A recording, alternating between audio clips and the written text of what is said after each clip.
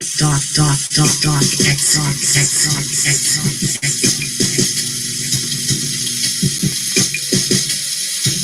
Think about this.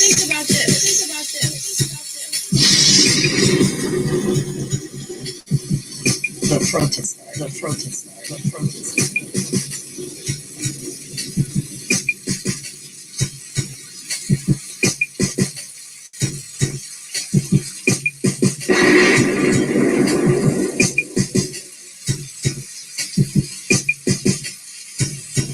Open your mind.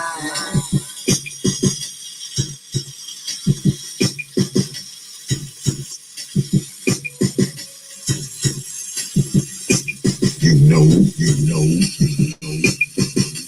Dark X.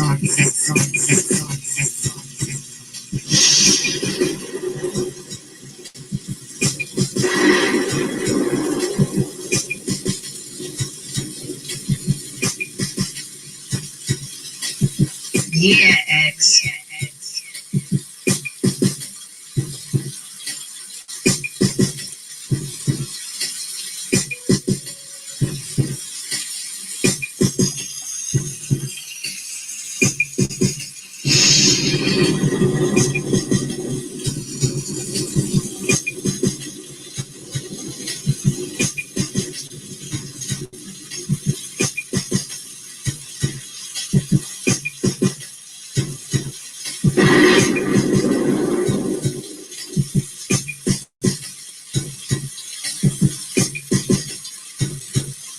You know.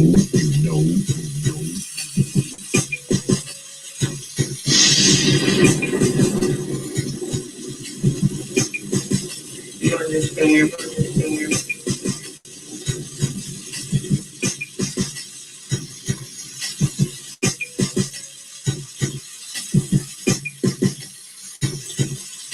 Yeah, X.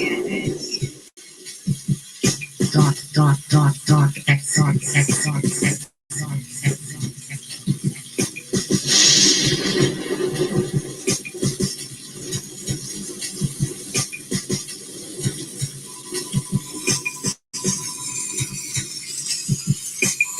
Open your mind.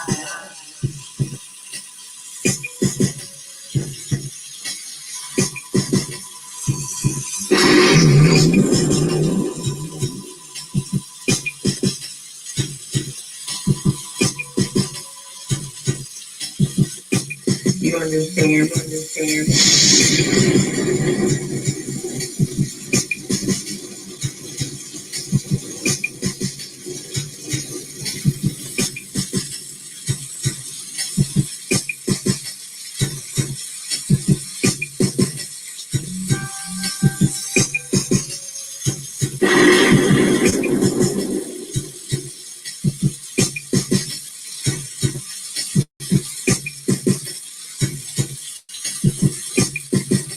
Yeah, X.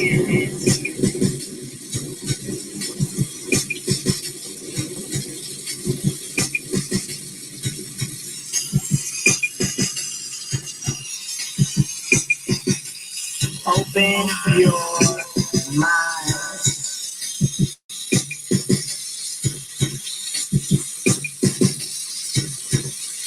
Dark X.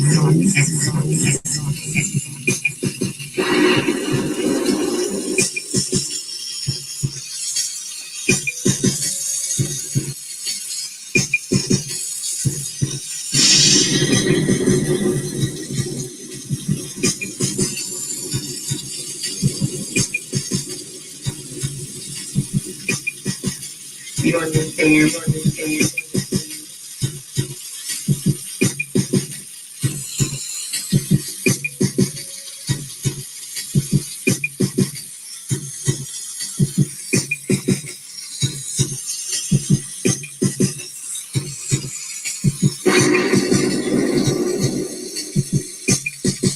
Yeah, X.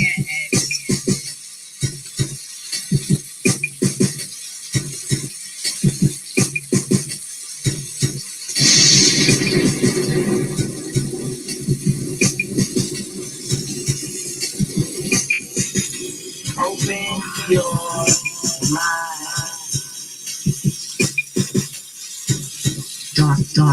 dark X.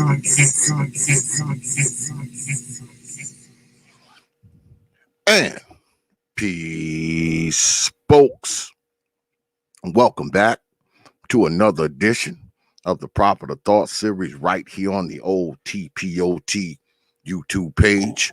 I'm your host, X, of course, but you knew that already. That's why your black ass is here. Tonight, we're going to change gears because that's something that we do on Thursdays in the days of late.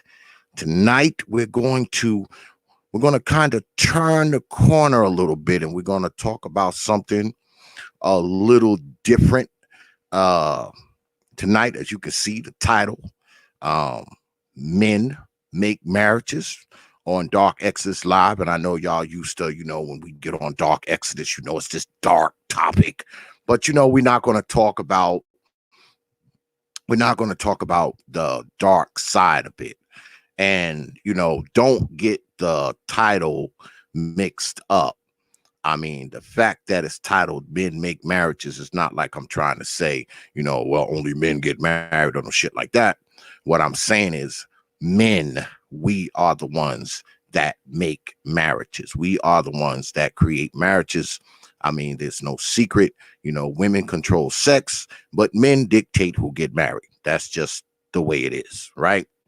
So anyway, but before we get started, y'all know I always like to start the show off like this. Thanking all of you, for your support. Thanking you for your subscriptions. Thanking you for your shares. Thanking you for showing up here every week, every Wednesday, every Thursday. Because you don't have to do it. You don't, but you do. You watch these videos, you show up to these live streams, you watch, you're up in here every week, you share these videos, y'all write me emails and all that kind of stuff, man. And I appreciate it, man. I appreciate the support I get on this channel. I know that this channel has grown because of you. It's not like it's just me. It's because of all of you. And like I always say, man, I don't tell y'all this, man, to kiss your butts, because by now y'all know I don't kiss no butts. That's not what I do. I say it because I genuinely mean it, and I genuinely appreciate all of you, man. I appreciate all of you, man. I appreciate your support. I appreciate you watching these videos, man. I appreciate you supporting the platform and ultimately supporting me. All right. And I'm not just talking about, with your money. I mean, hey, I like money. I'm not going to sit up here and say I don't. That'd be a lie, and it'd be stupid to say I don't like money. But you don't have to drop coins on this platform for me to consider you a supporter. Okay. You don't. Now, some of you drop coins on me quite regularly, and it is appreciated because that's something else you don't have to do. You don't have to drop your hard-earned coins on this platform, but you choose to do so. And as always, man, I'm humbled, I'm honored, I'm appreciative, man. And I thank you, man. I thank all of y'all for your support, and I will continue to try to pump them out, man, as long as I can, as long as time allows, and as long as I'm able to do it, I will try to pump them out for you, man. You got my word on that. All right. But what you say, young Peasy? You should become a pastor. Believe it or not, I'm already an ordained minister. Remember, was raised by the church. I'm a PK. Can't you tell? Can't you tell that I'm a preacher's kid? Can't you tell? But yeah, tonight we're gonna get down. Oh shit, my man BMT is in the goddamn chat room. BMT, if you want to jump up here, man. As a matter of fact, how about we do this? Another married brother.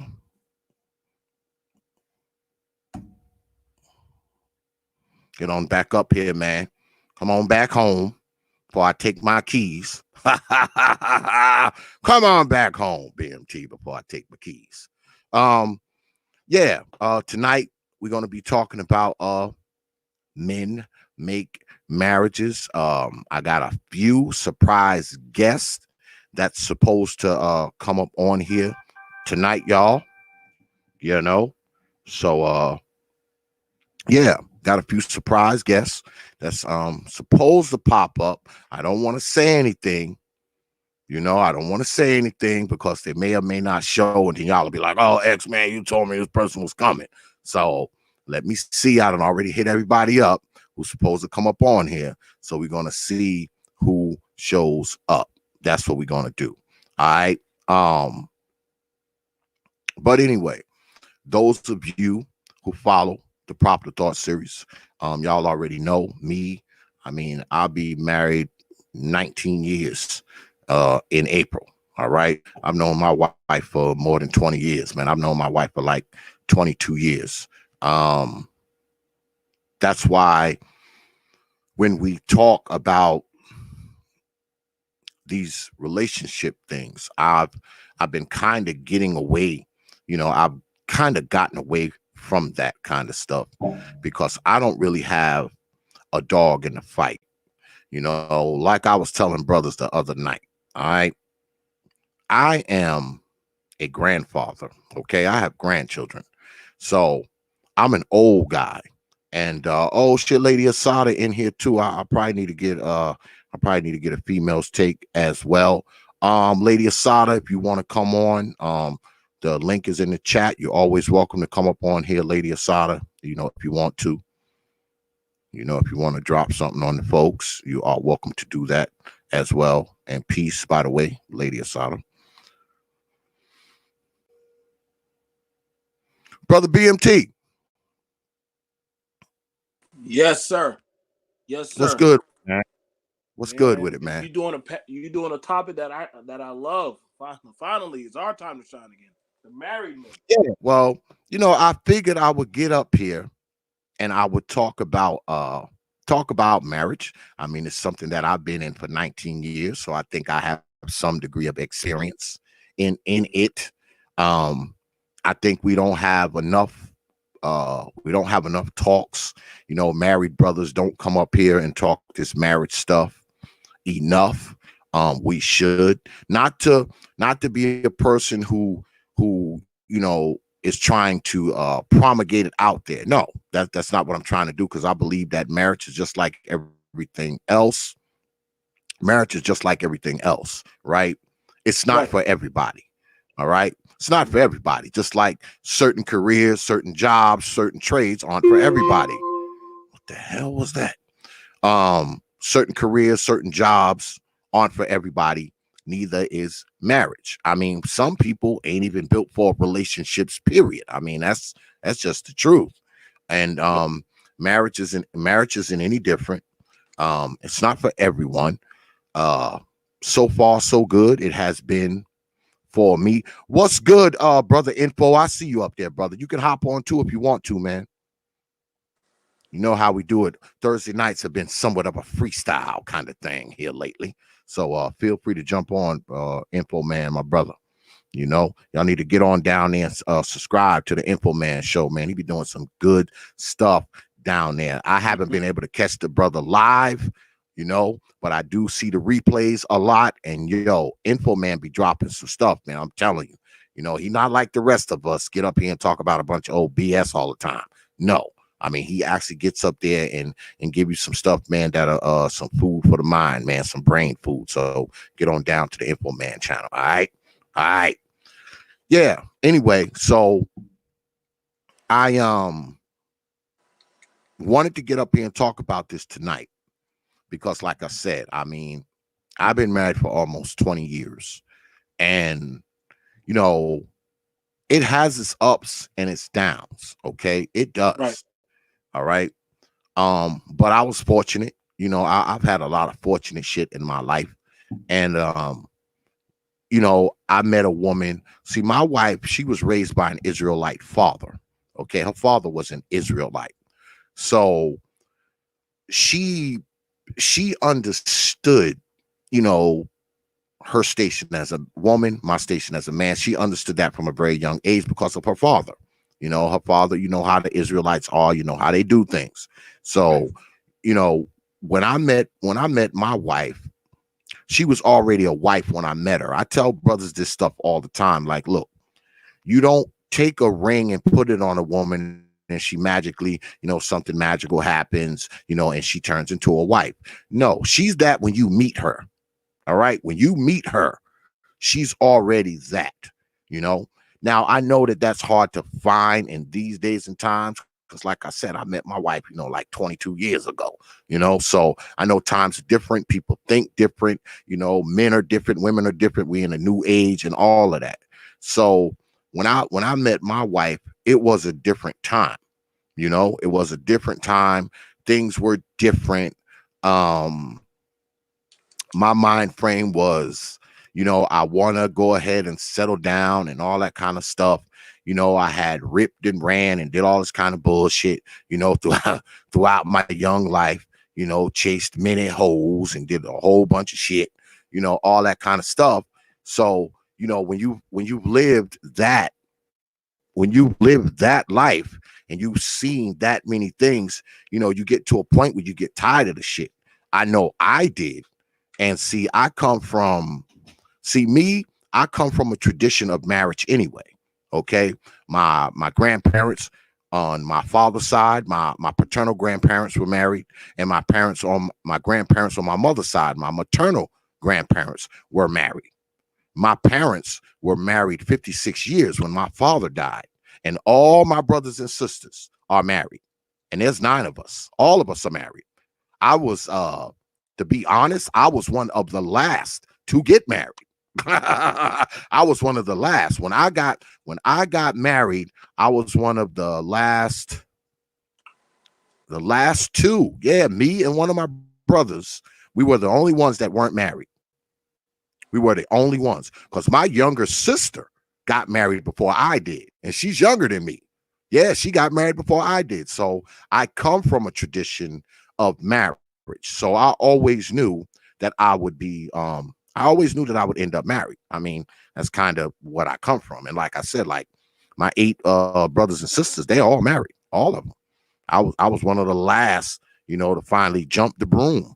Cause shoot, like I said, by the time I got married, 6 or 7 of us had already been married.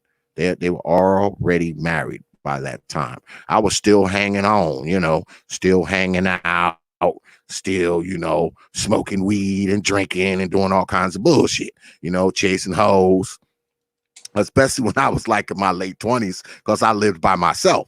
You know what I'm saying? I lived by myself. Me and my brother, we had a condo, right? We had a condo. And shit, man, for years, all we did was fuck around and have hoes and all that old kind of nonsense. That's all we did. And then my brother, he moved out. My brother moved out. Him and his lady got a house together, right?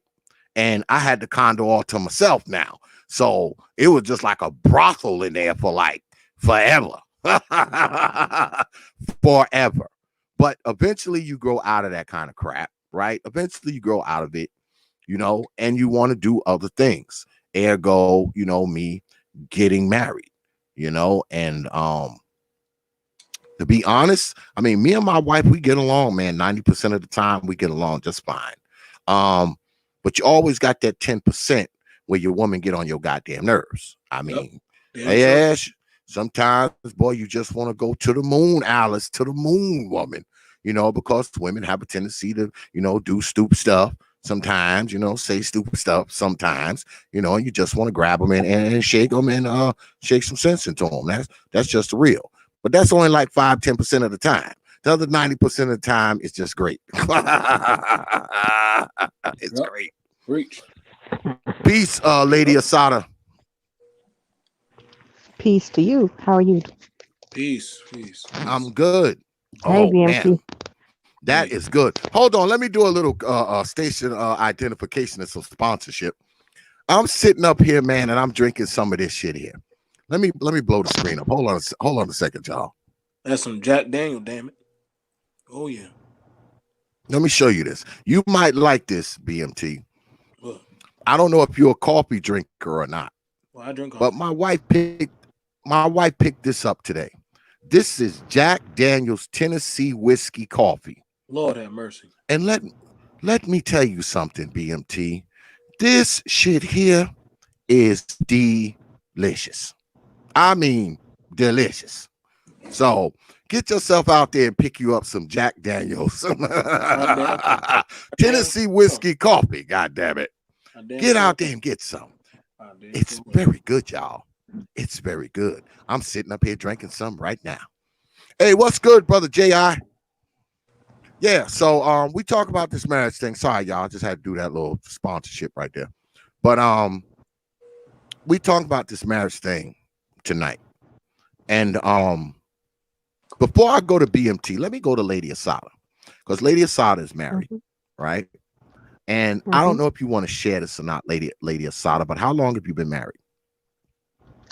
Well, in November, my husband and I were married 29 years. Wow. Congratulations. Wow. That's a long time. Thank you. Now, when you were a young lady, were you groomed to be a wife? Let me ask you that. Were you groomed to be a wife?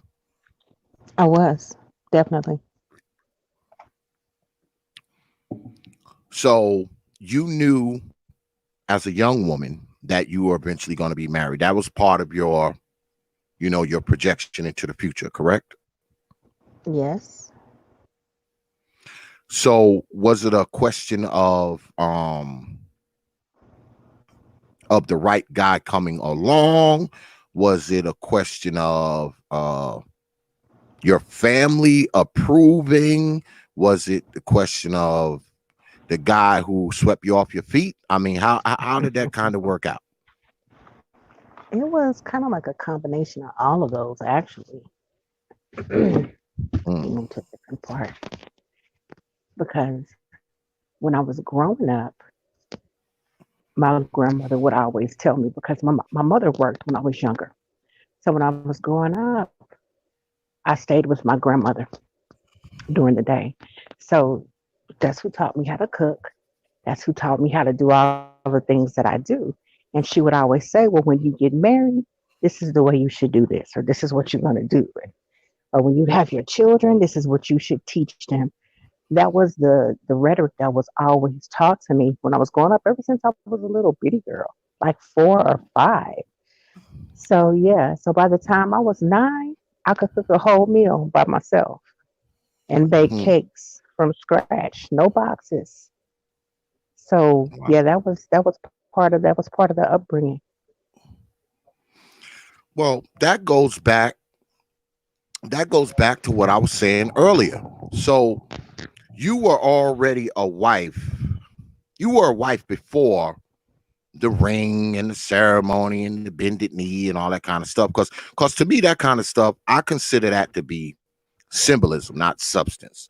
I said earlier that, a woman is a wife before, you put the ring on her finger. So that was you. You were that already. You were already a wife. You was just missing the ring and the ceremony and, all the confetti and all that, right? Right, yes. Okay. So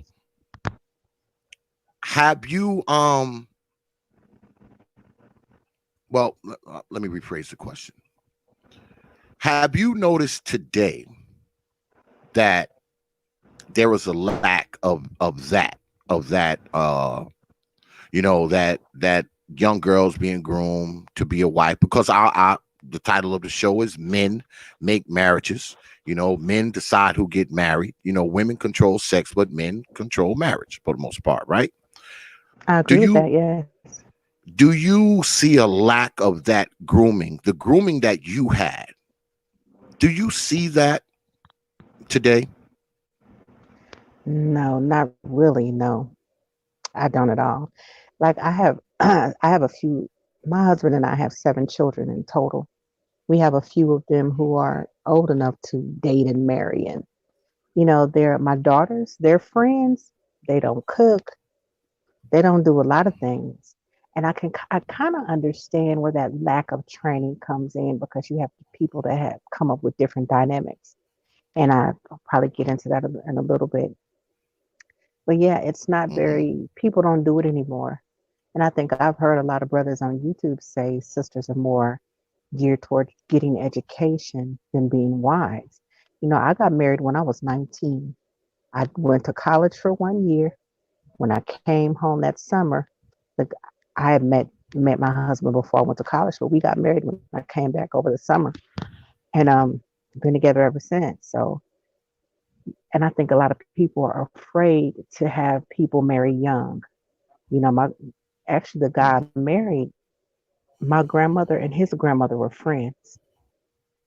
So when we got together and we found out that our grandmothers were friends, they really pushed and taught us different things and put certain things in our ear for us to go forward with that.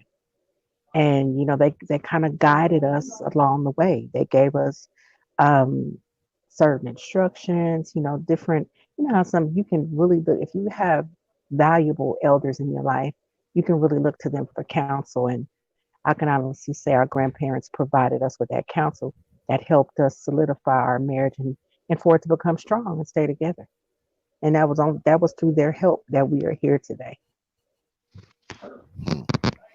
Well, let me go to brother BMT and piggyback off of that. Uh, do you think, brother BMT, do you think that the reason why more brothers aren't getting on bended knee is it because they don't see uh women who were groomed like Lady Asada was groomed, to be a husband, to cook and all that kind of stuff, and pretty much be for the ring and the ceremony and all that kind of stuff. Do you think that that's the reason why a lot of young brothers aren't getting on bended knee, or is it something else? Um, it's more so something else. Uh, a lot of young men, from what I've seen, uh, they already think that they are the man of the house without actually officially getting the title. In other words, well, shoot, me and my girl done already caked, shacking up together. We done dropped babies. We done got a spot. My girl got a spot, and she also her uncle got her a Mazda. And so, shoot, I'm already ready. Why do I need to get I'm married? Why I'm do I need to? good. Why do I need to put a ring on? I mean, if my girl filed taxes, I mean, we going to eat good, but we got 3 kids, so we going to get that tax money. So ain't no need for us to get married if I'm already, you know what I'm saying? What's the point of me putting a ring on you? I call you wifey, and you just take that. Oh, I'm wifey. I'm bae. I'm shoddy. You ain't wife. You just good enough. You second or third. So a lot of these young men, they don't see the need. What's the need of getting married when I can already have access to everything? If I already Mm, have access to her, you know what I'm saying, and I already got everything, then guess what? Right? Ain't no need. There's no. We don't. I don't have to do the cultural thing and build.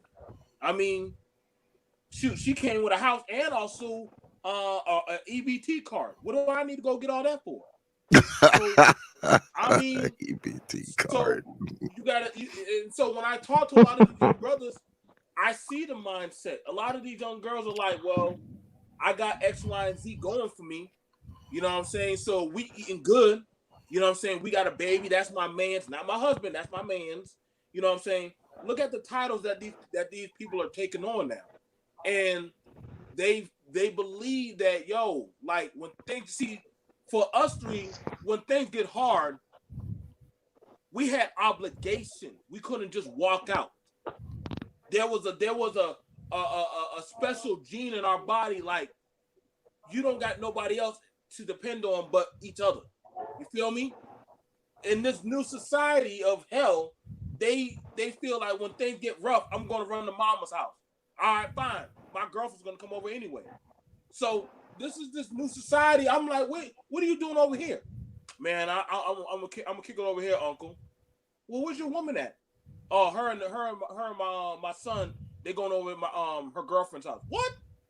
What's hold on? No. You take it behind back there to her. Y'all fix that thing right now. You leaving openings where the enemy can come in and take from you. But see, they're not. young people aren't trained. Well, actually, you can't just say young people anymore, but goddamn, the old people are doing it now too. So a lot of our folks aren't trained anymore on the delicacies and the politics of how to maintain a house in order. They're not trained on that. A lot of men, you've had you and I and Sister Asada, we've had time to watch people teach us the politics, the courtesies, the customs of when things get hard. You plant your feet down in the soil and you stand your ground. You know how to stand as a man and say, listen, we don't got the money for that, baby. Okay, and you know what she'll do? She don't fight it. She just say, okay, it is what it is. Nowadays, well, F you. I don't want to be with you anyway. You lame. Or if your girl, something happened to her where she can't do certain things, y'all will trade her in for the next best thing. Some fast little leg thing that will say, well, dang, she ain't gonna do that for you. Well, I'll do that for you. So you'll get suckered out of your home into a situation. I see this all the time, X, all the time. So a lot of these young people that Sister Asada seeing and that I'm seeing, they don't know how to commit. They don't know that word. That word is lost to them. They don't know loyalty. They don't know empathy. They don't understand those type of things. Those things have to get beat into us by life. They think that it's play. Let's play house. Let's play mommy and daddy. We do this for real. They want to placate it on YouTube and social media and stuff. I seen you Facebook this one girl. We done. What? Y'all broke up over Facebook? But I'm like, y'all need to get off of Facebook. This is where a lot of these people are at. My wife just made me go out there and go get goddamn 300 bed sheets. I gotta learn all this kind of stuff, man. Go ahead, Prophet. Well, do you think it's just because of the times that we live in, or is it that these people weren't groomed? I mean, I was listening to Lady Asada a few minutes ago. She was basically groomed, to be somebody's wife. I mean, learning how to cook as a child and, that kind of stuff. She was being groomed to be someone's wife. Right. So, I mean, is it a lack of that? Is it a lack of the grooming? Because let's be honest, man.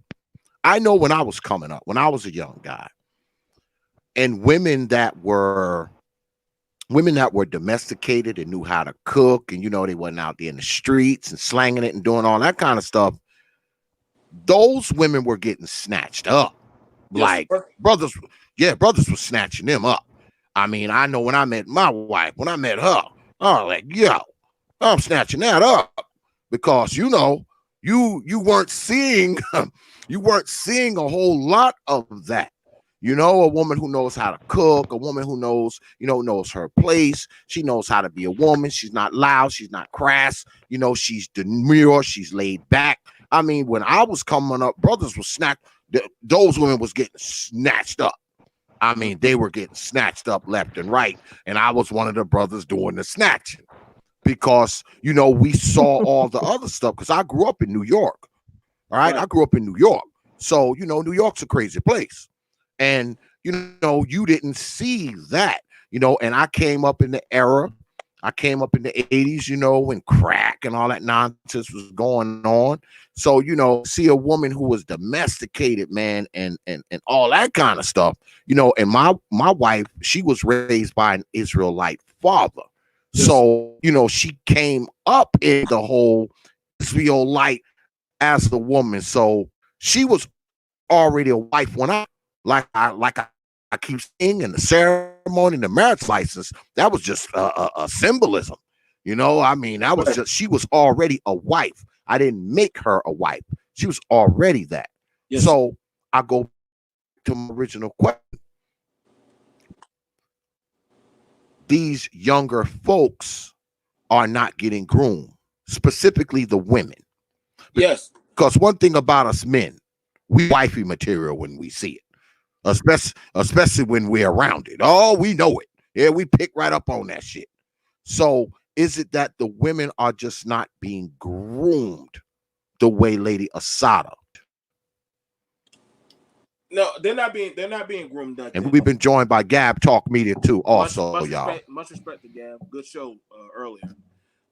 They're not. These young girls aren't being groomed like that. They're not being taught how to do the stuff. My wife was taught like Sister Sada by her grandma how to cook, clean, and get on your hands and knees and wipe dust from under her bed. I ain't never seen that crap before. Or get on your knees and clean. Y'all remember cleaning behind the toilet and stuff? That's a normal Saturday for my wife. She do that every day religiously. And that stuff is repetition. If you didn't get it right, you got chopped, and then you went back and did it again. So I didn't know. Like I said, these girls these days, they don't know that. They think that, well, bring some money and we go out to go, Popeye chicken and go back to the house and get some, tater tots, everything. I'm like, what tater tot? What the hell is this shit? I'm used to a full course meal of rice, green beans, and fish. But that's how. But see, that kind of breeding and grooming has to be beat into the woman. I mean, I'm not talking about physically, but it's a second nature where they would rather feed their man before they eat. They make sure that the house is maintained, that their happiness is seeing the man happy. And so that is a lost art that a lot of these girls ain't. Now it's like every man or every woman for themselves. That's why you hear a lot of these women saying, I'm not going to submit. They don't want to submit to that type of nature and behavior. So you can't do nothing with that type of woman. It has to be something that is taught at a young age, like my babies and my niece. So yeah, it's a lost art. It's a lost art. It's a lost art, brother. Tell you right now, you find one like I did. I knew damn well. I said, you gonna be mine. She was laughing. I wasn't laughing. She was like, oh, you serious as hell. I said, yeah, you gonna have my babies and we gonna get married. She already knew that. I locked her in. Did you hit her with the woman? You are mine. Yeah. Hey, did you hit her with that? Hey, y'all already know. That's how it was. Back then we could tell our women, hey, you gonna be mine. And they didn't question. They knew damn well if you told them that man was serious. Ask any woman now that come from the 80s and 70s and 60s, the man would literally tell that woman, you're gonna be mine. You're gonna be mine. And she knew then, oh, he ain't playing. No, he ain't playing with me. He want a family. Well, we done been joined by Big Bro Gab, my brother. What's good, brother Gab? Can't hear you. You muted.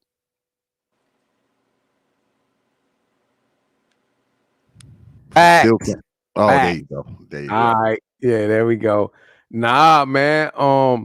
What Big Bro said was facts, man. Like, dude, I ain't the shit that I be listening to in terms of like dating or figuring out who going to be on your arm. It was shit, nigga. We was barbaric with it without the violence. Nigga, when I said you gonna be mine, nigga, I mean it. Like I never took no and shit for nothing. Oh, so what you saying is just gonna take a little bit longer, right? That's how I took it. When every no meant, oh, okay, you needed another day or two. You need me to wait till next week. You know what I'm saying? And I was able to get away with it. You know what I'm saying? I realized that every person might not be able to get away with it. And I think women at the time may have been a little bit more groomed to accepting that fighter, the man that would be that kind of fighter. Today, you may call him simp or some shit, but I'm a happy simp. I live, a certain way for a long time. Yeah, some losses in your relationship. Yeah, I done lost battles in this motherfucker dealing with the matriarch. Hell yeah. Women see things a certain way. But if I'm on the top, I hope I'm still on the topic. I just kind of piggybacking off what I just heard the brother talking about. And you got my sister Asada. She knows exactly what I'm talking about. I ain't got to ask the question. And X, you know what I'm talking about. That's how we absolutely. I mean, I didn't. Yeah, I didn't. Well, I didn't. Oh, it will be BMT.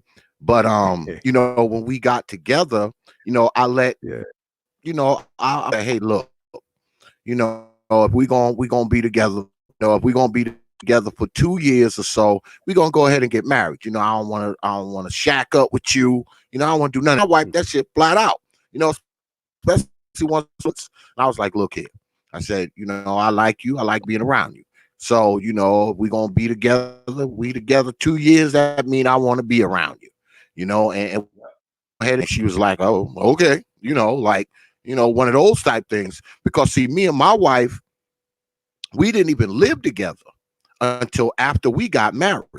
We never, you know, I would go spend nights over her crib. She would come to my condo and but we never lived together. On our wedding day, still had 30 days left on my lease of my condo. Because we did not get a house together until after we was married. You know? And I let that I paid that last 30 days on the lease too. You know, just in case, you know, shit went crazy. You know, I had to renew this motherfucker. But yeah, I mean, we didn't, you know, we didn't live together, nothing. You know, I mean, she had her place, I had my place. And you know, when we first got together, I pretty much told her, hey, look, you know, I ain't trying to shack with you. I ain't trying to move you into the crib. I ain't trying to move into your crib. You know, I said, when we get a crib together, we're gonna already be married. That's the only way we living together. And she was fine with it. She was like, okay, you know, if that's how you want it, Negro, you know, that's I guess that's what we doing. I said, yeah, that's what we doing. And that was pretty much it. Yeah, that's pretty much it. Yes, sir. Well, this oh shit with the sound effects up in here.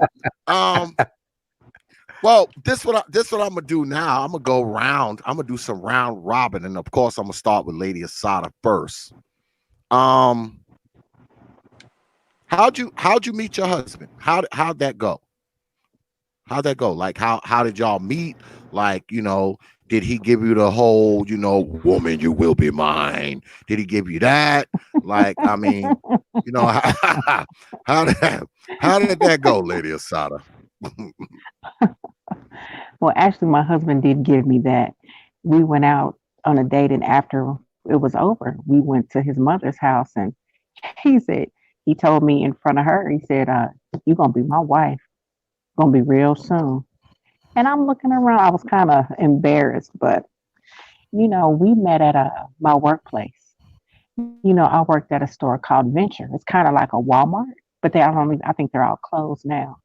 But I was at work getting ready to get off. I had locked the doors, and he came to the door, and I'm like, okay, we're closed.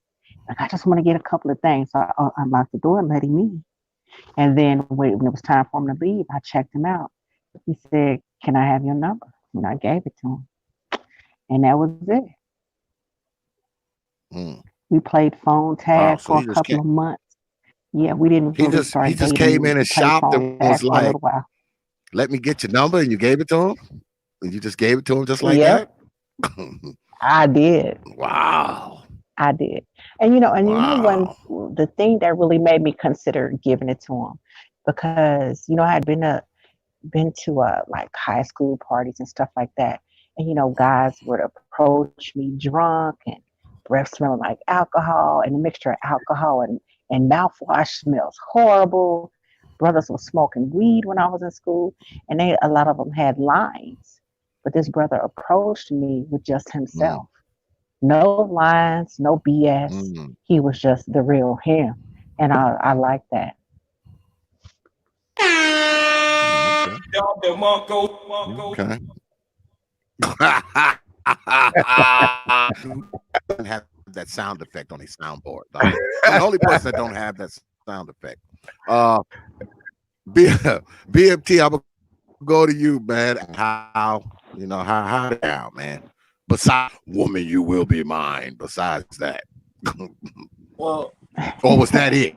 Was that all? no. It was like My wife, she met me when I was out there and I wasn't shit in the world. And I was really mad because my job had screwed up my paycheck for the last goddamn time. And I said, all right, when I come back, I'm gonna burn this place down. And somebody had called my phone, and it was her.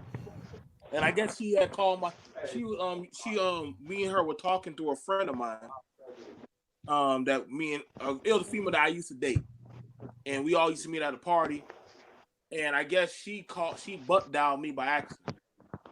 And you know what I'm saying? She just talked to me like, you got a good one when y'all could talk for hours. It don't have to be nothing sexual, it don't have to be nothing crazy. Y'all just start talking. And I'm like, well, damn. She was like, do you still want to go burn down that Sonics? I said, well, not anymore. Shit, it's damn in the morning. We might as well keep on talking. And we just started talking about all kind of stuff. And she asked me, what do I want to do with my life? And I ain't never had a woman ever a day in my life ask me what I want to do with my life. And we just started asking about each other's dreams and where we want to go and travel and all that stuff. And I just became fascinated with her.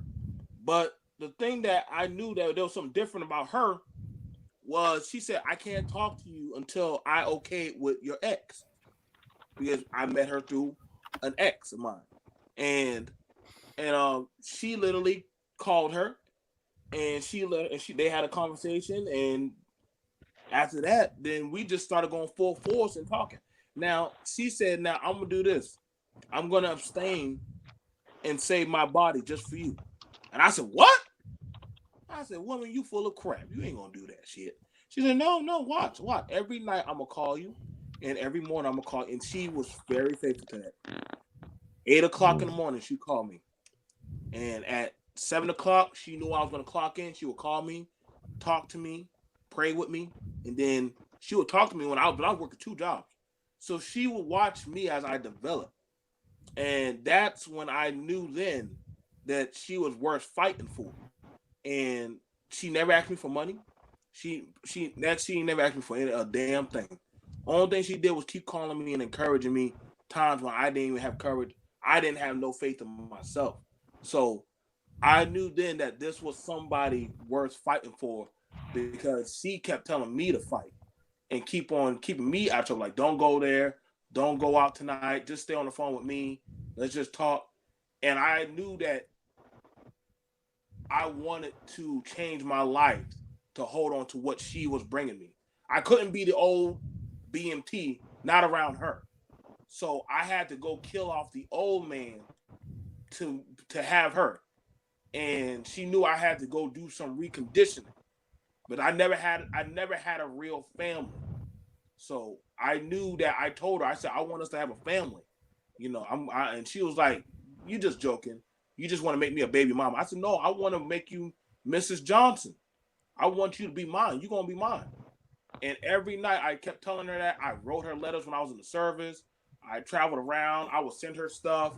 And I even started sending her some money, because when she was to put down on our house in Florida. And I because she didn't have enough money to cover the lease. But she was always, if I asked her to cook you a breakfast, she would cook it for you without a question. Like, you can't get some women, when the woman show you loyalty, you'll feel it in your spirit, where you're just like, I gotta hold on to this one. You know what I'm saying? And I don't want to say this in front of her. I don't like being emotional in front of her. But I knew then that, yo, man, like, this one right here, she was gonna go the distance with me. So, you know what I'm saying? So that's when I knew I was gonna start fighting for her like that. That's just me. Don't tell my wife I said all that. Goddamn you, Gab. brother Gab, man, you up. All right, X, hit Sound me with effect to set me. God damn it. Hit me with the question one more time, X. Yeah, So, can you hear me? So how'd it go down? Like, how'd you Okay. meet your wife? How did that go down? Yeah, I can hear you. My wife, Can you hear me? Yeah, I can hear Can you. you hear me? I think we got a delay. I can't hear you now, brother guy. Oh, Okay. can you hear me? Can everybody hear me? Yeah, Okay. I can hear you. Okay. Yeah, I can hear you, Gab. Yo, so Yeah, I can. okay. All right. Can y'all hear So brother Gab? Yeah, yeah, I can hear you. Okay. all right. Mhm. So Okay. my meeting, my wife gonna kill me for sharing. She hates this part. I met my wife out at a club that I used to frequent. My wife hates it because my wife wasn't a clubber. She was out with her girlfriend for her birthday. So her girlfriend used to frequent the space. She brought my wife with her. She wasn't my wife yet. But what's interesting about that night is what was that I had a friend with me, and my wife can testify that my friend is still alive. He can attest to this. I told my friend, man, I saw both my wife's friend. Like I told you, I used to see my wife's friend before I saw my wife. And my wife's friend was attractive too. And when she brought my wife, I saw that I told my friend, I was like, now my wife's friend was attractive, right? And I was saying in street lingo and shit like that, right? I think I said something like, yeah, she bad, but that my wife, the one that was with her, I said that's wife material. I said that to him when I first saw my wife. And I met my wife. We at that very night, I was one of them ones, you walk past me, I'm gonna touch your arm and grab your arm and shit and be bold with it. I'm willing to get cussed out and all that shit and say sorry and all that. So I was bold with it, man. So I touched my wife's arm, so she looked back like, okay, you're touching me, you know. So I'm like, all right. I was like, hey, I'm trying to dance and shit like this. She did the little, it was loud, so you can't really hear each other talk. So she did the, all right, I'll be back or whatever like that, right? And I don't think she came to me, but she was at the bar, whatever. And my wife she ain't drink either. So that was weird to me too. So I was like, okay, this is actually fitting the wife material type thing. She ain't one of these bras out here getting drunk that I could take home in one night, you know. So we conversated after that night, man, and lo and behold, her family comes from the South. We both grew up in the DMV, me and my wife, DC, to be as a matter of factly. And we shared a lot of the same culture, beliefs, and eventually getting married and having children. That outlook was a part of the actual culture. So we ain't had no squabble. She was bad as a motherfucker. She's still bad. My wife bad as shit, man. So when I say that, anybody don't understand, she's attractive, you know, for you squares out there, man. Attractive. So she's, she's attractive. And so we continued it on, man. Then we did what relationships do. I fucking up, still being young, and she was checking me on the shit. Hey, get your shit together. If we talking about marriage in the future, you can't be doing this shit, you know. And when I fucked up, she either was able to check it or say, look, if you continue, I'm out of here. And I had to make some choice decisions. I had to make some choice decisions. Like, dude, is this a good one or is this a one that's faking? And I was testing her. I was I was testing her. So, Who coming in here with that noise? I don't know, man. So we both passed our test for each other. You know what I'm saying? And I'm not saying it was a specific test that I put them through, but in hindsight, I actually think I gave women hell because I really didn't believe they was gonna stay. Because I remember being somebody broke up with me before and the shit was unjust. So ever since that unjustness, I did have a mentality of fuck you bitches. You know what I'm saying? And I lived like that for a long.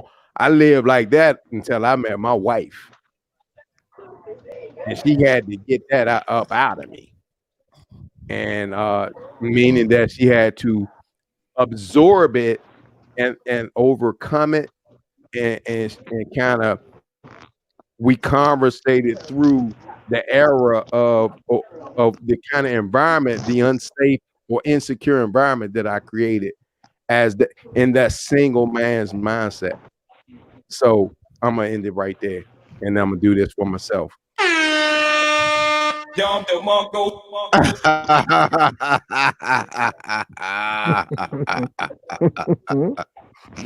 Well, How you like that, Asada? my, I That's like cool, that Dad. sound. That's cool. I'm the only one who doesn't have that damn sound effect. Like everybody has that except me. I gotta get that shit. I got everything else except that. I'll send you But the link. I'll send you the link. yeah, I'll man. send you. Yeah, man. Do that. Do that. Do that. Me, my story's kind of that way. I mean, when I met my wife through another female friend that I had. She had told me about her, and I used to hang out on that side of town.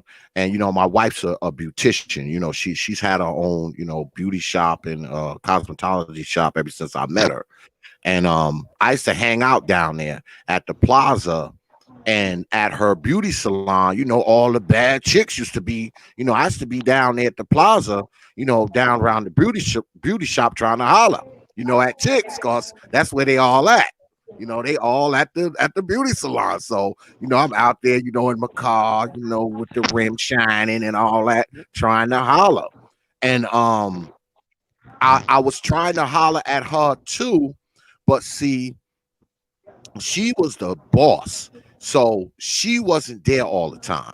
So I really couldn't, like holler at her the way I wanted to. But I was study hollering at her, trying to get her to go out with me, And she wasn't even really feeling me in the beginning. She wasn't feeling me at all. Like, no, nigga, I ain't trying to fuck like that. And she had just opened up that new shop. And her business started growing, and she was like, I need a sign, so I was like, no, what kind of sign you need? You need like a big sign over the door. She was like, no. She said, I don't want one of those big neon signs. She said, I just want a regular, like a wooden sign. I don't want a sign crap on it. I don't want that. I was like, all right, and I bounced, and me, I've been a skilled tradesman all my life. I know plumbing, carpentry, electrical, mechanical. I've been doing it ever since I was a little boy, So I went back to the crib. I got the materials, and I shaped it out and carved it out and painted it and shellacked it and did all that shit. And I spent about, I say, a good day and a half on it, making it nice.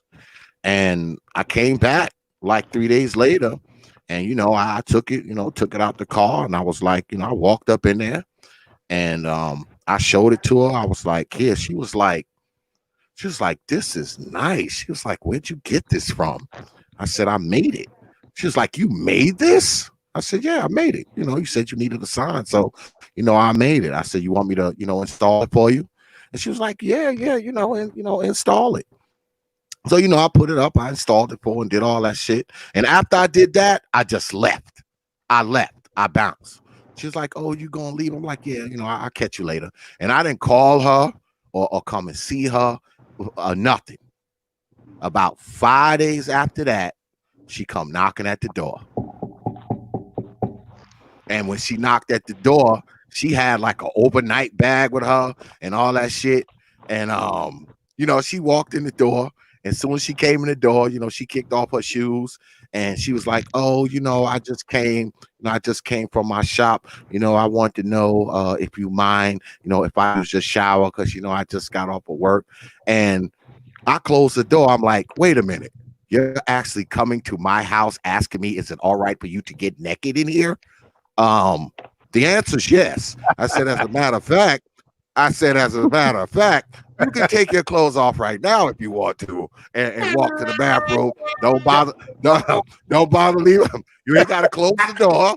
You ain't got to Your close the mom. shower curtain, and you don't have to dry off if you don't want to. You could come out of there with soap all over you if that's what you want to do. And she was like, and she said, "You are crazy, right?" And so she goes in there, because she got her little bag and her shit, right? Yeah, And she takes a shower and she got a towel wrapped around. You know how women wrap the towel all around them and shit. And she was like, she said, "Do you got something for me to wear? Like a shirt or something?"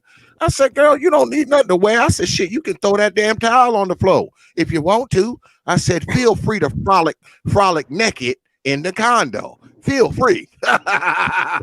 Feel free to do that. So I went and I got her one of my as a guy, you take like one of your collared shirts and you give it to your lady. It fit them like a dress. They wear that shit like a nightgown and shit. So I gave her one of my collared shirts, and we hung out and had a few beers, and she didn't leave till the next day. She didn't leave till the next day. So I mean, that's how me and her kind of, that's how we got, together. Because I had been trying to get her to come over for a long time. Because when I first started hollering at her, I saw her like 2 weeks after that inside the condo complex, and come to find out she lived in the same condo complex as me. I was like, "Oh shit, you live here too?" I'm saying to myself, "Damn, I'm definitely gonna get this now." She like right up the block type shit.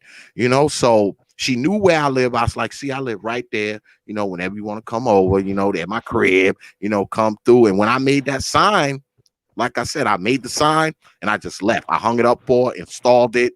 We took pictures of it and all that shit. And then I just left. I didn't call her. I didn't come to her shop. Nothing. Told you about 5 days later, knock at the door. And it was her. It was her. Yeah, it was her. And we've been rocking out ever since, man. Been rocking out ever since. It went down just like that. Let's get it. Just like that. Yeah, man. Yes, Well, let me ask you, Gab. You see how good look on the super chat. Appreciate that, lady China, on that super chat. Good look on that. Do you think that we as a people, have we been conditioned to think marriage is bad as a people? Have we been conditioned for that, to think that marriage is bad, we shouldn't do it, we should all grow old alone and be by our damn selves? Do you think that that's part of the narrative in Black society now? Not then when you and I, were young chippies, but now. Yes, absolutely. That is the environment that I witnessed, not only from the talking on YouTube, but I actually work around all age groups and a lot of people. And as our discussion continue on YouTube, I begin like going into the kind of in-depth questions with the people around us, because I had never heard, this is something that people don't necessarily talk about on a regular basis, but we talk about it regularly here. And so I started revisiting real people, and people, bro, men and women, when it comes to marriage, brother, it's not a lot of confidence in whether or not a marriage will work out. And people don't want to spend time into something that they don't believe in. So it literally has become, kind of situationships. Right? And maybe if it looked like we got a good thing and I just feel like this about him or her, and I'm saying that in the New York way to make you feel at home, bro. Huh. I ain't say her. I say her. Yeah, man. So I found that people are kind of playing the marriage thing by ear. To be honest, in the 90s, I played it kind of by ear and just kind of following tradition, not because this was something that I really, really believed, because I had seen it in the 80s when I was coming up that marriage could go either way, real fucked up. Mm. I'm talking about inside the family and shit, like they're real fucked up. And it's like, nigga, I don't want that. You know what I'm saying? Or Yeah. I saw Yeah. the other thing. I saw the other thing too, that, okay, nah, I could deal with that. If I find one like this, I could deal with it. But I literally could go either way. Thank God that I met my wife. I actually believe the woman I met helped me to stay away from some serious shit, and so I'm glad that it happened, dog. I'm glad that I met somebody that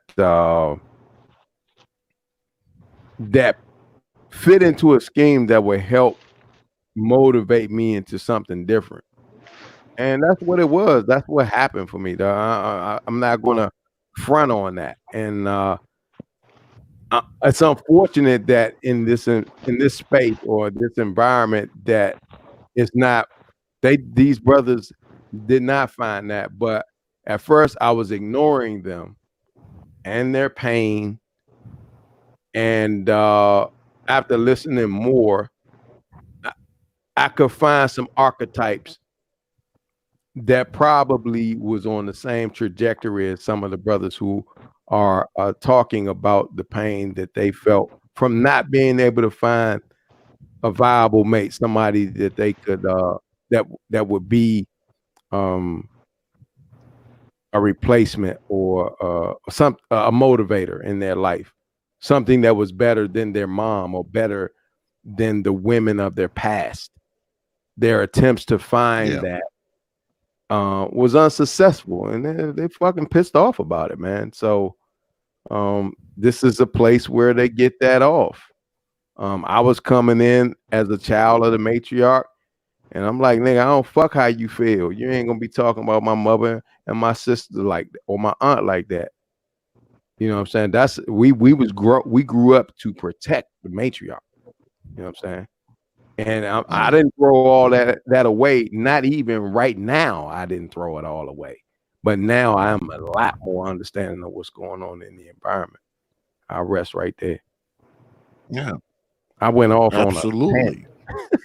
I went off on No. I mean, because like we discussed before, I mean, men, there's not going to be any marriage without men, traditional marriage. I mean, there's all kind of crazy marriages now, but when you're talking about traditional marriage, husband and wife, man and woman, I mean, those things don't come into existence without men. All right. Men make marriages, right?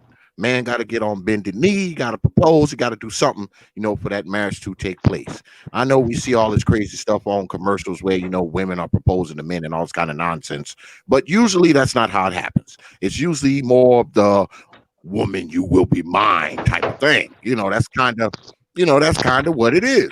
So if you have men who aren't feeling that concept, when you have men who don't want to invest in that concept, when you have men who don't believe in that concept, you're not going to have a lot of marriages, because once again, men are the people who make the marriages happen. They are responsible for the marriages.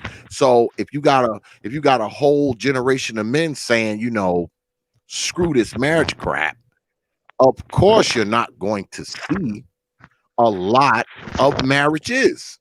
You're not, because men aren't making the marriages.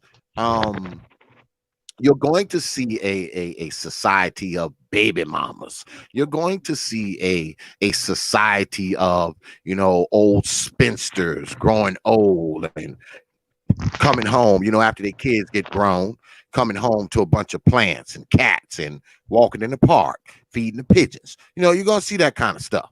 That's where we're headed. That's where we're headed. You got some good damn backdrops going on, brother Gab. That roller coaster shit is ill. But yeah, I mean, this is a society that you're going to see. And I talk to this about my wife all the time. Because one thing, when you got a wife, right? This is what brothers don't understand. When you got a wife, you find yourself at a lot of places that you'd rather not be, right? Whenever she got some kind of event or some old bullshit, going on, she will drag your black ass there. And we go to these places, and their get-togethers, their parties, their barbecues, their family reunions, their whatever. And when you get there, you're like the only man there. You and maybe four other brothers, and it's 100 people there, right? There's 100 people there, but you're Yeah. one of the 5 or 6 men that are Mhm. there. There's old women, there's young women and kids, and then there's like 5 dudes, and you're one of the 5, and all 5 of y'all are just kind of standing around like, goddamn, what are we doing here? Because it's mostly women at these places. And, my woman, when I go with my wife places, a lot of these, chicks that she know, and people in her family and stuff like that, these women don't have husbands, man. They ain't married to no damn body. So, she coming up in there with a husband, so she kind of stands out, because a lot of these women that you see ain't even there with a boyfriend or a man friend or a nothing. It's just them and 2 other chicks. They came in there like that. She's one of the few women walking in there with the husband. Mhm. So she kind of sticks out. She sticks out. And it puts a brother like me on the spot, because see, when these women walk up and talk and do all that kind of stuff, they walk right up, they be like, hey, husband. They kind of focus on you, because you're the only husband in the whole party. So you find yourself, I don't know if y'all brothers go through that, but I have gone through that frequently. I would say at least 50% of the time, when I find myself going to, like, an event or something with my wife, that's kind of the situation. I'm one of the few men that are there. I mean, she's like one of the only women that's being escorted to the event, whatever it is, party, barbecue, family reunion, whatever it is. She's one of the few women that's actually being escorted in there by, a man. You know, it's crazy how that Right. is. I don't know if you brothers go through that or not. I don't know. Do you? You brothers go through that? Being being piece said, I don't want to sound like I'm still talking. I only want talking. No, you good. If you want me to go, I'll go. Go ahead. So I want to say this to a lot of the young, um, like the spaces that me and Minds move in. It doesn't look good for you to be running stag. As I'm not sure how old it is to say stag, but that's what we call it. When Running a woman stag. trying to come in, when somebody trying to come in, like I've seen women try to come into balls and functions that my affiliated groups run, and it don't look good. Well, I'm single by choice, then why the hell you here? This is a family run organization. See, family in our eyes entails power. It entails strength. That means you can't easily be shaken. And no matter what, and I try to tell a lot of men, but I don't know if some men and women get it. You can't build this community if you ain't got no goddamn family. You can't. It's impossible. That's the bedrock of every kind of community, city, nation is going to be that family, no kingdom. And so you have it where people are talking this malarkey that they don't need that man. When I hear a woman say that, but then wonder why am I going to die alone or ain't no man ready for me? Now I said keep that same energy. Go out and die alone. You know what I'm saying? But I also tell the same thing for the men. If those type of women ain't for you, they will never. I ain't trying to get spiritual, but sometimes there's a ram in the bush for everybody. This just not that one. Lord knows I could have had plenty of Sharkeishas in my bedroom, but they just weren't worth the headache. I'm just saying, like, sometimes you want that bad Barbie, that crazy broad, but trust me, brother, she's not the one you need. You want to try to. That's the problem with a lot of these people nowadays, man. You want society to approve your mate for you, and none of us here, we didn't need no damn society to tell us, "Oh man, you got a good one, you got a bad." We didn't need that shit. We didn't care for what they thought. We knew that's what we wanted. We knew we wanted to build. Keyword, build. We didn't have to tell our mate to be submissive. We didn't have to say that dumb shit. They already knew. Listen, I'm gonna provide. You gonna submit to my will. I ain't had to say all that crazy shit y'all be talking about on YouTube. Y'all be sounding crazy as fuck. I'm gonna just tell y'all right now. We don't. None of us. Come on now. We know damn well ain't none of us talk like that in the home. We don't ever talk like this in the home. You trying to get my food poisoned? You trying to make her life a living hell? No, nobody trying to do that, man. We out here busting our ass 9 to 5, trying to raise our churn and doggone make sure there's hot food on the goddamn stove for us to go out there and do it again another day. Yeah. Ain't nobody got time to be going. I wish the best of luck to a lot of y'all, but the world damn sure ain't getting easy.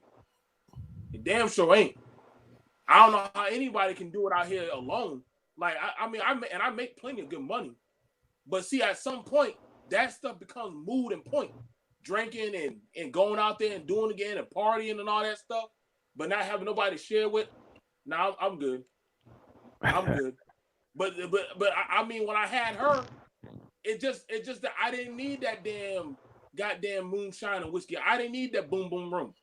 I didn't need those 3 females in the back of my car. I didn't need all that shit. I had one. And you know what? That was good for me. Now, I don't know where we get this now. And see, this is the thing about it. You got the people who don't got nothing shaming people that, hey, man, I wouldn't get with her. Mm-hmm. Tell them go screw themselves. Like, no, man. Like, that's yours, man. People try to shame you out of that so that way you would give it up. And this is something I'm not sure some of y'all young brothers know this. Mm-hmm. You'll have a brother tell you not to get with that female because he secretly wants her. Or he want to snatch her up behind your back. Facts. I've seen that shit happen so many damn times. They'll tell you to step away from her, and then they try to cop game at her. I don't play. No. I'll be like, why are you telling me not to talk to her so much? Why? What is it about her that you don't like?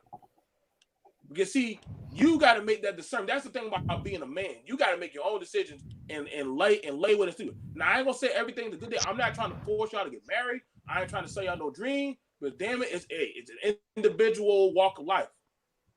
And y'all gotta understand, marriage ain't no damn come and go. I'm tired of her. She tired of me. No, man, it's work. It's work. Y'all make it seem like the minute that y'all get in the house, oh shit, everything goes. Hell no, that's when you really got to put in the work. She want to see if you're gonna be able to produce, and you want to see if she's gonna be able to maintain. That's work, man. Y'all keep talking about 1950s. Them motherfuckers were working. I get my ass up every day and bust my ass with that woman, and she worked every day, making sure my children eat, get their hair braided, and all that shit. Y'all don't even want to wash y'all ass now most of the days. So we got this thing going on where we got to understand, man, like black folks, listen, man, you want that woman, you got to put in the work, man. You got to put in the work, man. I get y'all keep, listen, y'all keep saying, and I'm not trying to preach, but I don't get y'all when y'all be saying that other cultures of women are better than your woman. I'm like, do y'all hear yourself? They do the same corny shit in their country just like you do. They do. Y'all, but see, y'all don't know about it because you're not in their circles. You don't know about it because you're not in their circle. We know about our women. We don't, and I gotta understand. See, the thing about it with our women, we courted them. We learned the ins and outs of them. And then when they got around us, and Sister Sada will tell you, a real man is going to ask you all kind of questions about you. What do you do? What are you trying to do? What's your goals? What's your plans? What are you trying to produce? How many kids you want? See, when you asking those kind of questions, I even ask you, goddamn, you got a job? See, I'm the type of brother, I like going by my woman's job. see if your ass working. Like, damn, you come on the job? Yeah, man, I'll come pick you up from work. I'll pick you up from work. You damn right. I'll pick you up from work. We go grab something to eat, drop your ass right back off. What time you gotta be back at work? See, I'm telling y'all the same thing I tell my niece. My niece asked the boy, "Where do you work at?" He said, "Well, I don't got a job." She said, "Uncle, what do I do?" Well, tell you what, take his ass to McDonald's and see if he's gonna try to ask for a job. He ain't want a job. I said, "He don't work." I said, "They hire every day on Wednesday. Take his ass to McDonald's, see if he want a job." He said, take him to McDonald's. Wait a minute, BMT. Wait a minute. Hey, you gotta start somewhere, goddammit. You gotta start now somewhere. they go to. But wait a minute, BMT. Hold on, man. Hold on. Now, if she liking some boy or some young man, whatever you want to call him, and they going out to eat, so you expect him to try to get a job while they're there, trying to get something to eat. Like, I mean, how? Yep. Oh, so if they walk into Burger King, and he's supposed to turn to her and be like, "Hold up, baby, I'm gonna go over here and ask the manager for a job application." You damn right. You know why? Because let me tell you a secret. Let me tell y'all a secret. A woman will look at that man differently. Like, damn, this man trying to snag a job, and also trying to make sure he's straight. But she gonna respect that. Oh, he about his grind. He about making the money. Women like a man who's about their money, who's about their business. They like that type of man. Now, if so many women, like, if a woman don't give a shit about you having a job, she like you being on that couch and being some type of whole ass bum. You got yourself a goddamn. She grooming you. She training you to be a bum, a slob. But a woman that sees that her man work, if you could work goddamn 2 goddamn part-time jobs, she will respect you and say, "Hey, my man's trying." And I've seen some brothers who work at goddamn Sonics, they pulling out that damn greaser. He go right there to bottle. He stock them damn shelf. That man work like a goddamn slave. But you know one thing I say, he works 3 jobs. Not one time that those bills never get paid. I don't know why I'm preaching. I'm trying to say some goddamn ain't shit Negro tonight. I'm trying to say somebody tonight, goddamn it. We're gonna teach y'all tonight what it means to be a man. I don't know if we can save all of y'all, but yeah, we're gonna try. We're gonna try to get y'all right. Right. Go ahead. Let me be quiet. Goddamn brother Gab got me digging in my damn gift crate and shit. I gotta dig in my gift crate. Damn Gab with all these damn effects behind him and shit, making me feel bad. I'm like, let me dig up some of my videos. Something. Well, let me go, and we've been joined by Lady China as well. Let me go to Lady Asad. Let me ask her. Were you concerned, like, because I'm piggybacking off of what BMT just was saying, which with the brothers Cash, like, was that part of the thing? Did you like that he did a job? Did you like, he might be a potential good provider? I mean, was that something you kind of let in the beginning, or did that take a while?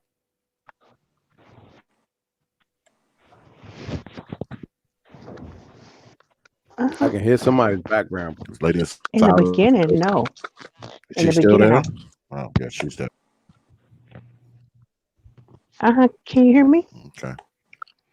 So yeah. In the beginning, I was more. So you didn't think about the money at first. Okay. No, in the beginning, I was more concerned about his character, what type of person he was. Initially, that was my first concern.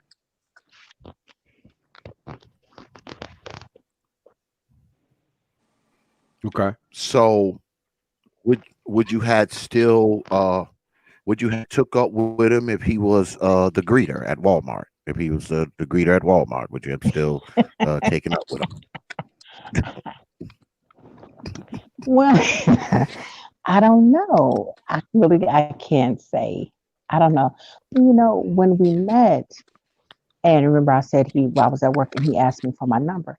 Our conversation initially was he's like, "Oh, did you get?" Because Dr. Ben had just come to our city. He was like, "Did you get to go see Dr. Ben?" And I was like, "No, I missed it. I didn't even know he was coming." So that kind of let me know where his head was at.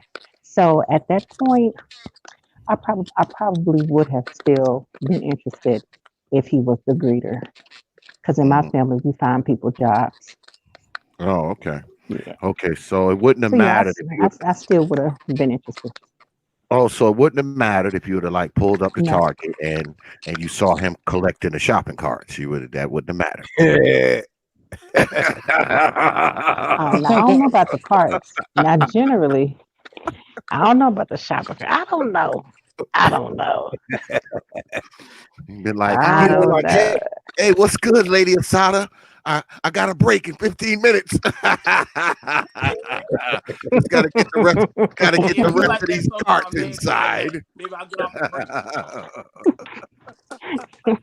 break. Hey, no, I'm Oh, laughing you too because much.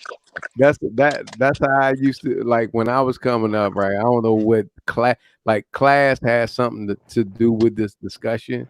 So I think me and my mom and stepfather was maybe just above the poverty line, like lower, maybe approaching lower middle class Mhm. at a certain point when I was in elementary school. And bruh, I remember sisters and my grandmother and them used to say, "Hey, a man with a steady job." Like it didn't matter what the job was at a point. The narrative used to be, "Hey, a man with a good steady job, care something about his wife. You good? That was a good to go situation. You know what I Mm-hmm. mean? That was preached like it didn't at that time. I promise you, it was not a status when you were at the poverty level because that's what we understood. Hey, if he's working, I mean, he working to get you out of a poverty situation. If he has the Right. longevity, they believe that eventually, if you support the man while he's working at a low level, he will go to another level. He'll take you to another level. What I think happened is some Right. other opportunities came into play, and then we started trying to compare ourselves to other people, and Mhm. That's true. we lost who we were, and we ain't want a slow bubble no Yeah. more. You know, motherfuckers start hustling. Crack came into the play. You know about it, X. Motherfuckers start showing you some different shit. And that Oh yeah. 190E, you remember that 190E band? And motherfuckers start Mhm. Mm-hmm. wearing different Guess jeans and all this materialism influxed into the community, making us see, hey, we can live on another level. But a lot of these brothers was hustling and getting it the wrong Yeah. way. But a lot of girls in my high school days, high school, they ain't nigga, if you ain't had no car, who the fuck had a car in the 80s coming to school with it? Yeah. You know what I mean? But when crack came out, my boys was coming to school with it, man. And Oh yeah. so Oh yeah. somebody got some serious background. But people was coming to school with it and that was the first time I felt like, damn, I'm not a player in this with a certain class of girls. I felt that there was a difference, and this is the whole idea of hypergamy, where a person going to lobby for the best. Yeah. You know what I mean? At any time, and so it existed, and so I identified with. I actually forgot about it. But when I start to question myself, even back in the day, there was a certain level of hypergamy, but there was a lot of women in the neighborhood. They weren't looking for no things. They wasn't looking for material things. They was looking for a brother who knew how to be steady. You know what I'm saying? So I'll leave it right Yeah. there. Yeah. We got China in the building. China White in the building. Hey, what's What's Hey, good, Lady China? What's good with it?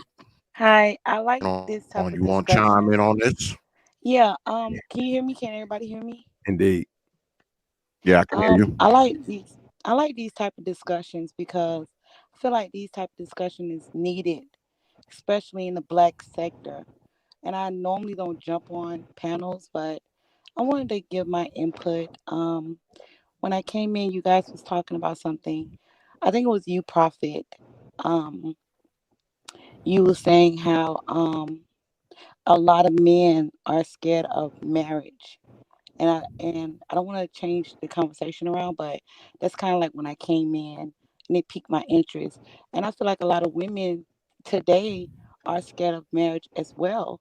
You know, not many women want to be married. It's mostly women like around my age, like in their older 30s, like mid 30s. I'm more so in my younger 30s, but like women want to be married, still want want to be married, but not the younger women. Kind of like when my mom was growing up, like something like Gap was talking about, a lot of the women wanted men, just a masculine man, a man that could provide, a man that can give them children and they can have a home and a picket fence. I think today the idea of marriage is kind of like, oh, that's old school. And I think a lot of brothers, don't like that word marriage. I think a lot of the sisters, they don't want to be wives. Not many women want to be wives. Not many women want to have children and want that house with the white picket fence. So like when you said that a lot of people are, I don't think you said scared, but a lot of people do shun upon the word marriage. And I really look at it like you get respect because to be in a relationship with someone and keep, to build something and to understand this person and be with this person for years and years and years, most people don't understand that takes work and dedication and loyalty. And then you deal with what goes on in the relationship. So I really respect marriage that the man a man and a woman that's in a long-term relationship, it's nothing but respect. I just don't understand why a lot of people disrespect the word marriage and a lot of people shun upon that because it really does take work. It's a union. Yeah. If Fact. I'm not all over the Yeah. place. Nah, that was No, no, no, no, no, no, no, absolutely not. I think that they're apprehensive about the commitment, cause let us be clear, and I know I can speak for all the other folks up here that's married. I mean, it's work. You work on it. It's not something that just kind of grows itself. Like a tree in the woods.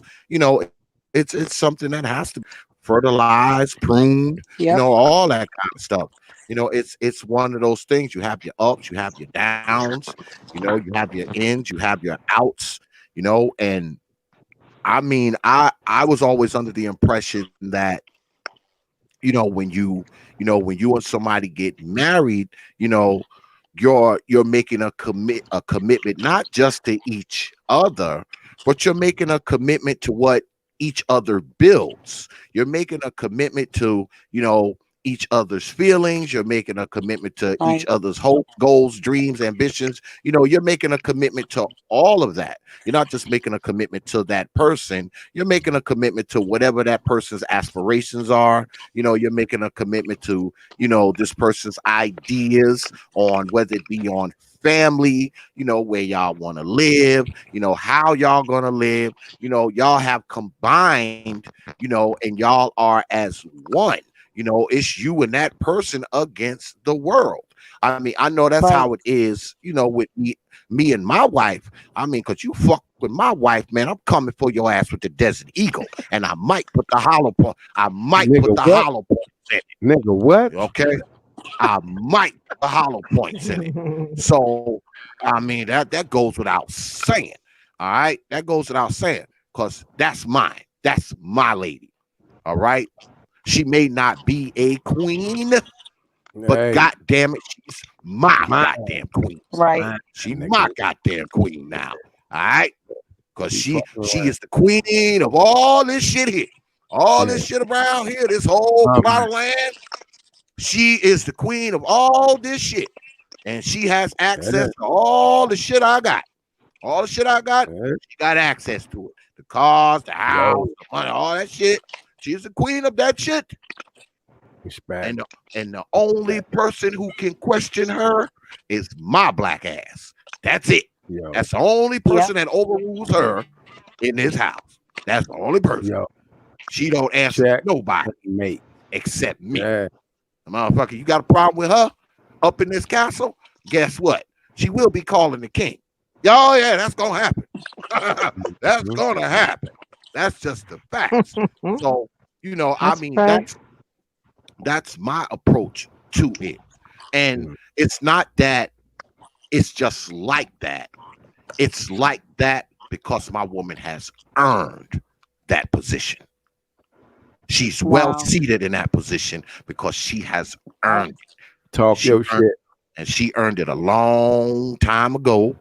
Yo, Okay. And that title is hers, secure, all that shit. That ain't no moving her out of that seat. She there. She is there. She don't have to answer to nobody except me. And any motherfucker fuck with her. And she pick up that goddamn phone. If it's so bad that she got to call me, motherfucker, you probably don't want to be there when I get there. Yeah, you probably don't wanna be there. Yeah, you probably don't want to be there when I get there. That's just the what? truth. Yeah, That's That's respect. just the truth. Oh shit, I got And somebody down here. Oh shit, brother Art down there. My bad, brother Art, man. I ain't see you down there, man. oh, I was Go down ahead. there. Yeah. Yeah, What's I up, ain't even know. My bad, brother Art, man. I ain't see you down there, man. My bad. China? That's real talk that you was talking, man. Like, yeah, that's true. I'm not sure how old you are, but I could kind of hear in your question where maybe your interests are, or at least your hopes and maybe dreams are for the future of our uh, uh, race. If you're into to who we are as a race, Yeah. I kind of look at it like at the end of the day, I feel like it's a union. I know that we're in the black sector of YouTube and it's a lot of, women this and men this and men that. But at the end of the day, I still believe in black love. Now, when I say black love, I believe the union of a black man and a black woman with black children, and that's our future. And at the end of the day, that's what I look and base my foundation, my principle, and everything that I stand for on. Me looking at my grandmother and my grandfather and my mother and my father and what they built as a couple. And when I see other black couples, I can do nothing but respect that. I can't disrespect a man loving his black woman or a woman loving her king. There is no disrespect, and I can't I don't even understand it sometimes. How can a marriage couple be disrespected for building? You're doing something that's positive, which is having children, a father and mother in the same home, building on that and showing their children what it means to have a family, what it means to build and goals and loyalty, fact. dedication. That's a foundation. At the end of the day, that is black love. Mm-hmm. And, that's it. So Well, I like these ask conversations. let me ask you something. I'm gonna ask you the same thing I asked Lady Sada, Lady China. If you got a dude that you liking or whatever, and y'all been rapping and all that shit, and you pull up to Walmart and he's collecting the cards, and he he looks up and he's like, "Hey, what's good? Lady China, I got a break in 15 minutes. I just gotta get these cards inside the building." Do you still look at him the same, even though you found out that he is the Walmart greeter? Well, I will say this, and I'm gonna be honest. W- Nice I'm gonna be intellect. honest now. The stage of life that I'm at, like if I was younger, if I was younger, that wouldn't be a problem. But Yeah. where I'm at in my life, me building something for my children, Mm-hmm. that would be starting all over again. The reason why I Mm, say that because, you know, I, I think about my mortgage. I think about my car Mhm. note. I think about my insurance. I think about getting the kids to practice and Yeah. all of that. Can that pay the bills at the end of the day? Not saying that I wouldn't build with him. I will, but it will be more so of a struggle, and Hmm. it won't be more loving in the struggle. And that's just being honest. I feel like if we are at a point that we cannot um be together and enjoy life together, then we should be single until we get to the stage that we can enjoy each other. Because I don't want to go through the struggle stages, you know, because I'm a woman, first. I love children. I want to be in a relationship. I want to have my babies. I want to be home to take care of them and submit to you. And I don't think a man at Walmart can support that foundation of the family that I want to create or the family he wants to create. I just don't believe that. So my stage of life, that wouldn't be an option for me. You know what I mean? Like me dating a man at Walmart, that just not my typical. Me saying that is because of the relationship that I'm in right now. He makes six figures, and I help build the company. So from the ground up, when we used to sleep on the floor with roaches, in an apartment that we couldn't afford. We couldn't pay the bill.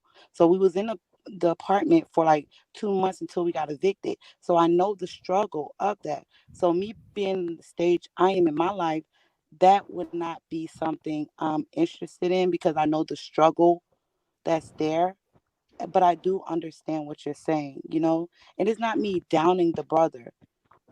I'm not downing the brother. It's just that I don't want to struggle I would not. That struggle thing is kind of like hard. It's really hard, and it really does bruise the relationship if he's not strong and if she's not strong.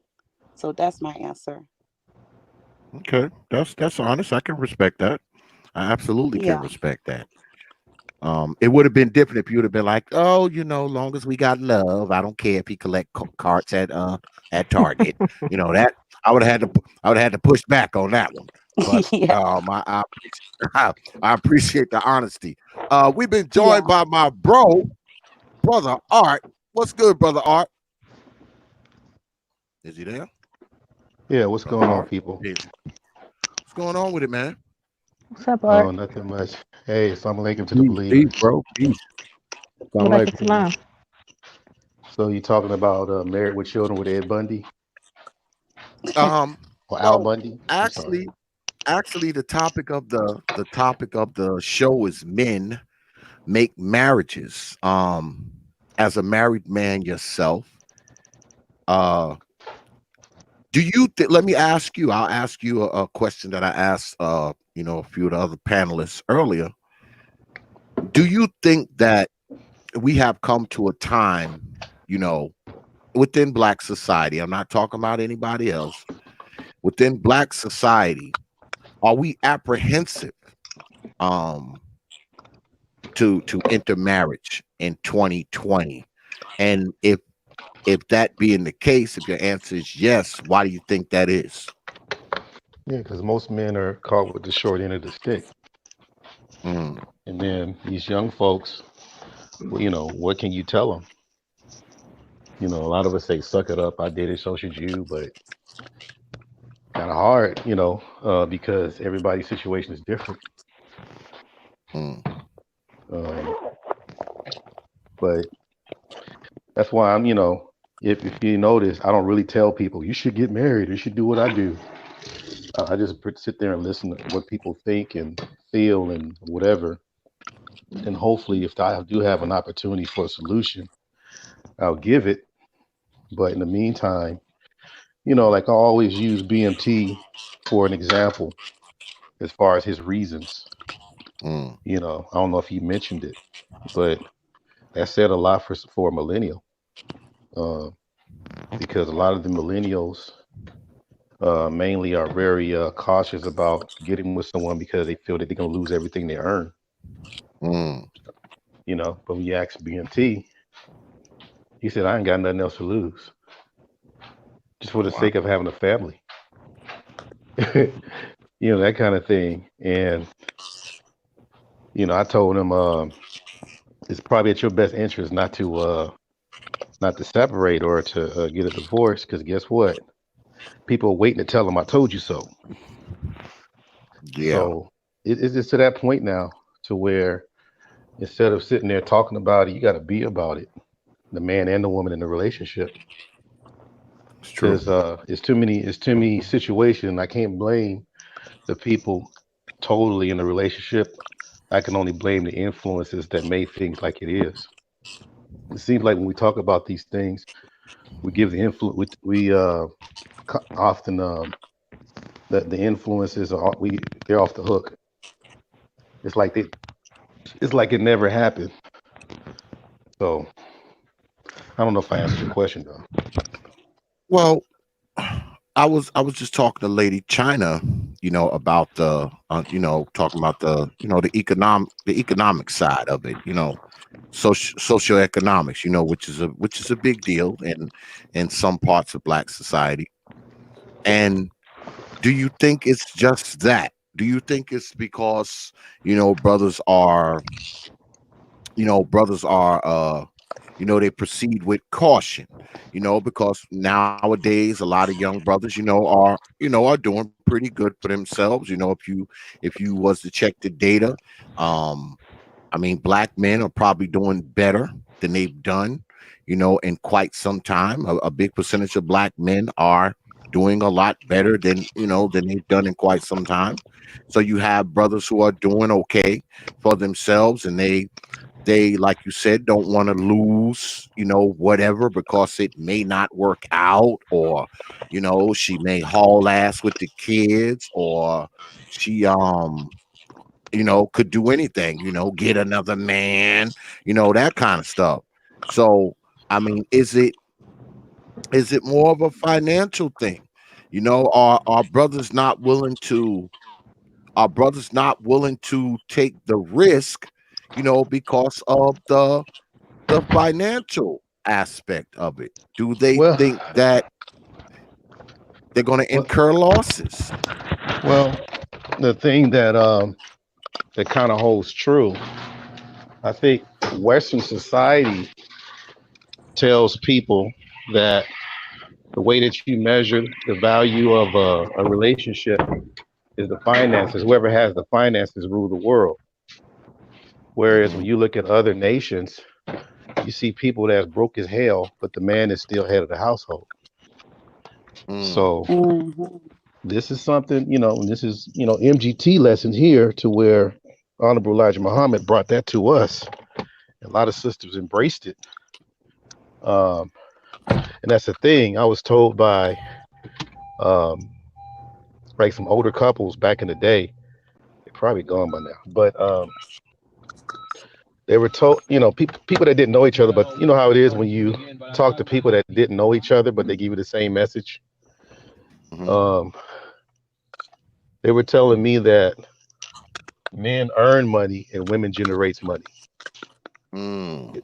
It took a while for me to understand it, but later on, as I got older, it's crystal clear. Um, like when you're, don't get me wrong, that people probably thinking that, man, he doesn't want women to work. That's not what it is, because when you're generating the money, you're still within your femininity. You know, Mm. Down the mambo. when you're doing it, when Fab you're is doing it killing just to me. show, you're doing it when you just to show that you are the earner just as much as the man. You're going to have to use some kind of masculinity to prove your point, and that's when you start jumping into male spaces to where the man doesn't feel comfortable, because basically he got to be who he is. So in order for you to figure that out, you got to start really exploring those type of things to where you make it work, because this is where we're at right now. I don't think it's too much of a. We say it's a lot as far as femininity. I mean, excuse me, money and all that kind of stuff. But I think it's based on you being comfortable in your femininity and masculinity. It's a struggle hole, and Mm. some and from what I'm hearing from the guys, they just not well, from what I'm hearing, okay, they just don't want to go through that whole tug of war thing as far as nature, you know. Mm, But the thing on the last part is sometimes I go on panels and ask, okay, once you get what you want, this sister becomes as feminine as ever to your need, your liking. Then what are you gonna do next? mm-hmm. What's Yeah. what's the Now what? plan? Because some I people want are to not say prepared for what something. they're asking for. I I'm want to done. say something. Oh, can you hear me? I'm Yeah. sorry. I don't want to be rude. I want to Go say ahead. something like I think with a lot of men, on the No. platform or off the platform, when it comes to a man wanting whatever he wants, he's going to get. If it's that woman he wants, and I know a lot of men say that they don't want to be married, but when they meet that woman, um, a woman that she possessed true femininity, and she also submits to you as a man. She submits to you. She submits to your order. She submits to your masculinity. At Mhm. the end of the day, a woman won't change if she submits to you. And I think a lot of brothers deal with certain type of women. She doesn't submit to his masculinity. She doesn't humble herself. That's the confusion because they deal with women that it is a challenge in the beginning. It is a challenge. A woman can't get what she wants from a man without a man letting it go. You know what I mean? She cannot manipulate a masculine man. At the end of the day, if a woman is submitting to you and your orders from the beginning, she's not going to pull away from that because you as a man possess something that she submits to. That's why it's still people that's married for Give over me 10 years, illusion. and it's because that woman submitted to that man, and it's hard for a woman to pull back from that masculine energy, to pull back from that man, because in a sense it's kind of spiritual. You know what I mean? A lot of men deal with the, the women that don't want to submit. At the end of the day, I was taught on that as a young girl. That is why I feel like a lot of relationships do last, because the woman submits to the man and the man is in his true masculine form, if I'm making any sense. Yeah, no, you made a lot of sense. Yeah, I get what you're saying. Well, let Mhm. me hold on a second. Let me address something in the chat room because this right here is BS. Lady Glenda, I suggest you read this here article. This is one of the 10 that I decided to pick out for you to read because you say that the evidence doesn't show that black men are doing better financially. So go ahead and read that article right there, Lady Glenda. Then come on back and give me some smoke. When you come back from reading that there. Um, I see. This is the thing, right? Like Brother Art just said a little while ago. Now, I'm not a person who like, oh, y'all should get married, y'all should get married, y'all should get married. Now, but I also believe that marriage is the best for children overall. Now I know people, give me a one-off because we live in a world of one-offs where they say, oh, I know somebody who grew up in a marriage and they in and out of prison and they own heroin and they're a male prostitute, that kind of stuff. The one-off. We're not talking about the one-offs. I'm talking about overall. Overall, children that have a tendency to grow up in a married, stable environment, percentage wise, do better. That's just the truth. That's just the truth. Now, I know us black folks, we like to base our arguments off of exceptions. I get it. But overall, when a child grows up in a household that's stable, even children that grow up on the lower economic strata. If they're growing up in a house where there's a married set of parents versus a single parent, they have a tendency to do better. Not just do better in school, better as they go out into the world, but they have a tendency to, they're less likely to be on drugs. They're less likely to drop out of school. They're less likely to end up in prison. The females are less likely to find themselves a pregnant teenage baby mama. All that kind of stuff. All right. All right. So I believe that marriage is better for the children. Now, as far as the men and the women are concerned, here and say that marriage is better for men and women because marriage is just not for everybody. It's not. But when you're talking about children coming up, children just have a tendency to do a little better, inside of a home where there's a mama and a daddy. It's the facts. I mean, there's no disputing that. So I think that marriage is the good foundation for children. And I also believe that have two married folks, you have a tendency to able to Gab, good look, man. Thanks for coming through, brother. You have a tendency amass wealth because two incomes are always better than one. All right. They always better than one because if you make a certain amount of money and your woman makes a certain amount of money, you're going to have more shit. I mean, that's all it is to it. I mean, you're going to have more stuff. I know a lot of people believe in, oh man, I don't want my woman to work. I want her to sit home all the time, do all that kind of shit. Me, I don't believe that. I can't believe that anyway, because how could I possibly believe that? Because when I met my wife, she owned her own business.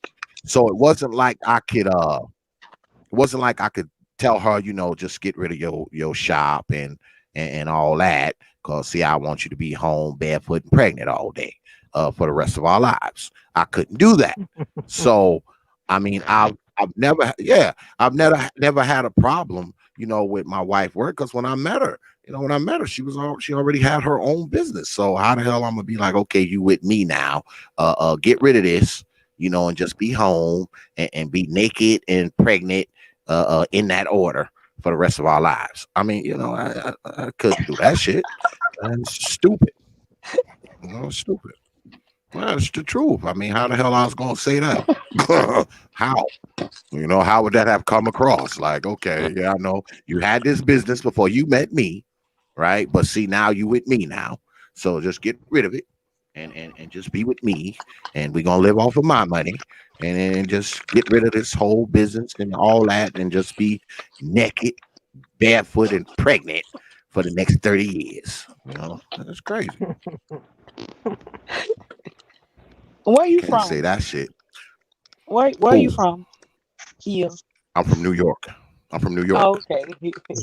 I'm a slave. You got Why? that Why? southern talk a little bit. You got that southern talk a Yeah, little well, bit. I, I was raised by Geechees now. Um, Okay. I grew up in New York, but my father's from Macon, Georgia. My father's from Georgia. Okay. I I was one of their first children born in New York. They moved to New York right before they had me. So I'm a little bit country, but I'm also a little bit NYC. You know what I'm saying? So Hmm. I got the best of both worlds and shit. But yeah, but I mean, that's real though. I mean, and Yeah. we've been joined. I believe this is Lady Glinda that we've been joined by. What's good with it, Lady Glinda? Hi, how are you? Hey, what's going on? What you got for me? I was just listening into the panel. I came from a different panel and I totally regretted even partaking in that discussion. It was just a complete waste of time. Mm. Well, you might feel the same way about this when it's all over. But go ahead. Go ahead. Go ahead. No, I was Go just ahead. listening into your comments about the Black family and just about marriage. And I agree Hmm. with a lot of what you have mentioned. I'm not married myself, but I certainly think if a person is going to have children, they should be partnered, and not just partnered with anyone, but they should partner with a person that believes in, the family structure, and that has the tools and ability to raise the children in a certain manner so that they can compete in this global economy. Hmm. I agree. I'm a true believer that the best thing you can do for your children, you do before they're born. And that is, make sure they come into a stable environment, whether Mm-hmm. that environment includes a man or not. I mean, of course, I'm a true believer that a man being there is better for the children. Let's make that clear. All right, I that's what I solidly but going to get me to come off of that square. But at the very least, as a female, being that you're carrying the child, and Mm-hmm. if the guy decides to, you know, knock you up and bounce, there's a pretty good chance that you're going to be stuck with said child. So I would think that they would at least be focused on making sure these children come into the most stable environment possible, the most stable possible. I mean, all of us aren't going to be rich. All of us aren't going to be middle class. I mean, all of us aren't going to be six-figure people. I get it. But should you be ensuring that the children come into the most stable environment possible? And a lot of that has to do with who you lay down and you let ejaculate inside of you. Like, does that mean that or not? Does that mean that? I agree. Absolutely, but I also think You know. that statement about whether he's there or not, part of the reason why Hmm. there's so much dysfunction, I think, amongst a certain segment of Black people is because the specific group, and this goes for the men as well as some Black women, they don't know how to relate to each other because they have not seen that actually modeled in the home. So I do think it's imperative that the man is there. I don't understand for the life of me how a woman can agree to carry a child to term and have that child without the support of an actual husband. Like, that's crazy to me. And not just like someone on paper that you're married to, but someone that has committed to you financially, meaning whether or not he's there with you in terms of the relationship, he's still going to be a father to that child. And not just a part time father, but an actual full time father. And really take on the commitment of being a dad in the truest sense. So I'm if I'm getting this correct, you are for marriage, right, Of Lady Glenda? course, Okay, absolutely. okay. So um you're not thinking of, you're not going to have any children until you're married, right? You're Well, going to make we that certain. conscious decision. Well, I'll just say that for myself, I definitely am a strong proponent of, I believe in marriage. I don't at this specific time believe that I will have children, but Hmm. I'm smart enough to understand if I changed my mind, most definitely it would be with a man that had very similar values, that was from a family that had those values, and that was of the financial standing that he could ensure that, the children created, or the child that we created, had the best of everything, Hmm. regardless of if our relationship, our marriage worked out, because I certainly would never bring a child into this world unless they had everything to compete, because it's Hmm. an injustice that I think a number of black parents do to their children when they have these children in poverty, because it just kind of like ensures that cycle. So, Mm. so okay. So, welcome, Glenda. It's good to talk to you again. China. So, let me explain for a lot of y'all, young ladies. Um, Nothing ever works planned out, and I think everybody who's been married, we can tell you that one day you might have that money, but the minute that damn child's on the way, all of a sudden shit will become a shitstorm. And we watch this. I'm a living testimony. I think this is why a lot of people get buckled and they shake out because they they plan and they say, well, this is how it's going to be. But I can promise you, tell you, you're going to have some days where you think you got it, but you ain't got it. You're going to have I some days, agree. Mm. you're going to have some days where you're going to think you have that money, but you ain't going to have the actual funds. You understand? No, So, I don't agree with that no. actually. See, No. okay, I understand. You don't have to agree. You don't have to. I'm only telling you from wisdom of being there, done that, and a few of us who done dropped a few kids on this panel. There's going to be times where you're going to agree, like just to get a child out of the hospital, that's $300. You got to have that car seat. And if you ain't got that car seat, you can't move that child. They will not let you take that child, Yeah, or they, CPS will jump right on your ass. yeah, they won't And let you take the baby if you ain't they got a don't even car let you. seat. It don't even matter. You can try to run out the hospital if you want. Right, but why would someone have a child if they don't have No, see, three here's the thing hundred about it. dollars? That's No. Here's the crazy. thing about it. I got you with that. I got you with that. But everybody don't have the same support system. You understand me? Everybody don't have something to fall back. See, when this is the thing about it. When it comes to a marriage, all you have to depend on is that woman and that man. See, this is where those times that y'all spent together, they get tested. Whether Hmm. she gonna come through or you gonna come through. I You know, but understand? do you understand my point? My No. point is I hear. I listen. I hear you. My brother, and my sister, they doing the same thing like you're saying, and they doing a damn good job. So I applaud y'all that haven't dropped no babies in the world yet, and I'm glad that y'all are being responsible. You understand me? I don't want y'all to think that I'm deeming y'all, but I'm just checking at it, and for reality, when I do see people that holistically when they want it to be one way, but it's not like that. You understand me?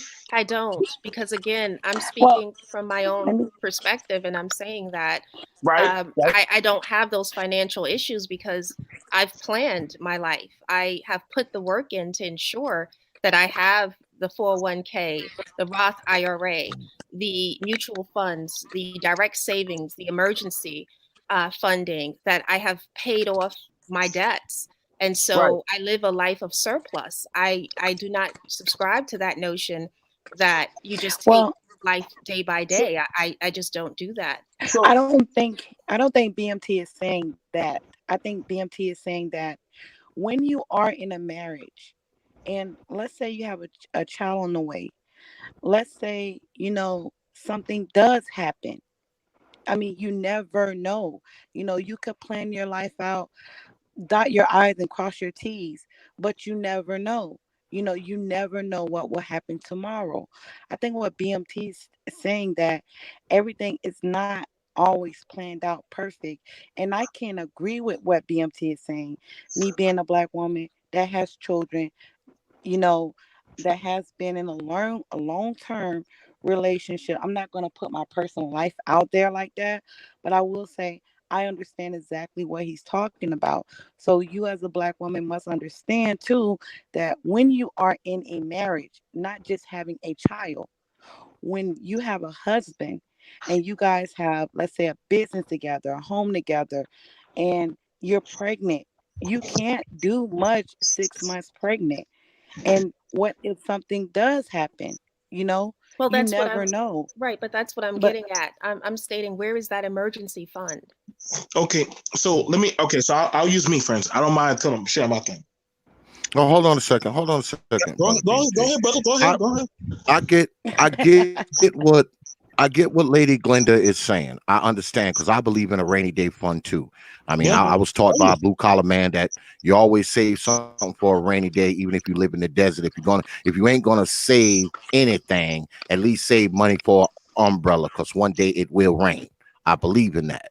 But Mhm. well, let me ask: are you a millennial, Lady Glenda? Are you a millennial? I really don't You don't like have to those tell me your labels, age, but but yes, I am. okay, so you're a millennial. So you've come up in a different time, and you probably a person who has you probably take on pretty much of the same kind of ideals of a lot of the brothers who are millennials too. Is it that you don't see much of an advantage? Do you see an advantage to being married, or is marriage sort of like would that be a complication for you? Would it complicate your life to be married? I'll I ask that. I definitely see a strong advantage in being married, but being married to the right man.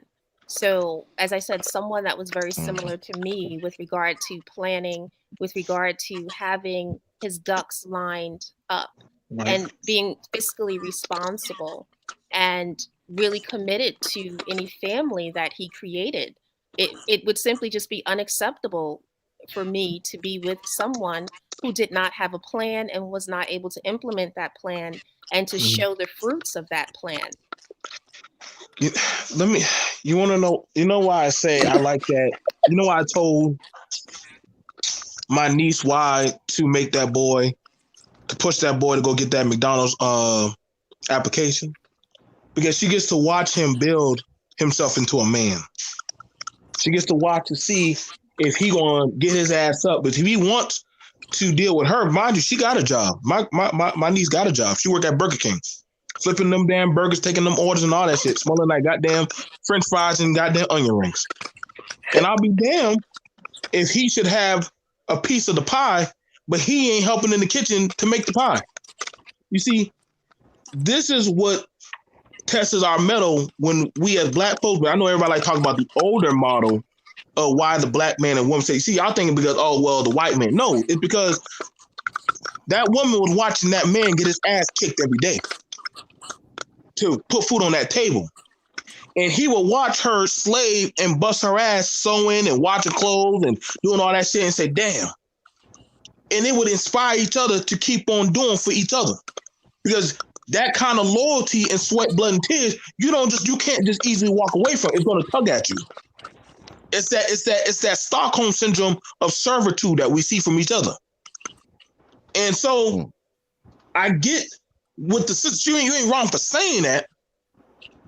But see, I watch as people, because my brother, he drives truck and he's gone into being a military recruiter. And his wife, she's a dental hygienist. And I watched those two develop and come up. And I could have said, and I was used to be like man on spirit 1.0, oh, don't trust that black woman. But he said, no, Joe, you can't tell me that because how you built yourself, I'm trying to do like that. So I gotta watch her come up, just like she's watching me come up. And I said, damn, that's so true. Because see, we don't watch each other's development. When you watch a man's development, you get to see their character. If somebody were to push at you, are you gonna learn how to control your emotions and do the job? A lot of men don't know how to do that. For a woman, I need to know, are you, when I say something, are you gonna flip out? But see, I don't know that because I haven't seen how you develop yourself. I gotta just go off of word of mouth of what's already made.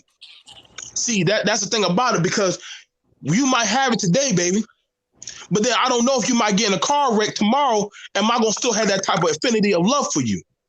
You might be sexy right now on that IG, but then let you drop that first baby and that body start becoming a hungry hippo. We got to see where that love is going to still take us. They said a hungry hippo. We Well, got let me we got to ask be for real now. let me ask We got to be let me for real ask you now. this.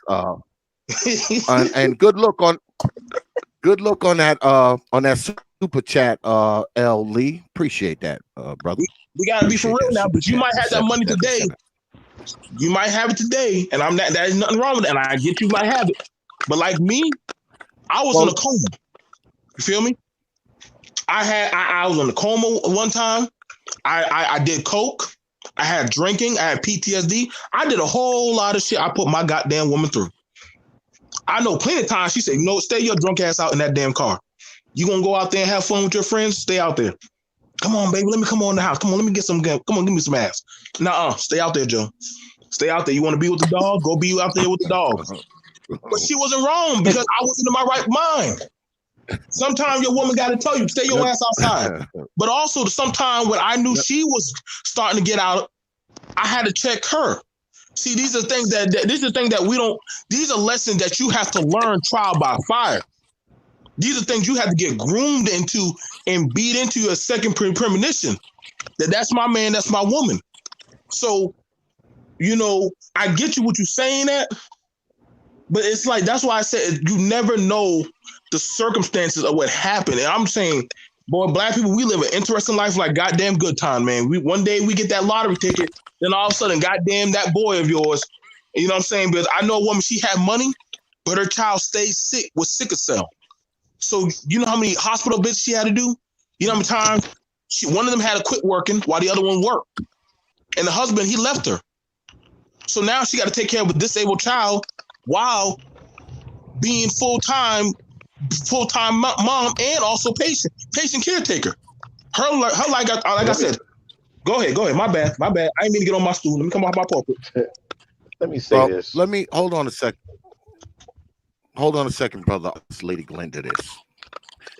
Do you believe that men make marriages? Because you said a lot of things. You said, well, I think the man should, be similar to me and, financially stable and know how to plan and all that kind of stuff. So do you believe that a man makes the marriage? Do you believe that? I believe that it really requires both parties. They have to be in sync to make the marriage work. One person can't do it. So the man can't make the marriage. It has to be in a partnership between the man and the woman. No, I'm not talking about after that. I get what you're saying about that, and I agree. It has to be somewhat of a partnership. But what I'm saying is, do you believe that it's the man that actually makes the marriage? For example, now you're obviously a woman who, does what she has to do, and you straight financially and all that kind of stuff. Kudos for that. You don't have no kids and all that kind of stuff.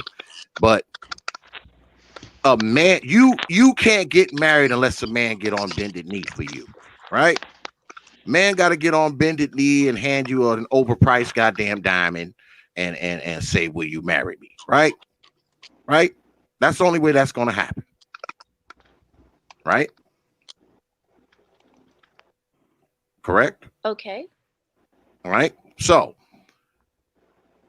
if that doesn't come along, if that doesn't happen for you, you will never get married. Right? Because men make marriage. Men make marriages. Women do not make marriages. No matter how much you want to get married to a guy, if he doesn't get down on bended knee, okay, bended knee, and hand you this overpriced damn piece of jewelry, there is no marriage for you. No matter what you want, no matter what you expect, no matter how much in love you are, the man will eventually make the marriage. Now, after that, y'all work together on the marriage, but there is no marriage created without the man, right? But you could also argue that there would be no marriage without the woman, because he could get on bended knee, but if the woman rejects him and says she's not interested in marrying him, then he has to move on and find someone else that would. And if the next woman says she's not interested in marrying, then once again, he has to move on and seek out the affection of another woman. And if she again declines him, then there's no marriage. That's a good point, Lady Glenda. But regardless of anything else, none of those women are going to be married if no one gets on bended knee. None of them. Right. That's true. None of them. And we could And also, he. Okay. but Well, we could I'm argue about to that. stop you right there. I'm gonna stop you right there. I'm gonna stop you right there, Lady Glenda, because see, the odds are in men's favor, and I'm gonna tell you why. Because see, there are more of you than there are of us. You understand? If you were to take every single man and every single woman and pair them together, some women would still be left out. So a man's odds are just better. The odds are in a man's favor, for starters. They're in his favor.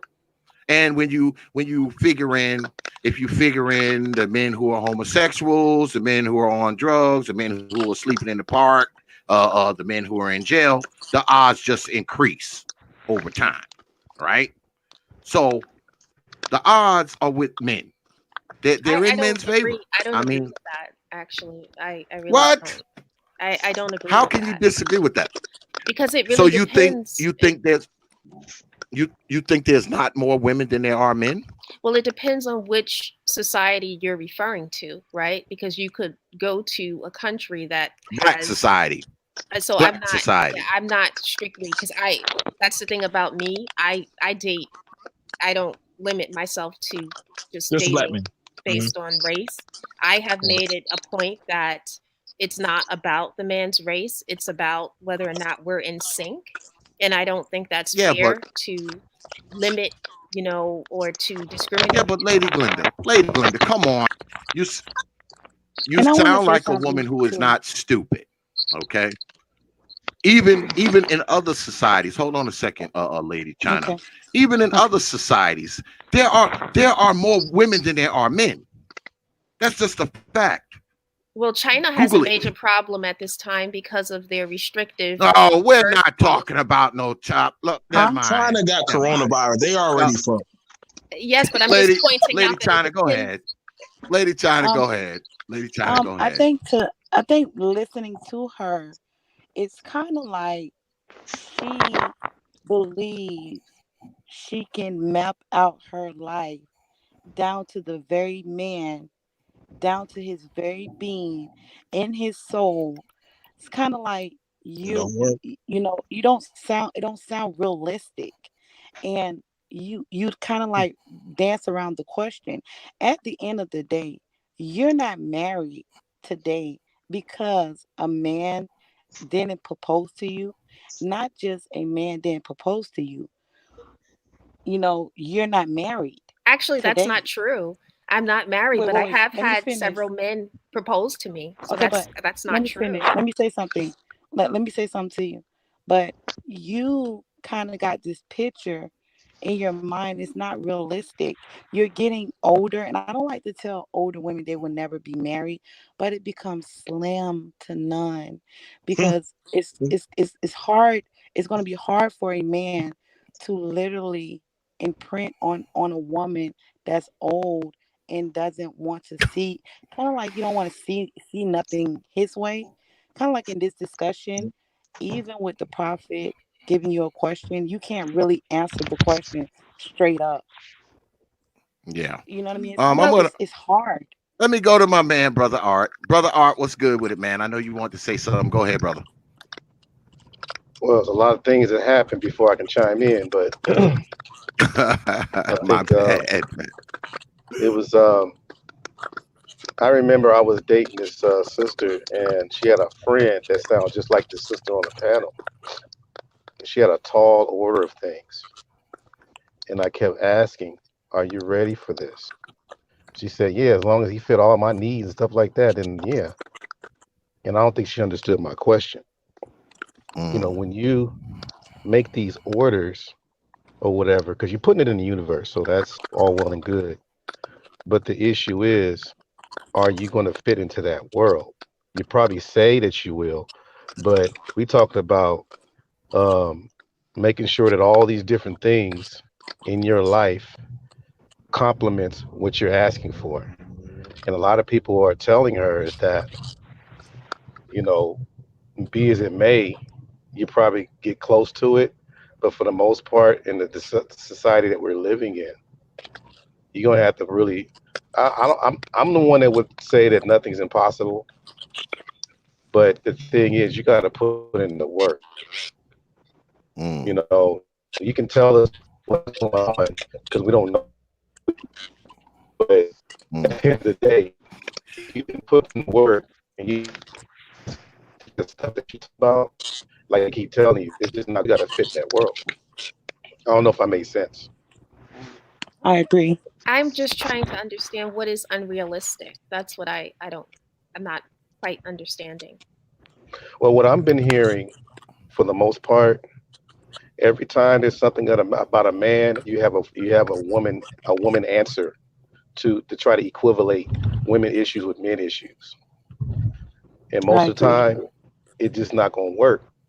I mean, you have your own thing, but you got this man that you got to think about. In order for him to feel like a man, he has to feel like he's not competing with his woman. If he feels like he's competing with his woman, that's the unrealistic part. And so if you think about the answers you gave Prophet, it was very competitive. Mm-hmm. No, I was actually just looking at my own life and stating when the woman on the panel, I believe her name is China, mentioned you're not married, you've never been proposed to. I just informed her that's not true. No, I'm not married. I have actually received proposals. It's just that I knew that was not Sis, the right sis- person for me. Sister, you just picked a few things, but you already know the overall scope of what we're talking about. You can't pick a Mm-hmm. few things and say that, hey, I'm just saying, no, it's like if you remember the exchange between you and Prophet, see, like when we talk, like men and women, you got to remember it's like a dance. It's like we're doing the tango or something. But if you stepping on my foot all the time, or if you too heavy to dip, all these it's just going to be it's not going to come out right. Even though you have a lot of things mapped out in your mind, you have to be willing to be complimentary in any kind of exchange between man and woman, whether it's in a relationship or just having a conversation. Matter of fact, this is probably good practice Mm-hmm. for you. Right. Mhm. Initially, what Prophet was saying is that in a situation where people are married, it's the men who do the asking, not the women. That's what he's trying Mm-hmm. to say here.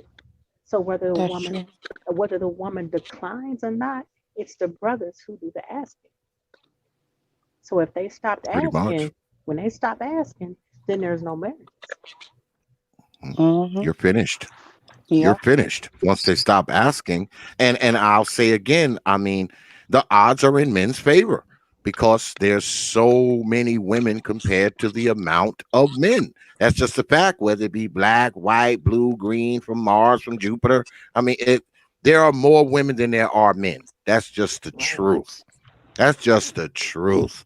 Okay. Even if we didn't have a bunch of us in jail, dead, on drugs, living underneath a bridge, I mean, even if it wasn't all of that, there would still be more available women than there are men. So the numbers fall in men's favor, unfortunately. Is it fair? Of course, it's not fair, but it is a reality. And brothers have a lot more to choose from because of those numbers, whether it be black, white, green, blue, or yellow women. The numbers fall. The numbers fall in favor for the brothers. So they are more likely to find someone to say yes, even if they go through five of y'all. They go through five of y'all. Guess what? Number six may say yes. Number seven may say yes. But chances are a woman isn't going to get seven marriage proposals. But a man could easily propose to 10 women. Easily. No woman will get 10 marriage proposals. I don't care if she's a goddamn That's 15 true. on the beauty scale. She's not getting 10 marriage proposals, but it's very easy for a man to propose to 10 women, Yes, but even if not, even if nine of them said no. yes, but what's the caliber and quality of those 10 women? Well, if he's proposing to him, they marriage Yeah. caliber. Not Yeah. necessarily. It would depend on what he Oh, was come looking oh for. boy. Oh no, Well, it depends on the man. The if man he's choose the proposing, woman. if he's proposing, yeah, if he's proposing marriage to them, Mm-hmm. that means he see them as marriage material. Mm-hmm. Yes, but If he's just getting It's on not. bended knee, I would have to It's know not by something your view. about, I get that, but I would have to know something about the man and the woman to make an assessment as to the quality of both. I get Well, your at the point, but but see, there that's are not a in that lot range. what That's of not your. That's people. what not your what do place. you mean? Well, Wait. What do you what I'm mean? getting at is that I have a cousin who was proposed to. She accepted the proposal. She was married, and this same cousin was actually calling me, asking me to help her with her rent, for goodness sake. And that was perplexing to me because I was saying to myself, but you're married. Why are you calling me for financial assistance? Why is Right. your husband not able to provide your sustenance and help you with your rent? That's not my obligation. Yeah, So but hold up, hold again, up, hold up, hold up. Wait a minute. Wait. Hold on a second, Lady Glenda. Hold up. Lady Glenda, hold up. What what does that have to do with the brother getting on bended knee because he thinks that she is marriage material? What does that have to do with that? I guess I'm just conflating the issue and I'm thinking about it Yeah, from a, exactly. but You absolutely are conflating the issue, because Lady I Glenda. guess Absolutely. my mind functions a different way than most. When a person Hmm. brings up a specific topic and they mention, for instance, marriage, I have to say to myself, okay, my mind is like, but is that person married to the right person? Do you see where I'm going with this? Like just having that marriage certificate or proposing to a woman or a woman accepting a marriage proposal is meaningless to Yeah, me. but Lady Glenda, we're not talking about that. We're talking about a man making a marriage, getting down on bended knee with an overpriced goddamn piece of jewelry and saying, "Woman, do you want me?" That's what we're talking about. We're not talking about once they get married, he loses his job, so now he collecting carts at Walmart. We're not talking about that. We're talking about Well, we're talking about when he let's ask a first question. goes into it and says, That's "Hey, true. look, do you want to marry me, woman?" With this big old damn thing that he takes him 2 years to pay for. Um, we I, talking about that. yeah, I guess if you And keep the that's something. conversation on the surface level, I see your point if it's on the surface level. But again, I just tend to, my mind thinks very differently. I'm I'm into vetting people. So for me, it's not Right. just getting the proposal, it's who the proposal is coming from that's more valuable. So that was my point, but I see your point. So And I can, Okay. also want to say But here's a something as test well. for you. I want to say Okay. something real quick. Okay, so it's kind of like you're trying to view who is a good wife for the man, but you can't view it from a man's point because you're a woman. You cannot tell a man Right. who's marriage material. That man sees a woman and says, "That's my wife. That's my future. I can build something around this woman. I can build something with this woman. Not you.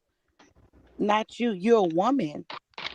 At the end of the day, you can't build anything with that woman. I At Yeah, the end of the day, see. he builds there is Yeah, something that. with I you. see your point, but I guess what I was speaking to was I wasn't, I get that people are looking for all different types of things, but firstly, my comment was directed at who is giving the proposal. So that's me as a woman evaluating the man, just some random guy coming up to me, or I go on a date with some random guy, and 2 dates afterwards, he's like, Glinda, I love you. I want you to be my wife. No. Oh well, that's just stupid. That's just Yeah, stupid. Of nobody course, we're not nobody talking about said that Well, that. kind of stuff. even if I were That's in a just stupid. relationship with the man and I saw certain characteristics and he proposed to me, and I said, this man would not make a good husband or a good father. Why would I accept his proposal? So again, that's kind of where my mind is at. But I see your point on the surface level, just having the proposal, but the proposal is meaningless if it's not coming from the right man that I believe is going to add the value needed to sustain the lifestyle that I have and also to ensure that my children are able to compete in this global society. let me. So okay, and you're a very smart woman, and I'm not taking from that. Like I said, You get along very fine with the feminist on my channel. She's a very interesting woman. He And said the feminist. no, I mean Jay's cool. Jay's cool. I got, like I said, y'all already know my panel is very multicultural. The thing about it is this, and I mean I get what you're saying because you're in your 30s. I could take I take you in your 30s. I'm not in my 30s. How old are you? You're older than that? No, I'm younger. How old are you? Oh, you're a Gen Z. You're a Gen Z then, huh? I would prefer not to say my age. No, it's fine. No. Well, you don't got to say your age, but or are you a millennial? I'm not asking you the numerical thing. Are you Z Wait, or she are you said that she millennial? was in on Game Changer panel. She said she was around 30. No, I did not say my age. I Okay, said I was under the age of 32, and they started guessing, but I did not give my age. Well, I asked you 30. earlier, were you a millennial? I asked you, were you a millennial? You said yes. Yes.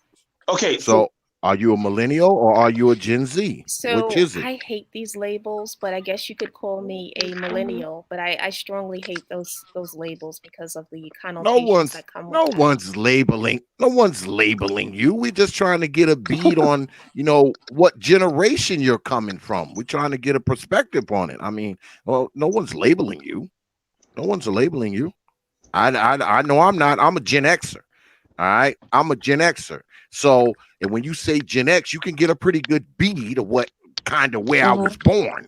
Just like if you say you may not know the exact date, but you can get it pretty close if I say Gen Xer. Just like if somebody say I'm a Gen Z or I'm a millennial, you can kind of get a bead on, what generation they're coming from. So no one's labeling you. I mean, that's no, Lady Glenda, no. Don't feel bad. I get some all the time on art. It seemed like a power struggle with her. It seemed like it's a strong power struggle, and I don't understand where it's coming from. This is what you got to understand. On the TPOT YouTube page, there is no power struggle. There is no power struggle here because when I get tired of you, I kick you off. Okay? No one has any power here. Only person with the power of the button here is me. The only power you have is to get off my shit. That's it. I get tired of you, you're out. There's no power struggle here. Not on the TPOT YouTube page. Okay? Right. But I don't have a problem with having ladies on here. I mean, you look at my shit. I mean, I don't have problem having ladies on here all the time. But a certain kind of lady. And I grow tired of Lady Glenda, and I'm trying not to grow tired of her. I'm trying hard not to, but I grow tired of it because of the ladies that I have on here. I got a lot of respect for Lady Asada. Lady Asada has been on my channel many a times. I'm familiar with Lady China, but I haven't really had her on that much. But from what she's saying tonight, I can see her being on here again. The jury's still out on Lady Glenda. Yeah, the jury's still out because she's trying to wiggle through. She don't want to tell you what generation she's from, and all this kind of nonsense. So, I'm trying, Lady Glenda. I'm trying. I really am. So I think here's the thing about it. Okay, and so from whatever and like I said, I'm just talking with you. I hear this all the time that a lot of people when they work hard, it's like animals storing for the winter. You don't want to waste your time or your resources. Does that make any sense? Like nobody wants to waste it, and nobody wants to lose it. So I understand why you feel the way you feel. You get what I'm saying? Like I get it. I'm not mad at you for feeling that type of way. And the only thing, and that's reasonable that you want to plan. Nobody wants to go through struggle love. But in the same sense, like a fighter. Did somebody hold on, the BMT? Did somebody block Game Changer? Do not block Game Changer. Come on. Do not block Game Changer. Do not block Game Changer. Y'all, don't do that.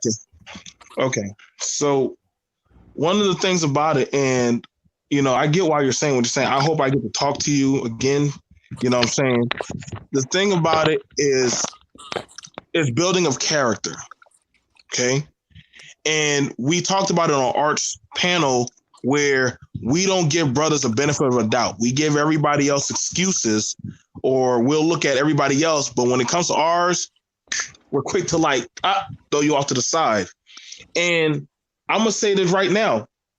Nobody goes harder for you black women than black men. I'm just being for real.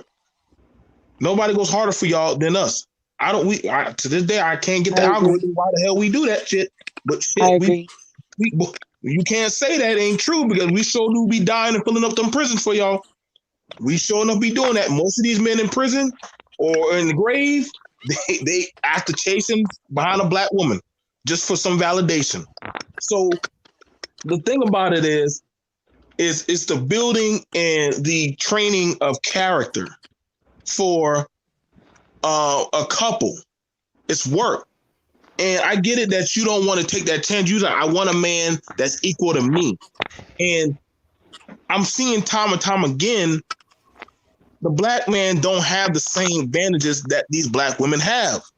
I don't have, not saying you do, but I don't got white zaddy to call on. I don't got nobody. And listen, everything hinges on me. If I either I'm gonna get it or I'm gonna feel face first on that damn ground. And so that's the thing about why a lot of black men saying, yo, like, if you ain't gonna get on board, then hell with you. But we seen a lot of black women now. They got the bag, they got the car, y'all got all these goddamn songs and all these damn anthems and shit, but you dying alone. So we can't say that having the bag is what's pulling in the black man. But some black men say, well, shit, I'd rather be broken homeless before deal with this kind of damn shit. So we understand it's not the money that's going to bring in that man. It doesn't. You can, but it depends on what kind of particular man you're going to deal with. BMT, you got to understand what you're dealing with, because I don't think you entirely do. You see, she's not a woman and therefore does not deserve our love or respect. So, you're treating her in a way that she should not be, because she is not what you think she is. You see, feminists are not like people. They're destroyers of societies, and she's one of them. And I think in recognizing that, we have to protect ourselves from her behavior, as opposed to trying to correct her and see if she is fit for a mate. She's not, by virtue of being a feminist. You see, like there are women on the panel, right? Well, hold on a second. Hold on a second, brother Game Changer. Hold on a second. Brother Art, could you hold it down for me for a little while? I got to step out for about 5-10 minutes, all right? What's that noise? Okay. All right. Be right back. Yeah. What's that noise? Yo, go ahead, Game Changer. Anyway, so when you recognize, fellas, feminist traits, and somebody who shares a gender as a woman, don't take them too seriously, because they're not actual people. You see, BMT, the way you were talking was you were under the impression that she is somehow deserving of love equal to herself. However, there isn't anything equal to her. Being a non-woman, there's nothing that a feminist deserves. She is worthy of less. That's what we as men must understand. Stop treating them like they're women, because what happens is you begin to disrespect actual Eve-born females. So it's a lot of difficult work being a woman. It's a very hard thing. It takes hard work and sacrifice being a woman, and treating a feminist as if she's a woman, is disrespectful for the women is disrespectful to the women who are women. So, Game Changer, you would put on your psychiatrist clothes. She's sitting on the couch. You got your pen and pad out. Mm-hmm. What kind of advice would you give her to fix that? She don't need advice. She's a feminist. Like, excuse me. I'm eating. There's no help in these chicks. I can't hear Art. You can't hear me?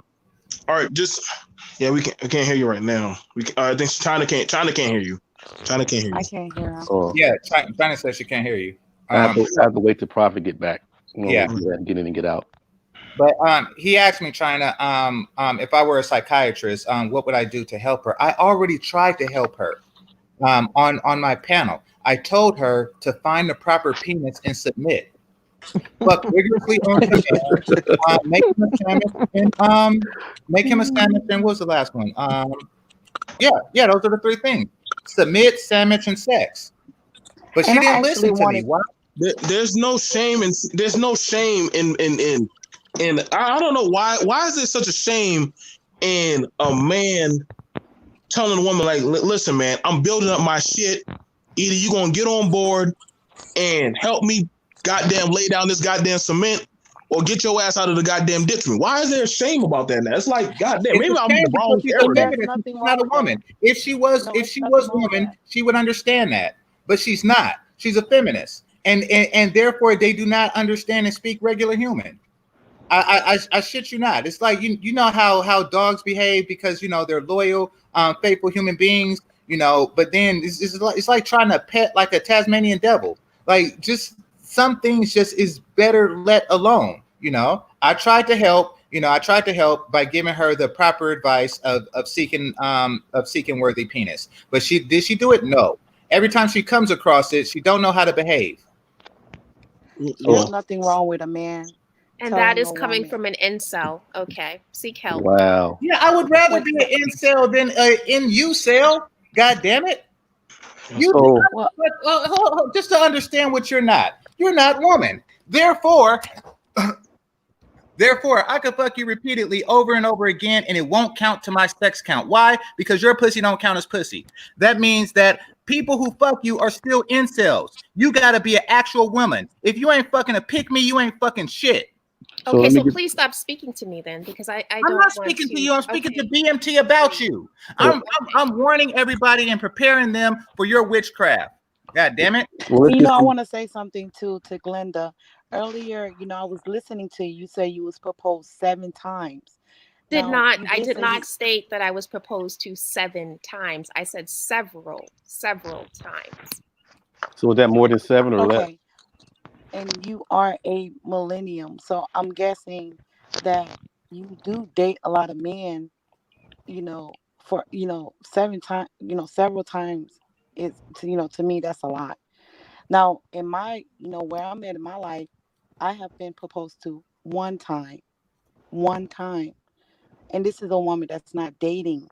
I'm not out there in the world, so it tells a lot. You kind of paint this picture. I'm putting the puzzles together of why you're not married, or why you can't have genuine conversations. And I'm starting to understand too, you are a swirler, so you're not going to understand through a black man understanding, letting him lead and understanding where a black man is coming from, because you are a swirler. And I'm not trying to throw that out there, but it tells a lot. I'm just painting this picture of what you said. Now, sister, do you feel that you have some kind of connection with black men? Why are you trying to connect to her? So it depends on the black man. Oh, so it depends. Definitely, yes. My father, absolutely. My brothers, absolutely. My uncles, some of them. Interesting. Now, so I don't make just random connections with black men just because they're black. No. But certainly my black male friends, yes. So now you see that? You see that, Art? Notice how you said men and she said male? You see that? You see the innate disrespect? You see that? It's a fucking stiff mind trick. Yeah. I'm telling you, they will speak you out of existence. You got to be careful when you're dealing with these daughters of Lilith. So do you have a problem with black male authority? Black men authority? No, I don't, but some random black guy yelling and screaming on a panel, that's unnerving. But if I were actually involved with a black man that I respected, why wouldn't I feel comfortable and confident following his authority? So what would be the tenets? What would be the tenets of him earning your respect? So he would have to be someone that there's a whole host of things. As I said, just someone that I could feel comfortable in knowing that this particular person was able to do certain things that would not just sustain, a future family, but keep his legacy going just at all times, someone that I could trust, someone that I, could have that respect for. And again, there are so many factors that go into that. But just some random black guy yelling and screaming and thinking that because he's black and because he's No, a male. we gotta stick to the top, because that's a side thing. Now, the thing is that reason why we ask Well, this. Go ahead, is China. anybody talking? Because I Yeah, couldn't let hear China go Art. ahead. Tell her to go ahead. Yeah, go Is ahead, China. anybody? Yeah, well, Oh, Art was okay. talking, but So go ahead. I'm kind of Art like, was asking her because go she ahead. feel Okay. comfortable submitting to a black guy, a black man. Okay. Yeah, Okay. but go ahead. He surrendered to Um. you. Well, like, okay. So I'm kind of like, I want to hop back in on, the several times you was proposed to, because I want you to understand something. So, how long you was dealing with each person before they proposed to you, and you said no, or it didn't work out? Like, how long you was dealing with each individual?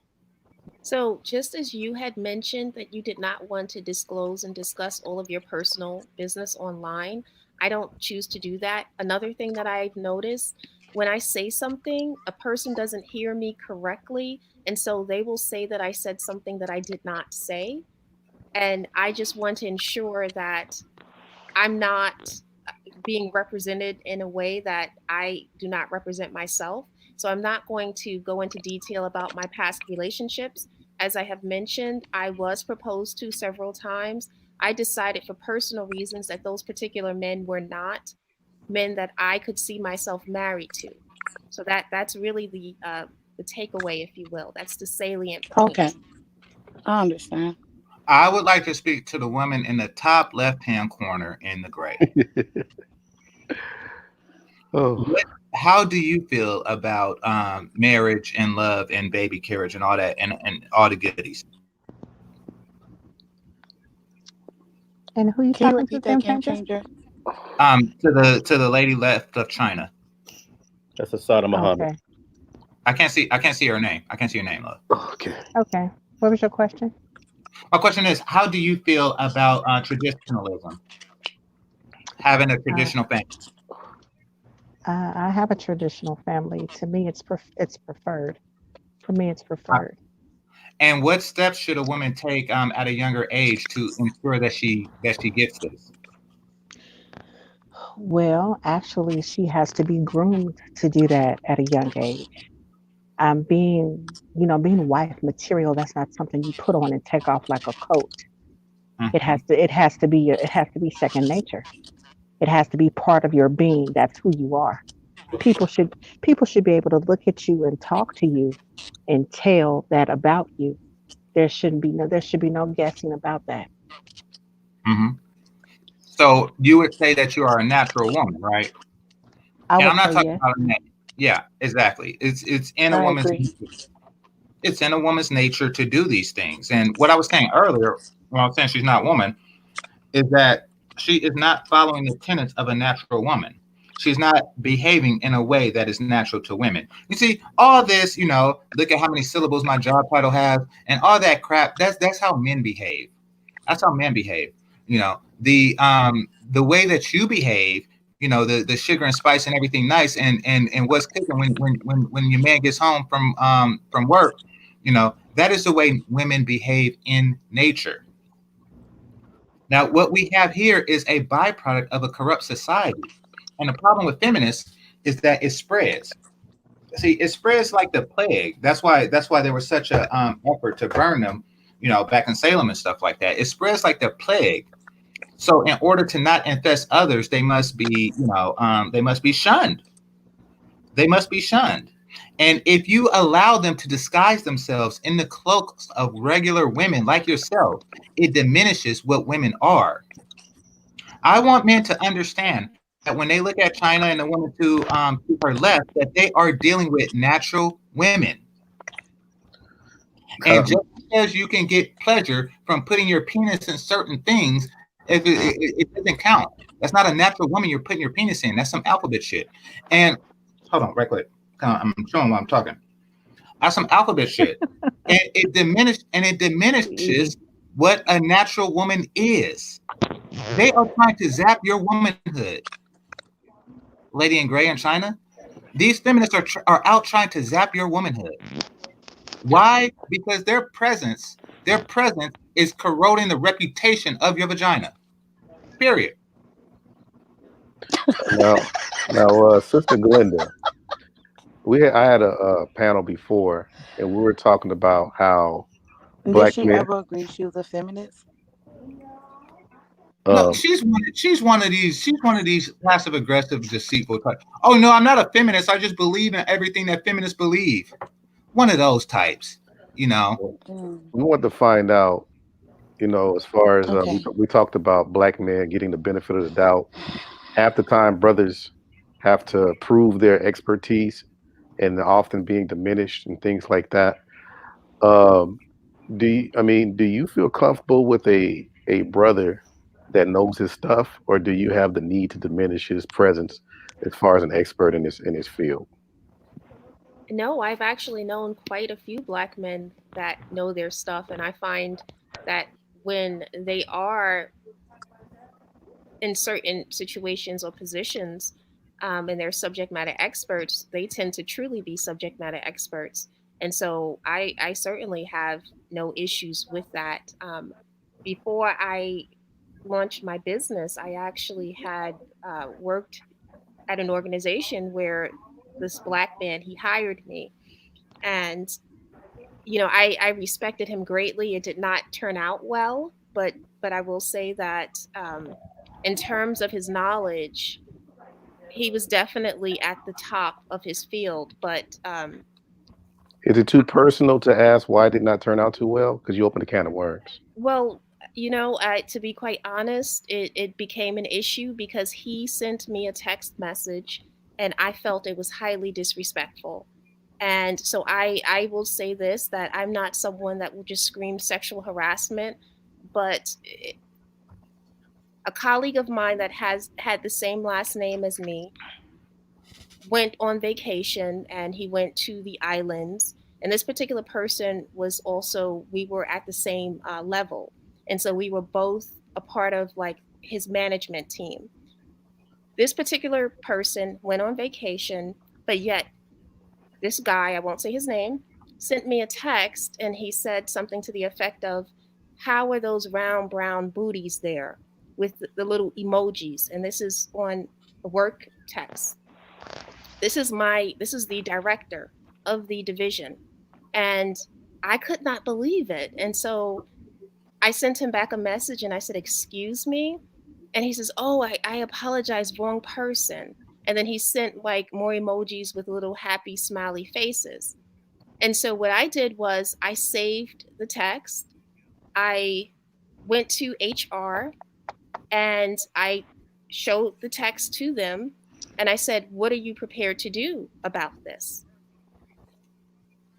And so, long story short, within like 2 days, I was transferred to another division. And it was kind of just like he admitted to what he did, but it was a very uncomfortable situation because I felt bad. I felt like here's this guy that has all of this knowledge. I really respected his knowledge. I was happy that he gave me that opportunity, but did he give me that opportunity to abuse his power? So So basically, what oh, go happened? ahead. What happened Go ahead, was, brother. yeah, no worries. So what happened was, a guy is interested in a black woman somewhere in the company, and he sent a message to his love interest. This But guy was married. He was married, but first of all. but that's his business. No, it's not. But and yes, it is. But instead of her going to its intended target, a person who's not a feminist, an actual woman, it went to a feminist. and his life was destroyed as a result of it. You see what happens You didn't even listen to what I stated, and this is why I kind of don't like to go into these topics, because I told you that he sent the text message to a guy who has the same last name as me but was on vacation in the Caribbean. And the text message was, "How are you liking those round brown booties?" That's what he said. It was none of your business. No, it was intended for me because we have the same last name, but we have very different names, obviously. And so it was. No. This is a man to man. Can't you see two men are talking? See, that's the problem. The guy had instead of forgetting the director of sandwich, you decided to fuck up his life. You sound like an idiot, firstly, because the guy was on. Yeah. Because I am an idiot. The guy was on vacation. I'm smart enough to know a woman's place, and you're not.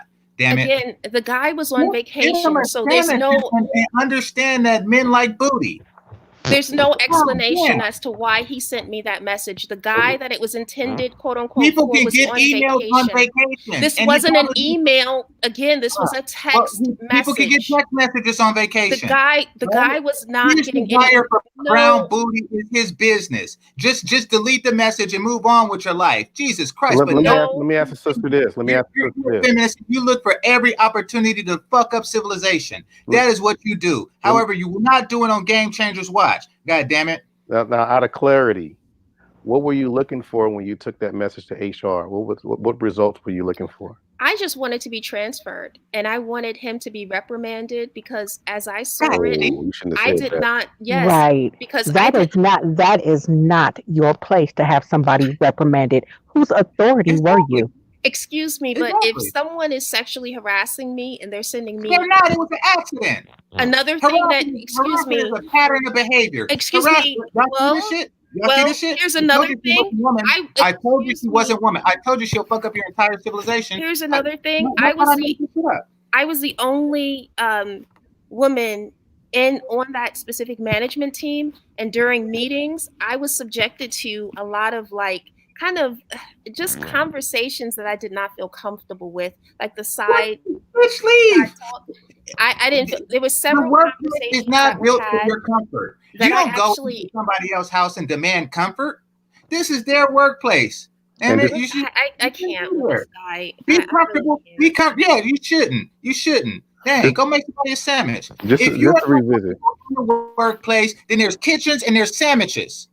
Just to revisit what you said, sister. You said this guy hired you? In the sense that I was coming, it was an internal promotion, if you will. So I was already working for that specific company. But what happened was I had applied for a promotion. And so he was the hiring manager. There were like three different interviews, of course, HR, another hiring manager, and him. And ultimately, he was the division director.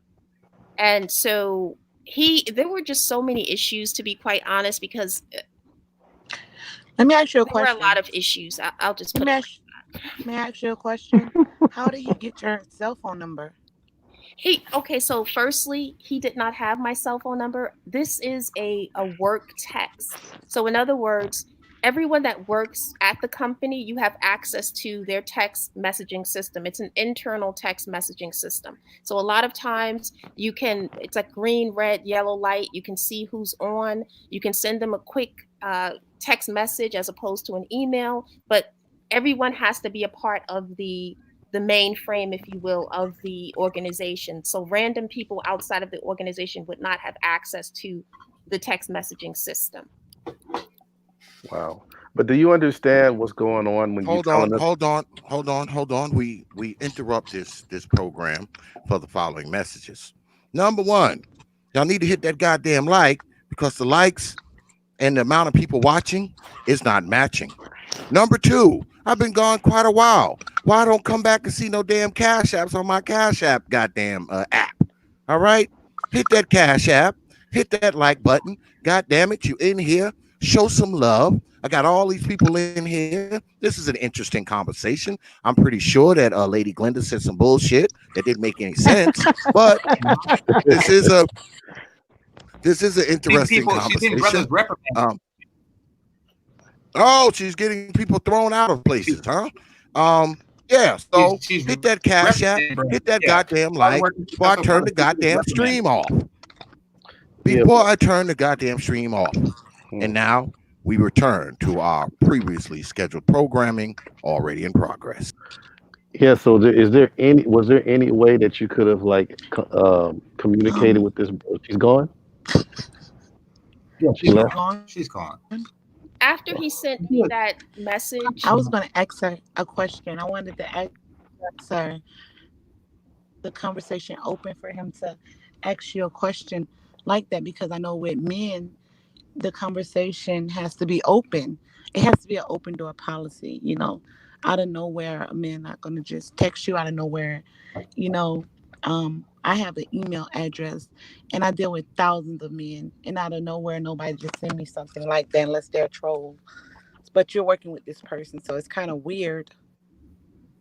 yeah, it was weird, and that's what kind of threw me off. But like I said, I had at that specific time I had just graduated from graduate school, and I did not. I kind of thought about like how my persona. I don't think I did anything to warrant that. I certainly was not interested in him on any level.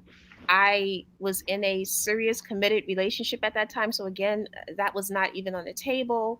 When you came into my space, you saw pictures of the person that I was with.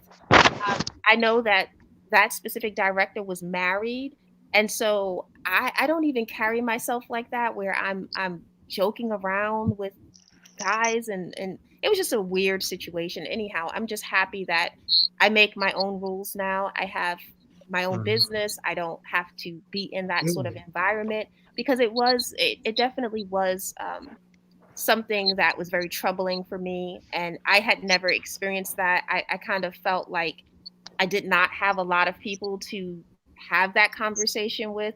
It was just me on my own going to HR. And one thing I did, however, have was the record of what he sent. And he admitted to doing it. They inquired for my understanding as to why he did it. He said he just thought it was a joke. He did not mean to offend, and that was that. And I had confided in someone else at the organization about it, and she said he had a history actually of it. And Was this a so black person or a white person that you this confided in? I confided in the particular person was white. It was a specific. It was a You white. know why he's gone. No, Go ahead, I'm just joking. We're just joking. but I'm saying, so I wasn't even this whole Me Too stuff. I've never really cared about that. I've never subscribed to those It's the sorts of passive things. part of the passive aggressive. Okay, all right. I never heard of Me Too. I just wanted to get a guy reprimanded for my slight inconvenience because I had to read something that sullied my eyes for 3 seconds. No, But I never heard of Me Too. I would never Me Too a person. Y'all hear this Yeah. bullshit? I'm telling you, feminists are not women and therefore do not deserve our love or respect. No, I Y'all, got a question. y'all hear this shit, right? BMP, I'm not crazy. Y'all hear this shit, right? I know. I hear you, brother. I hear you. Now let's You have experience dealing with this type. listen. I've dealt with it in the service. That's why. Listen, I already saw the writing on the wall. That's why my black ass said it's time for me to leave. This shit about to go downhill. So the thing about it, I just want to ask the sister: do you enjoy being catcalled, or enjoy a man courting or any type of thing towards you? Like catcalling, hey, how you doing, my beautiful? Do you enjoy that? No. So I actually grew up in New York. I'm not sure if you can tell by my accent, but I am a native New Yorker, and I grew up on Long Island. But I did. I went to NYU for college, and of course, in the city. And I did experience that. Firstly, that's not really a self-esteem booster, because the guys will catcall anyone really that walks by. It just doesn't even matter. I much prefer to be like in a setting where a man is very respectful and he approaches me in a respectful manner, because I can take him seriously, not just some random guy. All right. Well, so that means you do enjoy being catcalled, because if a brother is is, you know what I'm saying, you sitting at like a little joint or something like that, or you at an event and the brother, you know, he might send you a drink or, you know, do a little pass towards you. That's in a sense a catcall. You get what I'm saying? That's stuff that you might see at a store or at an office place. And you know, so the thing about it is we're talking on marital building and building up a family. So I definitely want to try to push at that. Now the thing about it is, I'm going to first ask the question: do you want to build a family, or do you want to have a family or in some sort? I'm just asking that No, first. she's not a woman. She's not a woman. No. So I think I have become a little jaded just based on a lot of different things that I've seen, and Wow. I Why is that?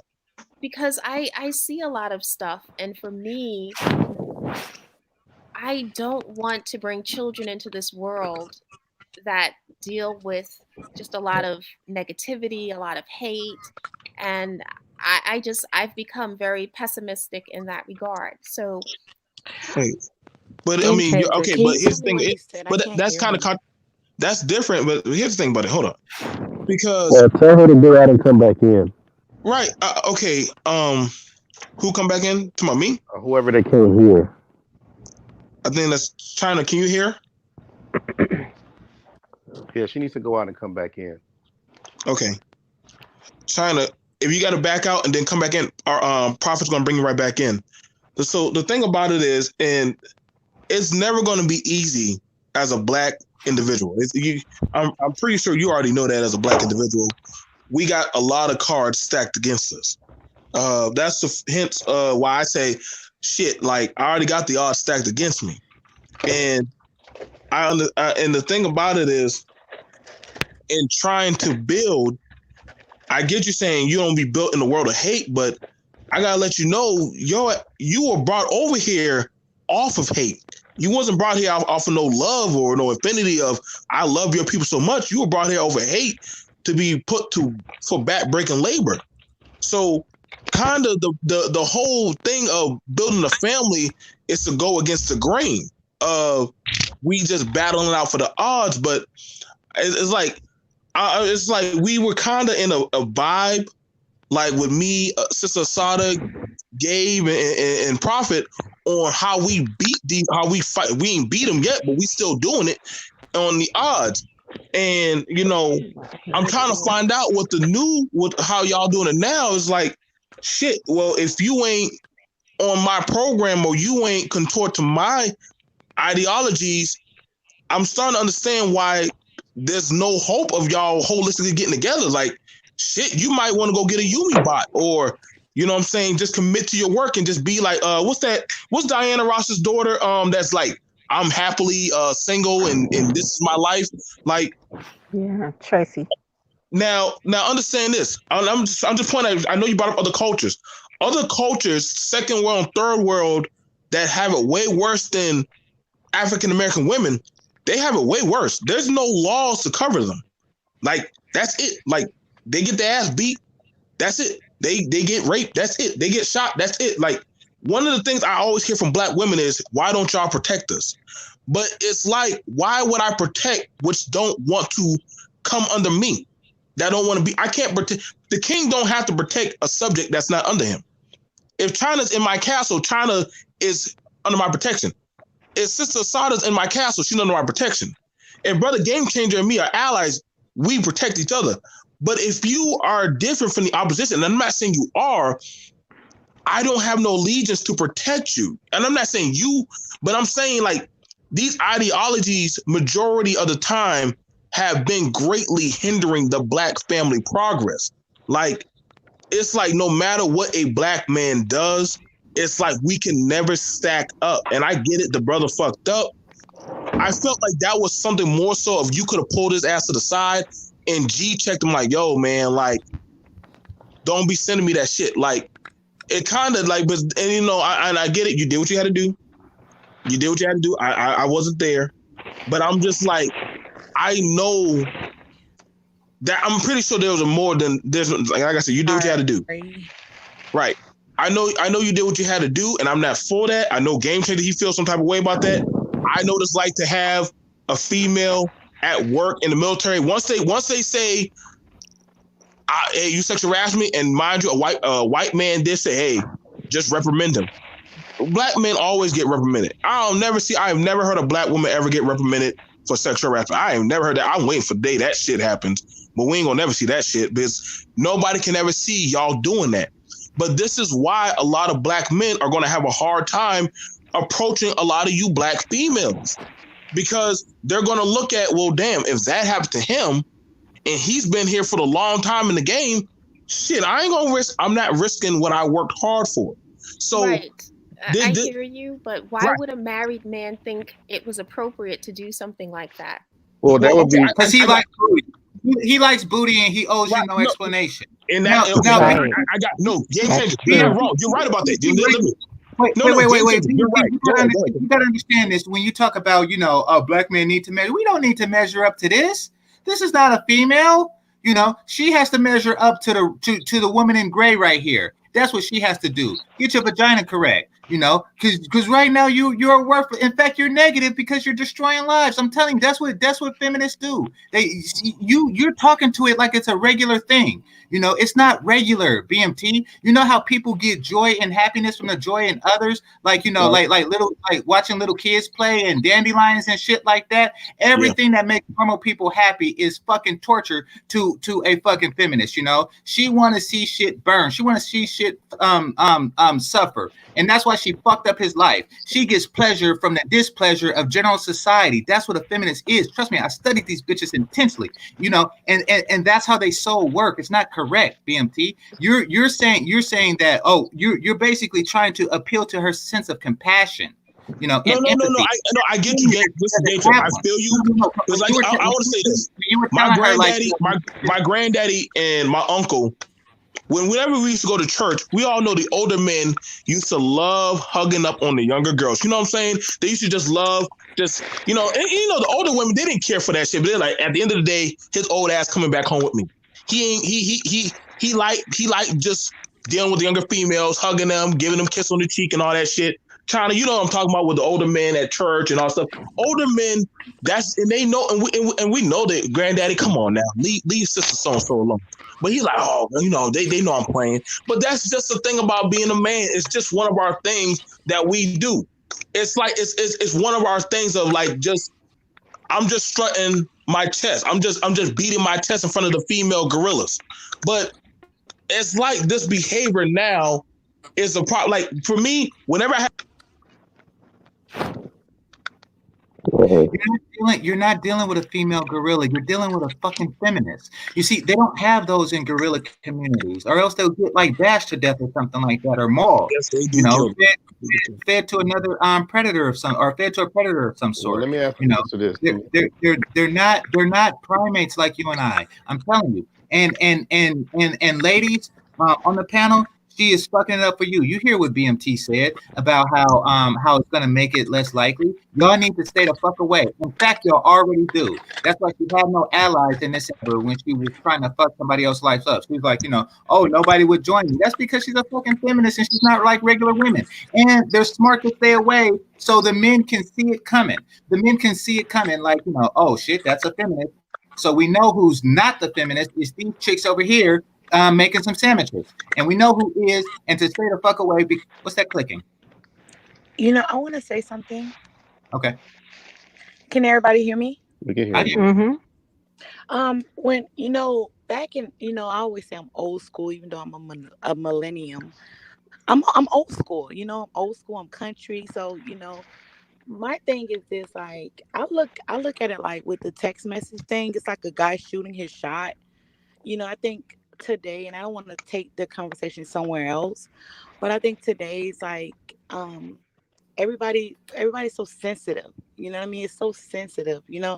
Kind of feel like a lot of guys try to shoot their shots, and now they're saying like it's Me Too. People are losing their jobs. People are going to jail, getting charges because like with me, I'm a huge YouTube person, and of course, guys try to come at me. I don't look at it like it's a Me Too. You know what I mean? Like oh my god, like that's sexual harassment. But I feel like some women are like extra sensitive, and I'm not trying to like not understand where a woman is coming from, but I'm kind of old No, school. no, You not know a what I mean? woman, not a woman, not a I can woman. I mean, like I'm kind of old school. You know, a guy shooting his shot. You know how those things. You know, your body. You know, you're looking good. Like I'm used to like that type of stuff. You know, that's old school. Like how guys do try to flirt with you or shoot their shots at you. Like that's real old school. Like where I'm from. So you know, I don't take it as like, oh my god, he me to me or he did this to me. Nah. Like if it's a guy that I know and I tell him, you know, I'm not interested, and he study at me. Now I can understand that that's harassment. But you know, a text message, you know, talking about your trip, it's kind of like men are going to be so scared to even shoot their shots or even say hi to a woman or how you look or how your body look. Because I know me as a black woman, a curvy black woman, you know, with a nice, you know, I have a big Coca-Cola butt. bottle. You know, guys do tell me how good I look or how fat my ass is, or you know what I mean. They like my stomach or my waist because I have a small waist and a flat stomach. So they always telling me, you got a small waist. God damn. So I don't look at that like a me too. I see myself as a woman. Now, of course, these guys are gonna come at me, but it's how I handle myself at the end of the day. I just think that today a lot of women are sensitive, and it is gonna ruin a lot of men at the end of the day, because I don't see that as like sexual harassment. And I'm not trying to like Can I not be sensitive to can I you. inter Oh, go can I ahead. interject for a second? Hmm. See, this is the thing with this, with all this Me Too shit and workplace harassment and all this kind of nonsense. Now, this is the thing. A lot of times when these women talk this Me Too crap, right? It's usually be some guy said hi to it, or he walked up and was like, Exactly. what's good, ma, or whatever the case may be. But this is the thing. This is the caveat to it. If it's Denzel Washington walking up saying, "Hey, girl, let me hit that," women are like, hee hee hee hee hee. He's so But crazy. if it's Flavor Flav, now it's sexual HR. harassment. See, and he can come up and say the same shit in the same tone of voice, the same exact words. But if Flavor Flav say it, they hauling ass to HR. But if Denzel Washington is saying it, they're with Denzel in the copy room. See, you see how that works? That Hmm. Well, that that is how that works. But All yeah, I right. that's want to add Let's be something. honest. Come on. I want, Prophet. That's how it works Go with ahead, brother women. Art. yeah, Uh, oh, I wanted to revisit. That was the reason why I asked if you felt connected with brothers. See, the connection is not about just respect; it's about understanding the struggles. I'm not sure if you knew in the back of your mind that as soon as you put any kind of charge on a black man when it comes to the job, he's automatically indicted. So I'm not sure if you knew for sure that if I just throw his name out there, he's toast. And I'm quite sure you're doing that whole morality thing, like, okay, he shouldn't be doing that because he's married. But at the end of the day, is that worth him losing his job so he can't take care of his family? yes, to her, yes. She knew I and she agree. didn't care. And That's X, the part. She the thing knew of and she didn't care.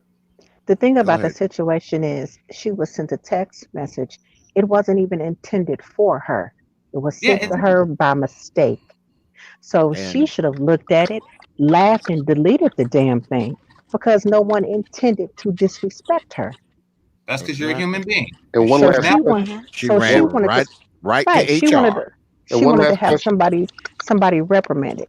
Now it's not, the guy was married. What business is that of hers? True. Yeah, the Exactly. one last question on that. And this is, I mean, I'm appealing to your humanity just as much as your morality. You Do you, who? let me finish quick. Could have been a chance, like BMT said, could have been a chance that you could have worked this out instead of going to HR. Oh, she's downstairs. I'm sorry, y'all. She's downstairs. Hold on a second. And also, hold on. Let me break and do a little bit of sponsorship right quick. Keep her down there. You're listening to TPOT DXL Live. The show is titled "Men Make Marriages," but somehow we drifted off to some other shit. And This is brought to you by Jack Daniels and Tennessee Whiskey Coffee. My wife is The getting only me reason some. why I'm still up with you. The only reason why I'm still up with you, Negroes, is because of it. Does it have alcohol in it? I'm just, it sure feels like it is, brother Art. It sure feels like I'm it getting is. me some. It's I suggest if you like coffee, yeah, my wife picked this up today, at the supermarket when she went shopping, and she brought it out. She was like, "Oh, look what I got you." I'm like, "What the hell is that?" Until I opened it, I was like, "Wow, let's have some tonight." And she's had one cup. I've had about 5. So that's where we are. You got some Carry big on. eyes. Carry on. See, here's the thing about it, and I want you to understand this.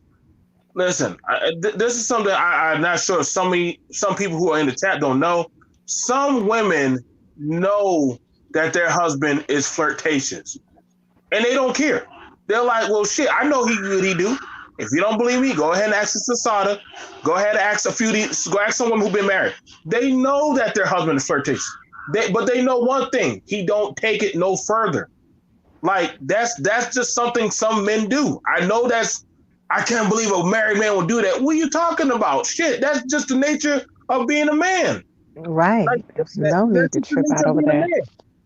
But the thing at the end of the day, you know what I'm saying? Like at the end of the day, she know he bringing his ass home. He making a bacon and shit. He know that she looking at. And listen, you can look at them, but don't touch. That's why I said some people. I don't think y'all understand what the nature of being a man, and it's like, damn, my son's gonna have a harder shit. Like I might have to take them to Ethiopia or some shit, or get them out of here, out of the country. But y'all ain't gonna you're talking about the nature of men and women to somebody who's not either. I think there's an expectation of decency that y'all have for feminists. There is no decency amongst them. There isn't. They're feminists. Like their actions do not have to make sense. They don't live in a realm of reason or accountability, sympathy or compassion. They don't. These are traits of regular people, primarily found in women. You like, Right, oh, where's the humanity and where's the manhood? That don't apply to feminists. So BLT, I think that's your name, or BMT, to answer your question. Yeah. I was thinking about just the blatant disrespect that was shown to me, to be honest, and I felt like I should not have had to be subjected to that. And so, see, that's what Is that worth him losing his job? You're asking like he has empathy. See, she still doesn't get it. She only sees her point of view of what happened. Do y'all now realize? I don't think that y'all understand feminists. I don't. Like I keep explaining, Right. y'all are looking for regular female compassion. Like, do you understand his point? Of course, she will never understand his point of view because she's a fucking feminist. I don't could you please stop? Just stop, because what you're doing is just totally inappropriate. The guy. So what you did to him was inappropriate. Well, you need to be reprimanded. You need to be reprimanded. Damn it. He was working for a professional you need organization. You need to be reprimanded. And well, then don't. God damn it! I'll talk to women and men. BMT. I talk to women and men. He's gone. Now I want to speak to China. Now you see. No, I'm speaking to the audience. Now do everybody see the nature of feminists? They do not behave as regular human beings. He tried to explain several times the nature of compassion, like what? But don't you see his side? Don't you see his point of view? Don't you see his point of view? Of course, she will never see it because she is a fucking feminist. You don't make any sense. And honestly, you're not making any sense whatsoever. Game changer. I don't even think it's a matter of compassion because the text wasn't even intended for her. Do you not understand? It was a mistake. Yeah, exactly. I'm sorry. Your name is Asada. Is that correct? Yes. Okay, so I will try to explain again. My colleague who I heard you perfectly the first time. Okay, so I don't need a second explanation. Sure. So when you stated it wasn't intended for me, again, this was our direct person, the division director that we went to. We were his co-managers. So this particular colleague that was a male colleague, again, he had the same last name as me. He was on vacation in the Caribbean. It's an internal work company text messaging system. There's no way that one can access it unless you're on your laptop and you're logged into the VPN. Okay. So when he sent me that message, he sent it, it was intended for me. It Now, definitely was intended for me. before you said it wasn't intended for you. When I'm saying that because he Hold sent it, on. it was Yeah. what I'm stating is that he sent You it to said, me. yeah, X. Initially, she said it wasn't intended for her. I'm I don't. saying that this was There's the no there. excuse that was There given. is no need for us to even continue the conversation. There's too many holes in the story. Well, you keep. Exactly. This is why I said if you go Okay, then back to we need what. to cut it. There's no need to go back. Yes, but if you go back to what I actually said, you'll see where I stated we have the same last name. Right, However, and you he said sent. it was not intended for you. I said that that was his excuse. That it was not intended for me because he was sending it to the work colleague, the co-manager who happened to be on vacation. It said, are you enjoying those round brown booties? But it was addressed, it was sent to my specific text. Why would we send that to you and you have a round Exactly. brown booty? No. It was intended for somebody who's in a place full of round brown booties like the Caribbean. It wasn't intended for you. Why would he send Damn it to me No. and See, pretend as if y'all see this? You know how Hold you know on, that real quick. I'm telling you, they're not regular humans. Everybody listen. Everybody listen. Say something. Do you know that feminists pass lie detector tests because the guilt that's associated with lies and shit that regular people get, like the accelerated heart rate and shit, don't apply to feminists. They just do that shit regularly. It's second nature to them. It's a fucking spell. You know, they just fucking stir up lies in their fucking pots and shit like witches. I'm telling you, do not trust. They're not regular people. well, like I said, This reminds me of. I'm at work, so I can't even make that comment. So I want to say something to her, Glenda. You know, when I sit back and because I talk in 3 women groups, and not one conversation is about her, and I'm not throwing you out women that have been harassed or touched or anything, but women today you cannot be so sensitive to the point that a text message can cost somebody their job. That just don't make sense. If he was harassing you, sending it over and over again, I can put it to you. Sensitive message shows me right there that it just don't make no sense. well, Like I mean, that it just don't make obviously, like I stated, it was several things. no. It was several things. It wasn't just that. That was the last straw. It was kind of like I felt testing the Okay. waters. So that was Now very she's coming uncomfortable into the for me. straws. No, wait. Now Joy, there's a see, whole bunch of when other you straws that first came out of told this nowhere. story, right. see, when you first told this story, it was about the text message. Now you're saying that it was more things. So what I'm getting from you, and I like to feel people out, their energy. You just like to go in circles. Nothing never stops at one thing. It's like always something more. So I do believe that you are a troll. I don't believe Yeah, that Yeah, and sure. you can you on tell. this You can panel. tell initially when she Yeah, joined the panel. You can tell by the nature of her conversation. It's like she wanted all ears and eyes on yeah. her. It I was just wanted about her. So No, they were asking me questions, and I really don't understand where the hostility came from. I I'm not actually hostile. joined, you seem as if you are. I joined the panel and I simply gave This is just my regular two people not cents. liking you. And I stated that similar to how they don't like you when you appear on other panels and they don't want you there. I've seen those panels. They call Okay. you a troll. So please. Whoever called me a troll? You simple. God, No, you no, fucking feminine. no. You see Well, how easy. You see how. this is what I'm gonna Go say ahead. to Glenda. Like, when I'm on a panel with speaking with women, I can kind of feel what the issues is. We're talking as Black people. Trying to understand each other, trying to get to, we all on the panel, but with you, I'm starting to see that it's a never ending cycle. Like once No, we you go just into don't one like thing, the because fact that I'm not co-signing that sort of behavior. no, no, I it's don't not really that. care. No, I'm not going to co-sign that behavior. If that's no, okay no, for you, then make it that's okay for you. no. But I'm not that's not saying that, okay but for me. But in the conversation when we was talking about it, you know, you said that it was the I text never message said it was alone. just the text message alone. If you go back, I actually Nah, mentioned nah. that there were a few things that came up. I never said it was just the text. In fact, I said it was a lot of conversations that were had on the side after we finished meetings.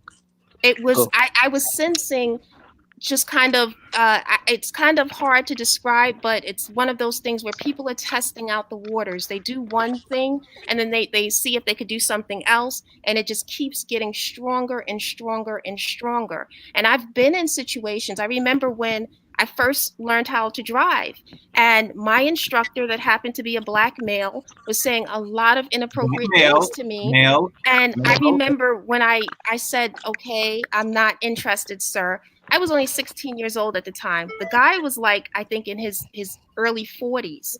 And he was really coming on strong, really saying a lot of inappropriate sexual stuff to me. And I'm like, I don't get this. Why is this guy, why does he think this is appropriate? Glenda, I'm here question. to learn Not how to that, drive. no. Glenda. You making shit up. I'm You not know, making Wait. anything up. I'm you telling you that this Glenda. is but exactly what happened make to up me. everything. You make Glenda. up everything. Sure. This is Hold on, bitchcraft. Game Changer. Let me ask you something. Glenda, you said that you see a therapist on Game Changer panel. Remember when you said that? Yes. Are you diagnosed with anything? Do you take No, medication? I do not take any medication. Absolutely not. You should. Because if you was on the last panel and you disrupt the whole panel, and now you're on this panel, and this panel is really laid back, you know what I How mean? I'm Yes. sorry, but And how hold up. First, I don't really like the way you're functioning up here. So I'm going to bid you good night. All right. I'm going to say good night to you, how did I function up here? You Lady didn't. Glenda. Good night. We got brother J Speed in the background and brother BMT. So I'm going to bring them up and we're going to say good night to Lady Glenda. She's disrupted shit long enough. Yeah, well, I've let this go like fucking 100 sentences way too long.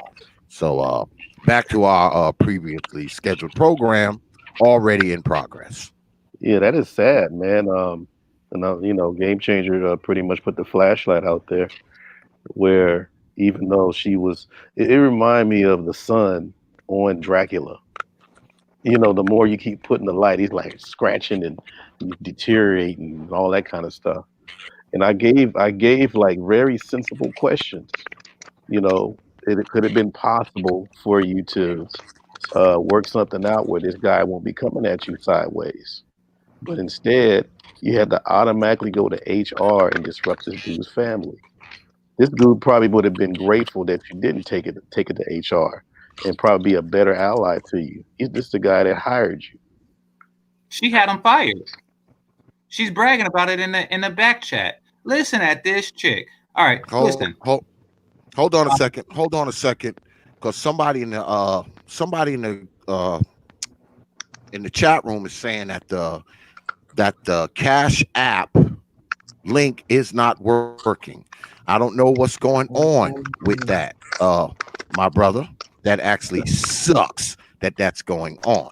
Now, Try it again and see what happens. That's all I can say. I don't know what's going on with the Cash App, y'all. That's why I ain't been getting no Cash App. Shit ain't working. is this chick Jessica What's Glenda? going on? How do we go from talking about marriage to this? What the hell happened? Right. She derailed the whole conversation. I want y'all. Just drifted. Shit No, just because drifted she's off. unmarriageable. No, now we know who not to marry, fellas. But I want y'all to hear this. I want y'all to hear what she's saying in the background. Y'all don't like the fact that I wouldn't co-sign your poverty mindset. Now, keep in mind that wealthy women are married and they spend their days doing yoga and shit. They're not career bitches. Let's see. The problem with black women is that they pander to black males. Notice how she said black women and then she said black males. You see, she's on that feminist shit. Is this Now, watch. is this the This is same why person so named much Jessica poverty. Glenda? Jessica, is that Yeah. the same person? No, I don't know. I think Jessica's a different person. That's And then she said Glenda in the you back. have- That's Glenda in the back. That's same. Glenda in the back. Yeah, that's Glenda. So she says you have pygmies on your panel. will probably allow their daughters to get molested. You hear this? You hear this? She's calling you pygmies. I told y'all she is not a fucking woman. I told y'all that. I seen it. I seen it in her fucking soul. You know, this is why the black community is so dysfunctional. No, it's because of feminist bitches. You know, I had him fired, and I would gladly do it again. I told y'all. See, Art, BMT, y'all thought she was regular. Y'all thought she could be reasoned with or bargained with or some, or you can appeal to her simple capacity, empathy. Nope, she don't have sense of empathy. She's a fucked up human being. Black males have, she says males again, with molesting black bitch, please. Well, I knew Did you say I knew molestation something rate was is wrong. 80%? You are a fucking statistician, so you claim. You just a lying bitch. God I knew damn it. something was You keep wrong up all when our she said parking she was lots. proposed to 7 times. And on your panel, Game Changer, she said that she doesn't date many men. She hasn't been in many relationships. But then she turned around on this panel and said she was proposed to 7 times, which means you were in 7 relationships. So, you know, and you say you are a millennium. So the numbers didn't add up for me. I didn't say anything. I just went with the flow, you know. But I can kind of piece together what kind of person she is. She seems very aggressive and she's very hostile. Like she's, you know, it was everything she says never have an ending to it. It just goes, and I can't do that. It just goes over and over again. I can't. Doesn't she She's calling remind you a you pick me. of? She's calling you a pick me like it's a bad thing. I said it before and I'll say it again. God damn it. If you ain't fucking pick me, you ain't fucking shit.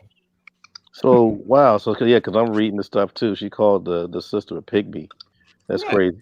But does she remind you of that small other? women. If you're not men, if you are not fucking a pick me, you ain't fucking shit. You fucking one of these weird ass ratchet bitches. Probably fat as fuck. Yeah. Well, I would even consider myself a pygmy, but I So don't know. what? I consider you a pick me, and so does your husband. That's why he picked you. Okay, that's true. Yeah, because you sound like this sister that be on Arthur Fort's panel every now and then. That's why I was asking if this is that Jessica chick that comes up and do the same type of tactics. Oh, But okay. I'm not sure if it was her. All right, this I what I'm think a gonna lot of do. women And good look on go that on the panels. good When I look used on to that super hear it back in the day, they used to say women get on the panel and can disrupt y'all the hear me? panel. You know, at the end of I the day, don't I'm think China starting to can see hear it more and Yeah. more and more in the China. China manosphere. PLC. Hold You might want to China. hop on. off and hop. PLC. Yeah. Hold Okay, on. I'm gonna come This back. what I'm gonna I'm gonna come do back. because obviously she's still in the back chat. So what I'm gonna do, I'm gonna take all the guys off, right? I'm gonna take all All us right. men off, and I'm gonna let the women have at it. All right. Yeah, And bring I'm us only Have at back gonna to do it wait a for a Ruby minute. too. short while. Have at what, Prophet? You know, What we gonna do? Have at what? Yeah, Can't take that. I'll try see you to at the try to do something. I'm gonna take right. I'm gonna take the minute, and I'm gonna let the ladies go up and let y'all have y'all say for about 5 minutes, 10 minutes, whatever it's gonna be. It all depends on how many cash apps I get. If the cash apps start coming in, that increases the time. So that's what What? Are you I'm serious? gonna do right now. Are you I'm gonna serious? let the ladies, yeah, I'm gonna let the ladies talk. I'm gonna let y'all have it. I'm gonna let y'all ladies have it Wait a because minute. obviously there's no hope. There's no hope But for us men talking to but this let's girl. let's start Wait, off with So the sister. Let's start off with the sister saying that these sisters on the panel are pygmies. So you might want to oh yeah, elaborate if you because can. she's throwing a lot of crap at y'all in this back chat. All that right. don't bother So me. okay. See, But it's I'm like gonna I let her told you. because Yeah. I don't believe in debates in the chat. I don't believe in that. You got something to say, somebody's here. You say it to them. You're here, they're here. Okay? You're here, they're here. Say it to them. All right. That's what we're Okay. gonna do. So I'm taking the brothers off. I'm gonna take the brothers off, bring the ladies I up. actually We'll behaved let the tonight. ladies talk. I behaved tonight, Prophet. No, no, Tonight no, I no, no. was good.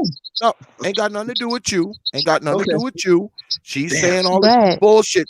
She's saying all this bullshit to these ladies. All right, ladies can that were invited on here. So she's gonna have to say it to them.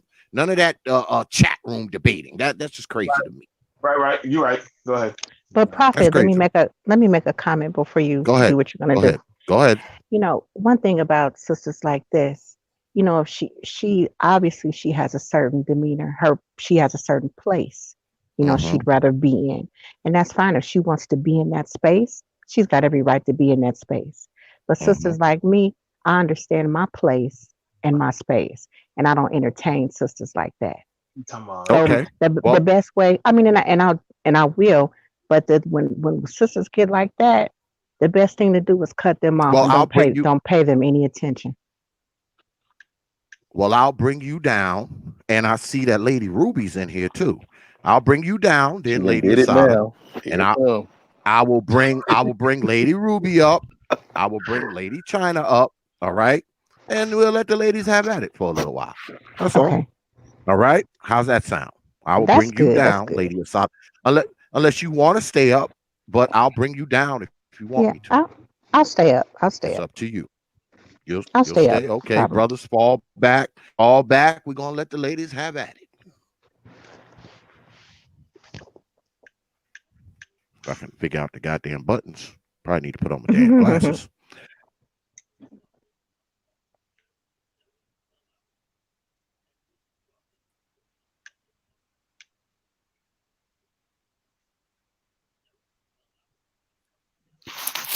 So I am not going to start yelling and screaming. That's not even in my character, but I will say this, that I did feel some sort of way where I'm telling a story and I'm sharing really personal information, and you have this troll up here who was discounting everything that I was stating, saying that I'm not a woman, being extremely disrespectful to me. And because it's just like, what world are you guys living in? It's like a different universe or something. That's one of the reasons why I don't have respect for women like you, because you will have a guy on a panel calling me all different types of names. Because what you don't understand is when I came up to the panel, I came up to the panel very respectful. I simply mentioned that I believe before people have children, that they should have their ducks aligned. I mentioned that they should have an emergency fund. They should be secure. They should be able to provide well for any child that they produce and bring into this world. When a man hears that does not have those things, he immediately becomes very angry and very hateful because he does not want to meet that standard, or he believes he cannot meet that standard. So that was strike one against me. The guy that kept calling me names, I was on his panel. He is an incel, for goodness sake. He's someone that hates women. In particular, he hates Black women. He has absolutely no woman, no one would ever be bothered with him offline. So his issues are vast, and I recognize that. There is no discussion with people like that. But I did Well, take I will issue say with the this. women here. Can I please finish? I took issue with the Yeah, you women here can. who mocked me. When I told, see, this is, if you play back the actual what I stated, I said that was the last straw for me. When the division director sent me that text, it was kind of a testing litmus to see what I would accept. That was not the only thing that he did. I mentioned that there were conversations that were had after meetings that I found inappropriate. I let those slide, but I went back and I documented that. When he sent that text, it was the last straw for me. I just did not feel comfortable being in his office with him. He was a married man, but he saw me as someone that was unprotected because I was one of the few Black women in that specific space. And he thought that he could take advantage of that. And like I said, I have encountered Black men who have felt a certain level of agency specifically with me because I'm younger. I look much younger than what I am. And when I worked in those spaces, and even with that other experience that I described, going for my driver's test and having, that specific person come on to me like that when I was 16 years old, I immediately reported him. I understand my worth. I'm not going to pander to a man that is disrespectful to me. So when I hear Black women on a panel co-signing that sort of negative behavior and saying, but wait, what about this Black man's job? What about his family? Guess what? That's not my responsibility. He should have thought about that before he came after me. My responsibility is to protect myself. That's my responsibility. May I say something? I've been knowing Game Changer for over a year. Game Changer has a woman. Actually, he has a couple of women, and I know this personally. So he's not an incel. Another thing, Game Changer has no problem with women.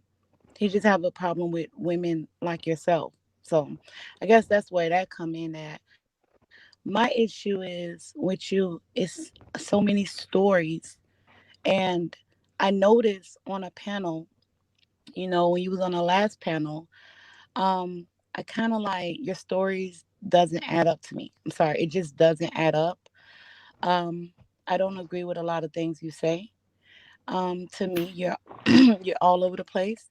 So, I'm not against you because I don't agree with you. Because I did say in the chat that you seem like a nice girl. I said that in the earlier chat. I said that, but I just don't agree with you. You're kind of all over the place. So, this is some of the things you have to deal with when getting on a male panel in a male space. I mean, you got to toughen up. So, at the end of the day, I've been on YouTube for a bit and I know how it goes. So if you are in a male space and it's dominated by black men, I mean, either you play ball or you leave. At the end of the day, like, if I don't agree with different sectors of YouTube, why am I over there in that sector of YouTube? There are things I agree with in the black sector of YouTube. Now you come in the black sector, you don't agree with anything. You're all over the place, and then you want the sisters on the panel to agree with you because we're black. Well, no, I'm not going to agree with you because I'm black. If you're wrong, you're wrong, and I don't care who you are. So Exactly. don't So try to we're use that. Wait, don't try to use that you see two black sisters on a panel. Well, the two black sisters on a panel don't agree with what you're saying. I said that I don't agree with what you're saying. I didn't say nothing about your child was going to be molested. I didn't say nothing. You start using shaming tactics because you were booted off the panel. I didn't boot you. The other sister didn't boot you. You were booted by the host of the show, which yes, was a black man yes. And that what I didn't was agree trying to with. explain to you is that Let me you have to finish because I understand the Yes, didn't context. interrupt you. let her I finish, didn't please. interrupt you. I didn't interrupt you when you told me don't. I didn't. Now the man that's over this channel booted you because he didn't like the things you were saying. It gave you no reason to attack me because I didn't attack you. I only said I don't agree with you. And I only stick to the topics, the things you talked about. I didn't talk about your childhood. I didn't talk about your children. I didn't talk about your background. I talked about the things you talked about. So I don't understand why me and the other sister was being attacked for being on a panel with something we didn't agree with. Because I So didn't at the end of the appreciate you day, it calling just me a shows your liar. character. At Yes, the but end of the day, it shows. Wait, at the end of the day, it shows your character of a black woman because you attacked two sisters just because we didn't agree with you. You attacked our children, our men. You attacked the people on the panel. So it just shows what type of black sister you is, not well, me. yes, well, And I'm I done. did, I did I'm because done. when you don't Have a know good night, me, ladies. I'm done. good, good. Have a good When night, you Good ladies. night, don't know China. someone and you say All to right, them, bye. "You're lying," I don't believe you. You've made that up. I am saying that part of me just listening to this discussion tonight and hearing where you guys are, and I don't know you personally, but when I go to some of the other spaces and I hear black women talk about this sort of stuff, and they say, look at how the community looks. Do you know why the community looks the way that it does? And they often discuss the type of black women that co-sign that sort of behavior. And I say to myself, these black women are 100% correct. Now, I don't specifically live in a black community, but I feel sorry for the young black girls that are in those type of communities because they are totally unprotected. Because your number one priority, and I don't just mean you guys because I don't know you personally, but from what I have observed by listening into these people in these spaces, the number one priority is protecting black men at all costs. A black woman can come to you and say, look, I was sexually harassed by my division director. I was assaulted or whatever. This is what these particular people have attempted to do to me. And what is told to her is why would you try to have that Black man lose his job? You should have been able to go and speak to that Black man, even though that Black man was in his 40s and knew exactly what he was doing. Just as she explained to me, listen, I have no obligation to you as a Black woman just because we're both Black and we're both women. I don't care about you like that. I've known this particular person who was hurling insults at you. I don't care about you. I'm co-signing his behavior, his disrespect. I don't have any obligation to anyone here either. And so I'm going to always look after myself. But I'm saying what I witnessed is definitely in keeping with the fact that close to 60% of Black girls have been molested or raped. That's a stat that Black women are not prepared to deal with. The most unprotected women of all races of women are Black women. That's another issue that Black women are not prepared to deal with. And it's sickening. It really is. I don't even consider myself, that guy was calling me a feminist. I don't consider myself a feminist. I'm not out there waving any flag. I'm not out there saying I want men to be destroyed. I want to bring men down. But I will say this, I've been in many different spaces with all different types of men. And a recurring theme that I notice, unfortunately, a lot of the inappropriate comments that I will get will come directly from Black men. Can I It's ask you a not that question? other races of men don't participate in things like sexual harassment, but they do it differently. It's not so blatant. It's not so out there. Can I ask you a question? Sure. Have you heard of confirmation bias? I have, of course. Okay. So I have a second question before I go into confirmation bias. So you said you don't necessarily live in a Black community. My question is, when we're talking about your circle of friends, right, the people that you spend most of your time with outside of work, do you have a lot of Black female friends? I do, actually. Not a lot, but I have some Black female friends. Okay, so you do have some Black female friends, but the Absolutely. majority, you would say, probably are not Black female friends, right?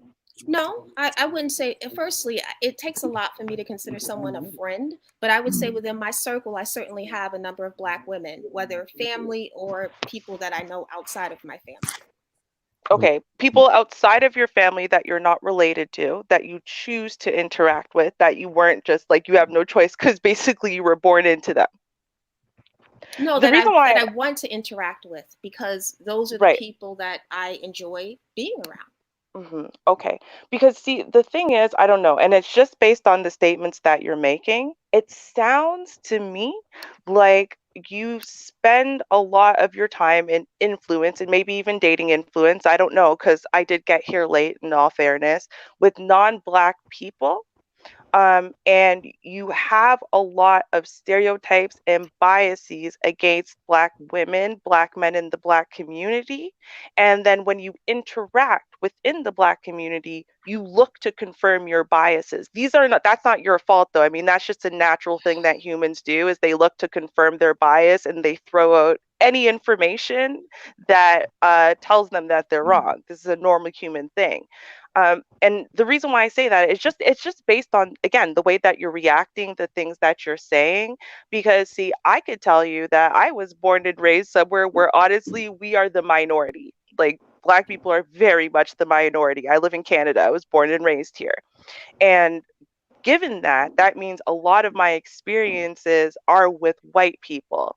And a lot of the statements that you're making, as far as, for example, oh, well, white men, they're completely no. In fact, if anything, white men can be significantly worse. They've been significantly worse to me in my experience, right? But at the same time, I wouldn't dismiss the fact that, hey, does assault happen in our communities? Do we need to do a better job of protecting our young Black girls and our young Black boys? Absolutely. I speak about the children all of the time. But it seems as though, given the fact that if I were to agree with something Game Changer said or one of the gentlemen on here said, that you would dismiss me as an ignorant pygmy who, oh, all you do is do this, that, and the next thing. Like, you don't know these women. Clearly, you don't know their opinions, or you'd understand that 90% of what you said about them isn't true. And a lot of what you said about, even unfortunately, Game Changer, I disagree with him a lot. But you made some statements right at the very beginning that I know aren't true, because a lot of what you said, as far as, you need to get your ducks in a row before you start having children and so on and so forth, those are all things he sits there and preaches on his channel. So, you've made a lot of incorrect assumptions about maybe why people are disagreeing with you. And I think that confirmation bias is coming into play a lot here. Right. So I've spent some time in Toronto. I'm not really certain where in Canada, and as well as Nova Scotia. Where exactly in Canada are you from? Just outside of Toronto. Okay, just outside of Toronto. I'm just curious where. Mississauga. Okay. And so what happens in that specific space is very different than, I guess you could say, the spaces that a lot of these people live in, if you will. So I'm not certain if you've ever lived in the US. I've lived in Brooklyn. I've lived in North Carolina. Okay. And so you've spent significant time in both areas. More in Brooklyn, yes. But yes. So more than 5 years. In total, yes. Okay. So I was just trying to gauge your understanding, specifically, obviously Canada is in North America, but your understanding of the US and some of the dynamics that are, I won't say unique necessarily, but just what happens in many of those communities. And so that was my concern. I did not, and I'll just say this, my apologies if I disrespected anyone. I did not mean to, but I came, when I reiterated that story and I told that story, I just went back to that same time when it happened, and I resented the fact that I was being laughed at and told, you should have helped him out. So the onus was on me to ensure that this particular Black man was able to keep his job. That was the most important thing. As far as the women, excuse me, please do not interject. I really don't have anything else to say to you. With all due respect, I'm not trying to disrespect you. I just don't Just talk. I said right. Just keep talking and hurry up. All right. So since you're pausing, no, I'm not. I really would just prefer not to hear from you. I really just don't. Okay, just don't worry. Game Changer is gonna stop. Game Changer is gonna stop, and you're gonna continue. Go ahead, honey. I'm trying to have a constructive conversation. Stop talking to him. Well, I'm talking to him. Here's what I like. Here's what I like, and I'll be quiet. Could you say baggage? Baggage. Stop talking, Game Changer. All right. Okay, thank you. Okay, go ahead.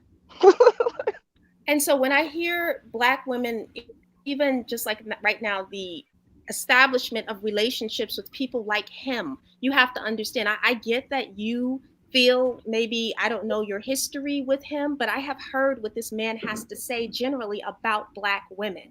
And that is very disturbing to me. And to hear Black women co-signing this guy and validating him, it's disturbing to me. And out of fairness, though, sister, what has he been saying about Black women? What have you heard? I don't want to make this about him, but from what I have heard, he's very disrespectful. The fact that you think that I'm an unsuccessful incel means you heard nothing about me. You know nothing about me if you think any of that is true. And I don't even. I came on his panel with the utmost respect. I was literally trying to provide an explanation. You are a feminist. You don't deserve respect.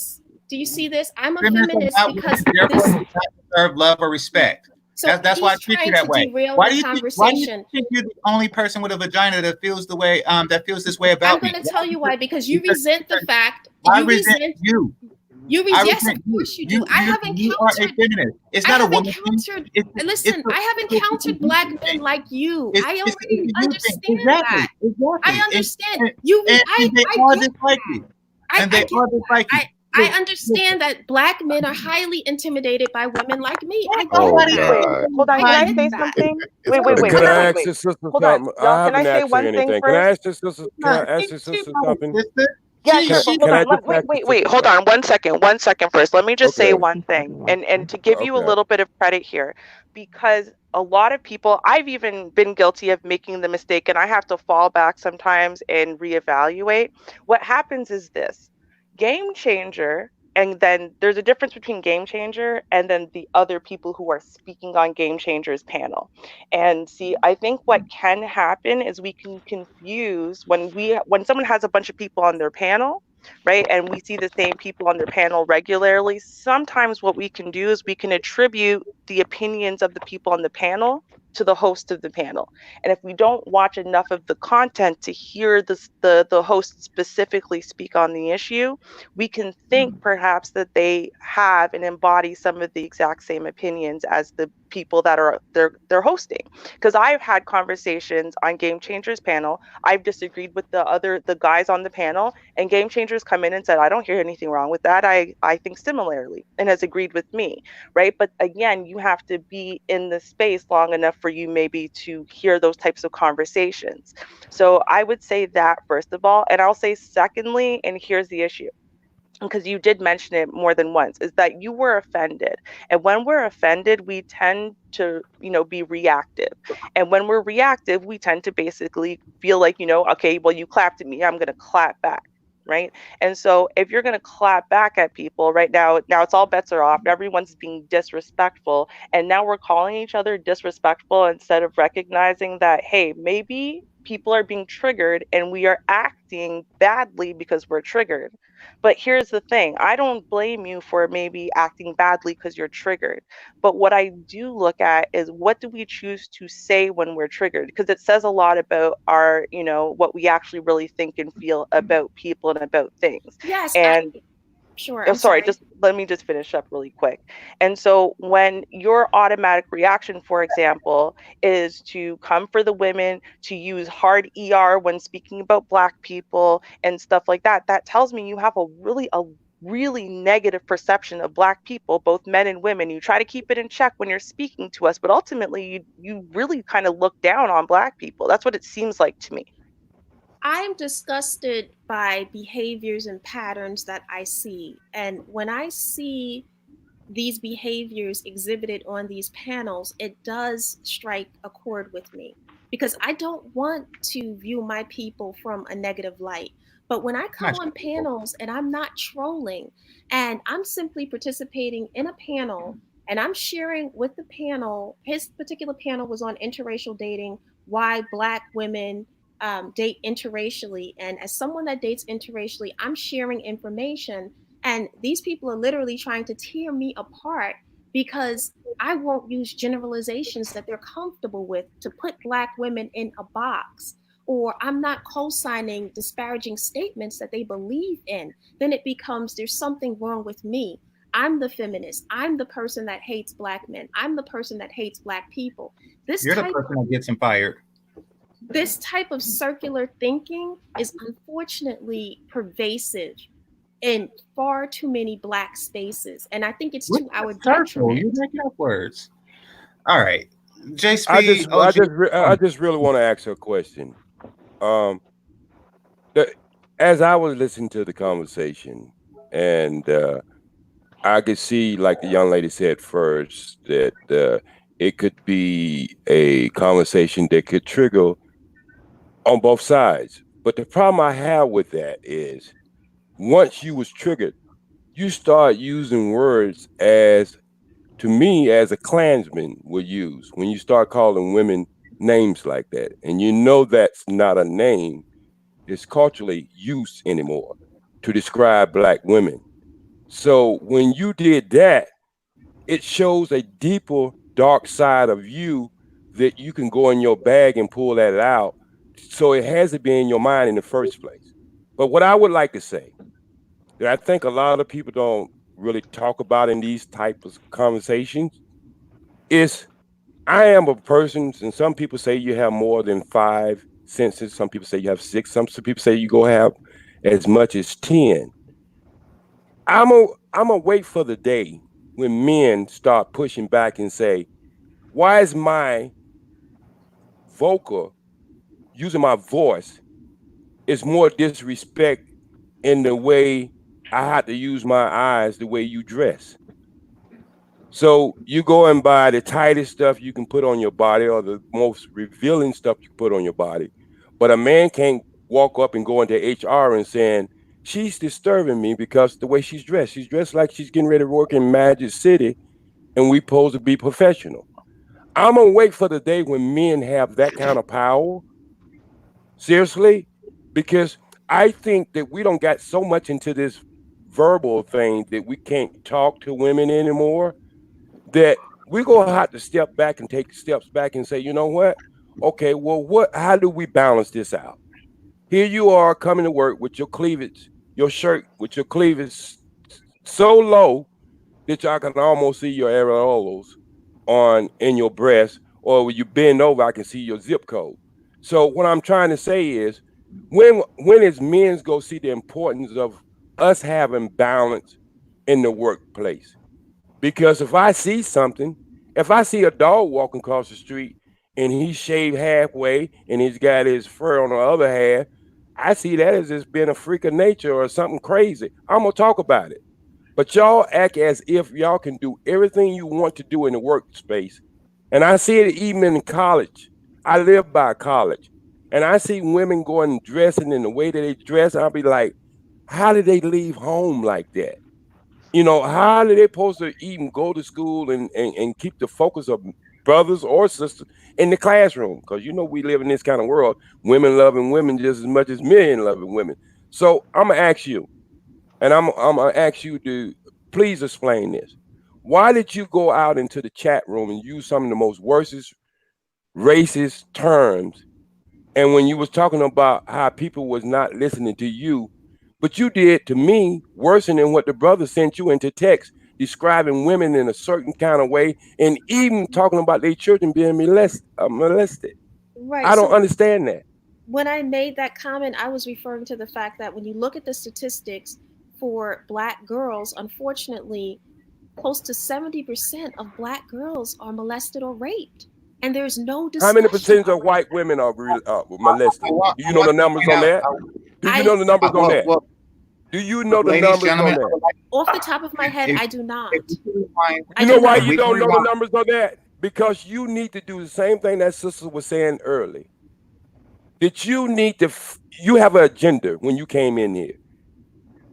And your agenda is not to really to raise black people to a high vibration, but to keep your feet on our neck as same as I see clan members or people who don't like black people. I think you need to go back and look at a movie called Imitation of Life if you've never seen it. Because that's what you presenting on this panel right now. I'm not understanding so, because you posed certain questions to me and you said, why did you use that language? Again, I was specifically speaking about Black girls. I'm not speaking about white girls or white women at this time. I want to keep my But attention on sister, Black sister, girls. You narrowed it to why you the ladies no, who was on this panel. Art. This is not your sister. oh, This okay. is not your sister. Feminists are not women. See, Listen, once listen. again, there it goes. You're interrupting. I don't think that y'all understand what's going on here. So let me explain and understand Speed and Ruby, because y'all knew what exactly is the design here. Okay, so since she came on my panel, because apparently she's new to this area, since she came on to my panel, she comes on. I had a white nationalist on who says that he will only sleep with black women and never consider them for long-term companionship. She decided to come on and say not all, meaning that a person should not make generalizations against him. She then took every opportunity to paint white men as a preferred mate, bringing up instances of favorable dates that she had with white men, calling them successful. She assumed that every black man that she was speaking to on the panel, all five of us, was poorer than her. But little does she know. She also insinuated that even on this panel, that we are all poor and from the ghetto, including China White. So, and in addition to that, she has claimed to have gotten a man fired in her attempts to rally black women like you two ladies against other black men. And when that failed, she spouted out false statistics about the rape consistency or molestation consistency in the Black community. So Black girls are not raped or molested as 60 to 70% of the population? Well, before it was 80. No, I never said. See, once again, come on. This is getting ridiculous here. This is ridiculous. Check the private chat and see where it says 80. So anyway, and also it's recorded. Yes. So anyway, what is going on? Oh, and then she ended the panel by saying that I want Black women to explore their options and consider dating white men. Absolutely. I did not just say white men. You are interrupting fucking feminists. All right. Because so you're able to disrespect me, but if I say something to you, you can regurgitate. I have no respect for you because I don't have any respect for you whatsoever. I'm going to speak over you. I don't respect you at all. I don't like you. I don't like you. You can have your little tantrum as much as you want. I'm not extending you any respect whatsoever. I know already. I don't like you at all. She's attempting to drive a wedge between Black men and Black women. You want to know why? Because she's a fucked up human being. And you want to know why she's a fucked up human being? I'm going to tell you why. Because Black men don't love her. And she knows it. And that's why she tells herself that, oh, they're intimidated by my success and blah, blah, blah, blah, blah, blah. But really, we just see through you and see that you're an unworthy bitch. And you know it. You know that you're unworthy of Black love. You try to fuck it up for everybody else in the world. But guess what? Everybody else in the world is smarter than you. And if the sister in gray and classic Ruby want them some Black penis, they know how to go about getting it. And you don't. That's why you're a fucking feminist with no friends. That's why you are really here. Angry. You sound extremely angry. I don't like bitches like you. Yeah, of course you don't. You don't because I'm more successful than you. I'm more successful than you, and you resent that. That's what you hate the most. Guys, hold on. So you're wait. Glenda, stop. Hold on. Game changer, please. You're just a bum. So just stop speaking to me. You see the assumptions that she make? What do you base? Yeah, what do you base? Ridiculous. Hold on, y'all. Hold on. Can we stop, please? Hold on. Because number one, Lady Glenda, women are not allowed to raise their voice on the TPLT YouTube page, and they're definitely not allowed to be raising their voice up in here against men. I don't care what you say about me. I don't give a shit. Here, the ladies that come on here are respectful ladies. That's why they're up here. They can get their point across without yelling and screaming and calling people bums and trying to talk over them. That shit is not allowed up here. So I will bid you adieu for the last time. I'm going to drop off. I'm going to bring Brother BMT up. We're going to wrap this up in about another 15 minutes, y'all, but I'm going to bring up BMT, all right? Glenda's gone. Good night, Lady Glenda. Good night. All right. I want to say something because I can't talk to her now. I was going to ask for you, China. I'm sorry. But I wanted to say this because there's a couple things. And that was the first thing I wanted to say to her. And I hope she's listening. And the fact that you can disagree without being disrespectful. Game changer, you know I come on your panel all the time. And I might disagree with everything everyone's saying. And when you might take a break, come back, and there's a whole craziness going on. And you'll be like, hey, what happened? And you'll be like, nah, I don't think Ruby's like that. Why? Because of the way that I deliver what I'm saying and because of the way I'm speaking even in the moment, right? You can disagree without being disrespectful. And Glenda, I'm going to tell you, if you actually care to get your message across, then what you need to do is stop, play this back, maybe go and listen to some of Game Changers panels where he's got women up on there and see the ones who are getting respect from the people, even though they're disagreeing, because yes, we disagree, and see the ones who are getting treated like you. Because when you automatically default into personal attacks, put downs, denigration, condescension, no one responds well to that. But men really don't respond well to that. It's even, I don't know if you're Christian, but if you're a Christian, it's even in the Bible, right? It says men need respect. Above everything else, men need respect. So you cannot talk to a man in a disrespectful way and expect that he's going to then give you respect, to get you to calm down? That's not the way life works. So I wanted to say that first off. And I wanted to say, second of all, Game Changer, in my opinion, at least, I think she sounds to me like one of the girls who this doesn't come just from her. She didn't just pick this up. And this didn't just come from, oh, she had bad experiences in childhood. I actually agree with Judge Zilla said it in the chat. She sounds overprivileged and sheltered and a bunch of stuff. And I think that she actually comes from a family that hates Black people, right? They're Black Right. people I who hate agree with Black that. people. Yeah, I that's what she agree with sounds that. like. Totally. Okay, Mhm. Yeah, so if you look at all of she her messages in the back chat, I mean, sounds like a person that hates Black people. And this is not, basically, she's in the wrong space. But Mhm.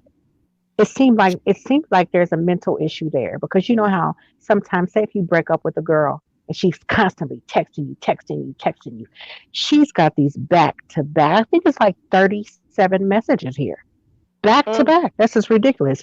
Black, dumb niggers, and you must live in the ghetto. The Black community's dysfunctional, and that doesn't sound like a well put together person. Definitely not level headed. I mean, well, why She's is got she here? she has some Most certainly issues. not a motivator. It's well, Right, she not she a has some motivator at all. issues. well, You I mean, see, it's disturbing that she was looking for a sisterhood between you ladies. She thought that she can, unite you all against someone like me because I'm the boogeyman or something like that from point of view. And her boss, her groping boss, she wanted to unite a sisterhood because she doesn't have one because she spent her life anti Black people of all economic strata. And because she's a weirdo, she probably has trouble making friends of other races too. So she has these problems that she's trying to, and she feels that a wedge in the Black community would draw Black women to her side more. And that's not the case. I mean, no matter how much Black women dislike us, they'll never like you because you're an awful fucking human being. Right. But I want to point out, I want to point out the assumption that I'm a bum. You see how, as JSP was saying, how dipped in racial stereotype she is, and how she just Yep. immediately assumed that, I'm economically depraved or intellectually incapable of earning wealth.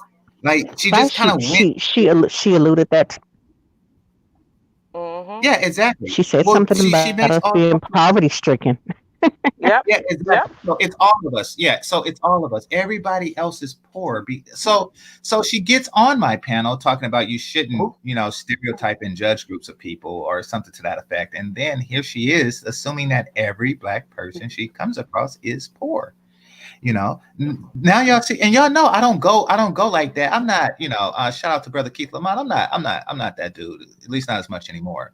But certain people, feminists in particular, really brings that out of me. Mhm. I think the thing about it, But doesn't go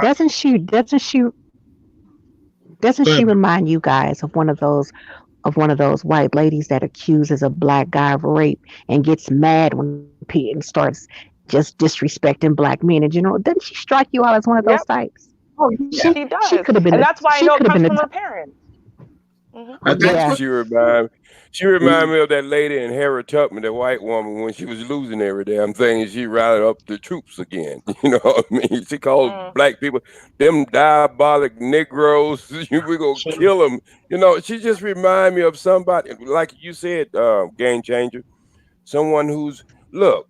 There was a sister, and I know y'all know her. But I mean, she passed away now. Natalie Cole. As dark as Hmm. her father was, her mother came and told her never ever to date a Black man. And Mhm. so she wrote a book about it. And maybe that sister need to go and read that book because it's just No. something. I don't think anything maybe would ever change her because she Right. has a narrative. But I know I Mm-mm. warn y'all in these Black YouTube spaces that they have Mhm. agents that they send in these spaces that comes in there with the same mask we have on, but they Mhm. come in these spaces to disturb it.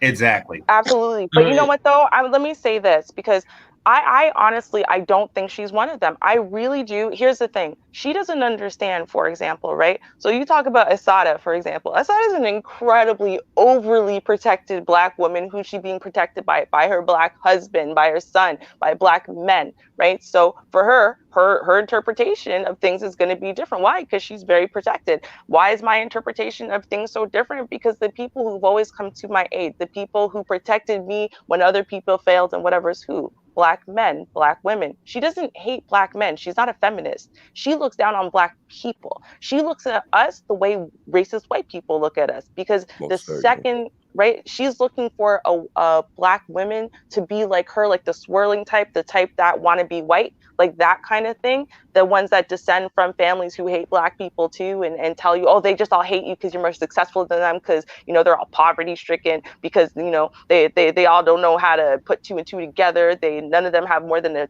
10th grade education. These are the things she really believes, the way racist white people believe it about us. And so she can't even possibly fathom black women who have so much love and support and respect from black men, because she's been lied to her whole entire life, and she has been programmed the same way racist white people have been programmed to look down on all of us equally. That's what I honestly think, and that's why she's not a feminist. She keeps saying it. She's so confused why we would think it, because when it comes down to it, she hates black women too. So how could she be a feminist? So she needs to go hang with her people. Let me. She needs to go be with her people. Just get. We're trying to get it back towards the marriage thing. Like I listen, y'all. This is Black Exodus night, and I've literally been behaving all night long. Like if I wanted to cut up, I should have been cut up a long time ago. But for once, I literally try to be copacetic to actually have a panel like X wanted, where black men and women talk about how to build a family. Right. Like we don't ever we rarely ever have these. How often do we have these shit on YouTube? Right. How often do we ever get to have these? We let that white lady derail the whole conversation. One woman goddamn took off the whole damn conversation, fam. No, but see, she is the reason why it's difficult for many of us to have a family. How likely would it be for people who understand that story, his friends, his colleagues, the person that got fired I'm talking about, how likely will it be for him to form a family with another black woman, especially one that he works with? He's probably going to be very resentful.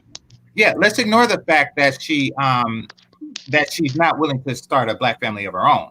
Let's ignore that. Good. But no, we don't need to ignore it, because she needs to breed herself out. No, she will. She needs to swirl. But while she does that, well, she's not going to successfully swirl. But while she does that, she wants to discourage black relationships as much as she possibly can. You see how she was trying to turn you ladies against me, and then she tried to use the fact that you didn't do it to attack you. Like she tried the passive approach, like, oh, molested, driver's ed teacher, it seems like every black man that I've come across tried to rape me. She tried that approach. When that wasn't flying, now you're all pick-me's and stuff. So she's retaliating on the fact that she was unsuccessful in driving a wedge between a black man and a black woman. These are the obstacles of marriage, and that's why we studied this so long, BMP.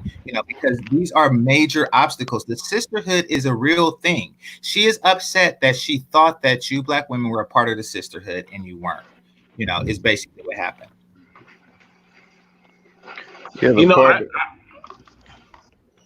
Wow. I'm sorry. I'm reading what she just said in the back chat for the first time now, and I'm just like, what the fuck is happening? So she did like 80%, right? She did, like before she said like 80%, and all I'm saying is like y'all know damn well, like we've been having these goddamn YouTube war shit for a long ass time. And you know what I'm saying? Listen, a nigga tired, goddamn it. Like I literally hardly ever get to talk about building.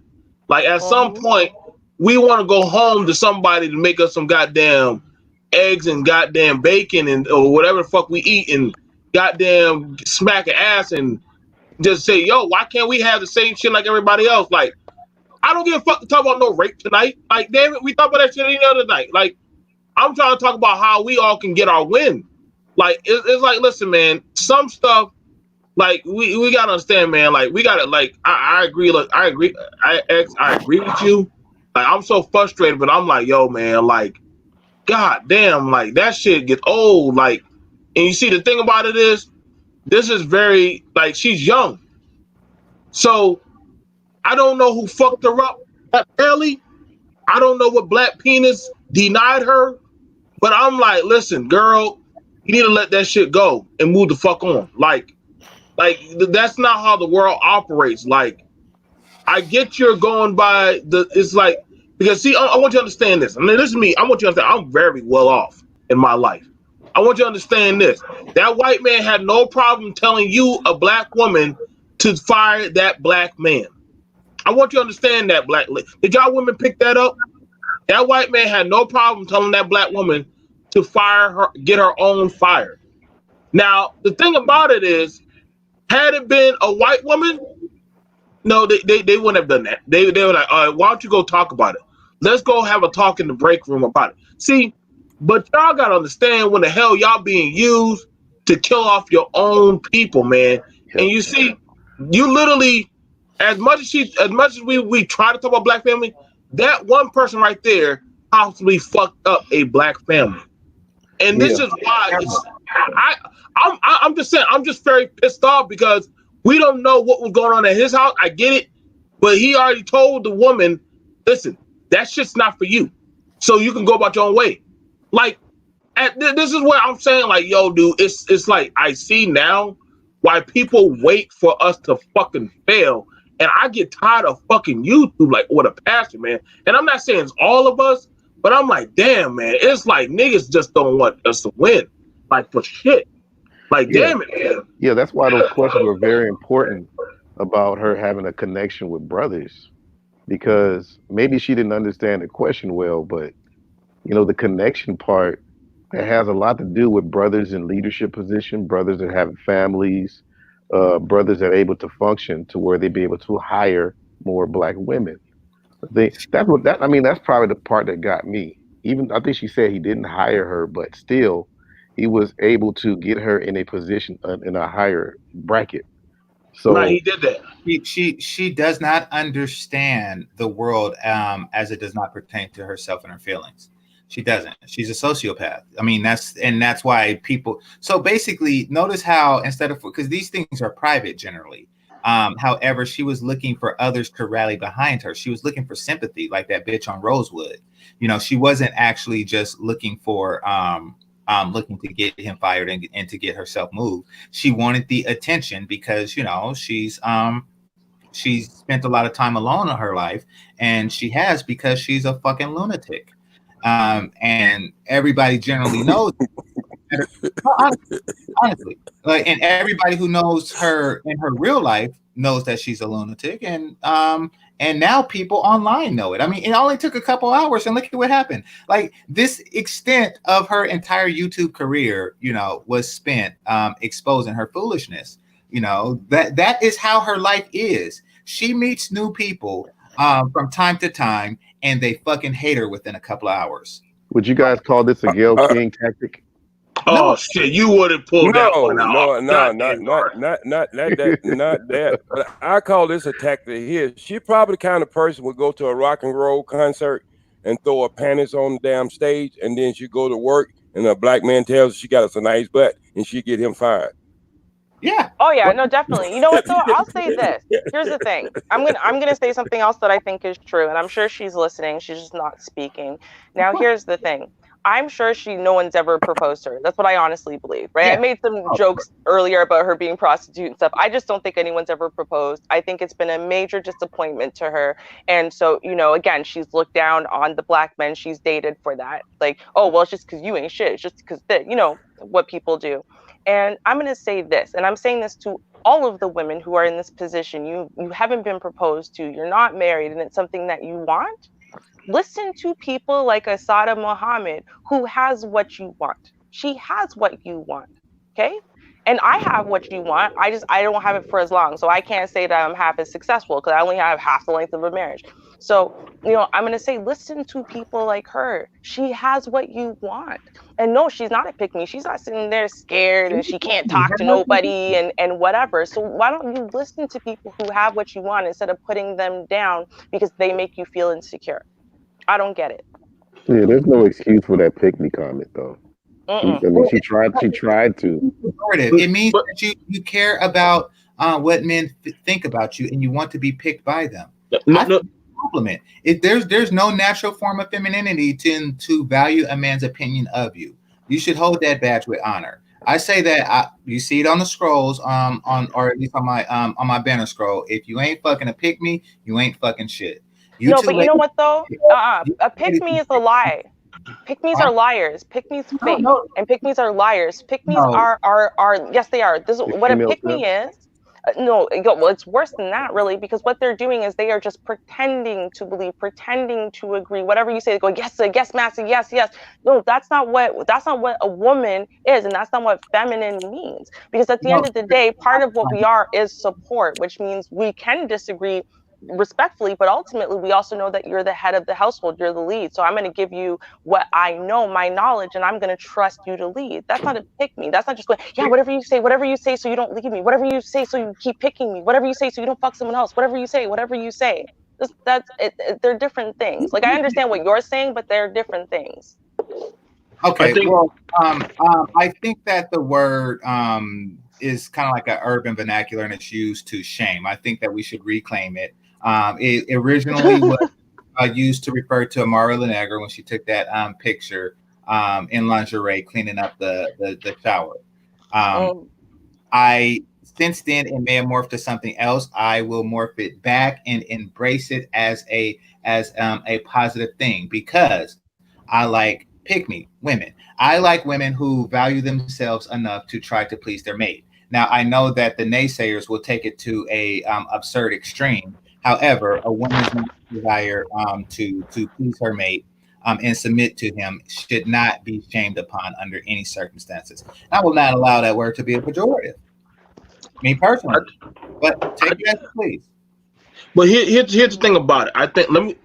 I think the issue came about that I had to go back and look at what was the sparking trigger. And the thing about it was we were talking about how black men who are building from the ground up. Like the brother who's flipping burgers and his woman. You remember what I'm talking? You know what I'm talking about, Sister Sada, when we were talking about how we talk about like those little jobs that we build up to build up our relationship, like flipping burgers or pushing the carts and stuff, like little minimum wage jobs until we get the better job to build up Right. our Yep. relationship. And Yep. she did not approve of that. She was like, no, no. And I was like, in a relationship, you can't tell what's going to happen tomorrow. Like, goddamn, if I could be a psychic and knew everything this goddamn woman beside me was thinking, goddamn, I'll be a whole goddamn fortune teller. You don't know what's going to happen. You don't know if the other person going to get sick. You don't know if you might get in a car wreck. You don't know if you're going to fall behind on something. You cannot predict the future. But her saying that, no, that just means you're not prepared or something like, and I'm like, no, nigga, I live this lifestyle. You understand me? Like, I know I don't say this shit for like giggles, but it's like whenever a man is telling you something, and this is the problem I have, where when the people who are trying to teach, hey, this life is not going to always work out that way. But if you trust in your man and y'all work together, you'll get your shit through. You'll get through it. But I'm not gonna lie, Glenda, if you listening, it sounds like you don't have no trust in that man. Because when you heard your cousin ask you, and I paid attention, I went back to watch. When your cousin said, hey, we're short with the rent, can you help us out? You looked down on that black man like he failed. You didn't. I don't know the whole situation, but that's not unusual. Because shit, I ain't gonna lie. Like I had to go over to my mama's house when we were coming up. Hey, mama, we need to go ahead to the cupboard, go get some food. Mom, I'm gonna pay you back when I get my money coming. Shit happens. I ain't ashamed to tell you that shit. Like that's the whole thing about it. Like, listen, man. Like we had an EBT card a long time ago, but the minute we start making money, the minute we start getting on our shit, we didn't need that shit. But see, my woman had faith in me to follow me. Y'all got. This is why I said, man. I don't listen. I feel for a lot of y'all brothers who are out there trying, man, because if that woman don't got faith in you when shit gets hard, see, that's the thing about it. If a woman don't want to be down with you when shit gets hard, that ain't your fucking woman. And every man on this fucking panel, and Sada and Ruby can tell you, That ain't your fucking woman. And me and Genshin, I know you agree with me on that one, brother. If that I woman have a ain't, clue. gonna get in the fucking mud with you, if she ain't willing to get outside that car and help you change that goddamn tire, if she ain't willing to bust her ass with you, get that bitch out your house. Oh no, Because fuck she that. ain't for I you. don't agree I with say it that. all the time. I say it all the time. Hold on, BMT. I don't agree with that shit. Not even close.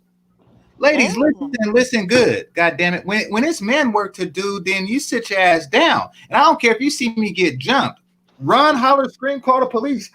But don't get in the melee. Fuck that. Hell no. Please don't, because then I have to watch you and then watch Yeah. the person I'm trying to kick their ass at the same time. I ain't got time to be watching both of y'all. Fuck all that. I mean, I hate to do this, BMT, but fuck that. No, you're not getting what you're not getting what I'm saying. You're not getting what I'm saying. Right. You're not listen. No, you said no, go ahead. You said get in the mud. No woman is getting in the mud with me. Fuck. I don't care the circumstances.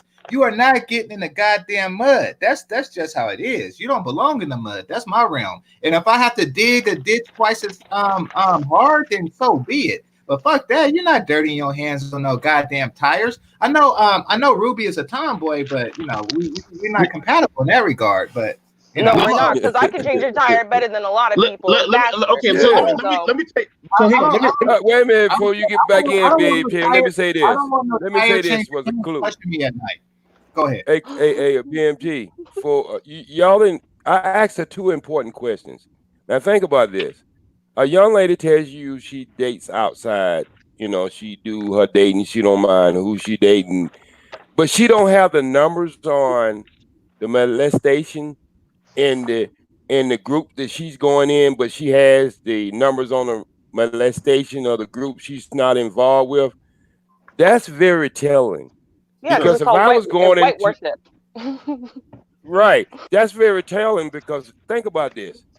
BMT, if you getting ready to go into war, you're not thinking about the people you're not dealing with. You're thinking about the people you getting ready to go in war with, right? Or the people you getting ready to associate with, right? You want to learn everything you need to know about them. So why is it she knows so much about us and the people she's dating with, she can't make it come off the top of her head? That told me right there. That showed me something.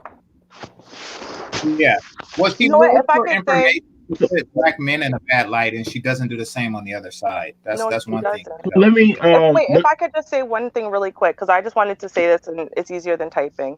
But I wanted to say, and this is why I said it to her at the beginning, and I was going to say it again later, but then panel opened up. Is that Game Changer actually is exactly the kind of man that she's alluding to wanting to see in the Black community and wanting to be with her, right? Like, I mean, listen to everything you say. Everything you say is exactly what she was saying, right? But she decided to write him off carte blanche without anything. And it wasn't because of his actual opinions. It wasn't. It couldn't be because she agrees with him. I know things that Game Changer says. We disagree on a lot of shit, right? But this is what she was saying. But she wrote him off. Why? Because he's a Black man. She decided because he's a Black man, that he's poverty stricken, that he ain't shit, that he must treat Black women this way, that he must see children this way, whatever it is.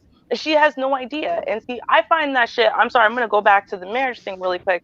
I find that really sad because, see, that's what people are doing. They're getting into relationships with each other. And then rather than working on who the person is with you, what that person's needs and wants are, or whatever, they're going off a bunch of stereotypes and assumptions and bullshit instead of going off of what the reality is. Because I'll tell you, the way that I am, at least, right? Me and BMT are more in line with that belief system. But I'll tell you, I believe for me as a woman, it's my job to inspire my man. And what am I inspiring him to do? To reach his potential, and not what I say his potential is, what he knows internally he wants to get to. My job is to inspire him to get there and to support him in getting there, right? Now, I'm supposed to do that with the best of all of my abilities. Now, some of my abilities are physical, and some of my abilities are physical. And there are times where I jump in and I help, or I do shit around the house or whatever, because I can do it, and I can do it better than people, faster and cheaper than hiring someone or having him have to do it on his weekends instead of being able to chill. And there are times where I sit down because he tells me to go sit down because I'm his woman and this is man work. And I'm telling you that there's a difference, and there's a different time and place for everything. But the point is that my job is to support him, and my job is to inspire him. And sometimes supporting him is doing the shit you don't want to do. Now, does that always have to be physical? No, sometimes it's other shit too, right? And you didn't plan on this, you didn't expect to have to do this, but now y'all have hit, some hard times. And either you're gonna get your hands dirty, metaphorically, physically, whatever, or y'all are Right. gonna fail. So which one are you supposed to do? And BMT is saying you're not supposed to just walk away because shit got hard in that moment. You're supposed to inspire him and support him and do what needs to get done as a support system so he can rise back up and get even higher than he ever was. That's what's supposed to happen. Yeah, so that's why I have to go back and think about when I asked her about what is Game Changer saying, and she had to really think about it because she tried to paint it with a broad stroke like he hates black women, but he makes his message very clear. It's those women that have the feminist ideology, and you already know that the feminist agenda is pretty much individualistic, has nothing to do with family, has nothing to do with growth of community. It's all about them as a person and what they want. So, that right there, I could tell that she just wasn't listening. So no, you're right on that. And let me break it down for a lot of y'all. But I listen to a lot of people say they don't want their woman to take them for what they got in a lot of stuff.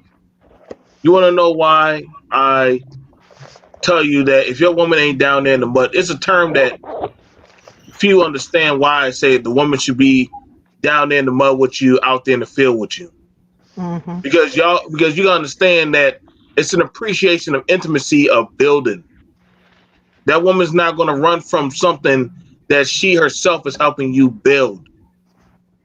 I watch a lot of men. They don't know. They're like, I wonder what that woman is doing. Well, shit, I don't have to guess, because guess what? She's right there beside me. Look at the Indian man when he's inside his store. Where's his wife at? Right there, stocking the damn shelf. Now she's still his wife. She's still very effeminate, but she's helping him build a brand, a franchise. So that guess what? They know what they got at the end of the day.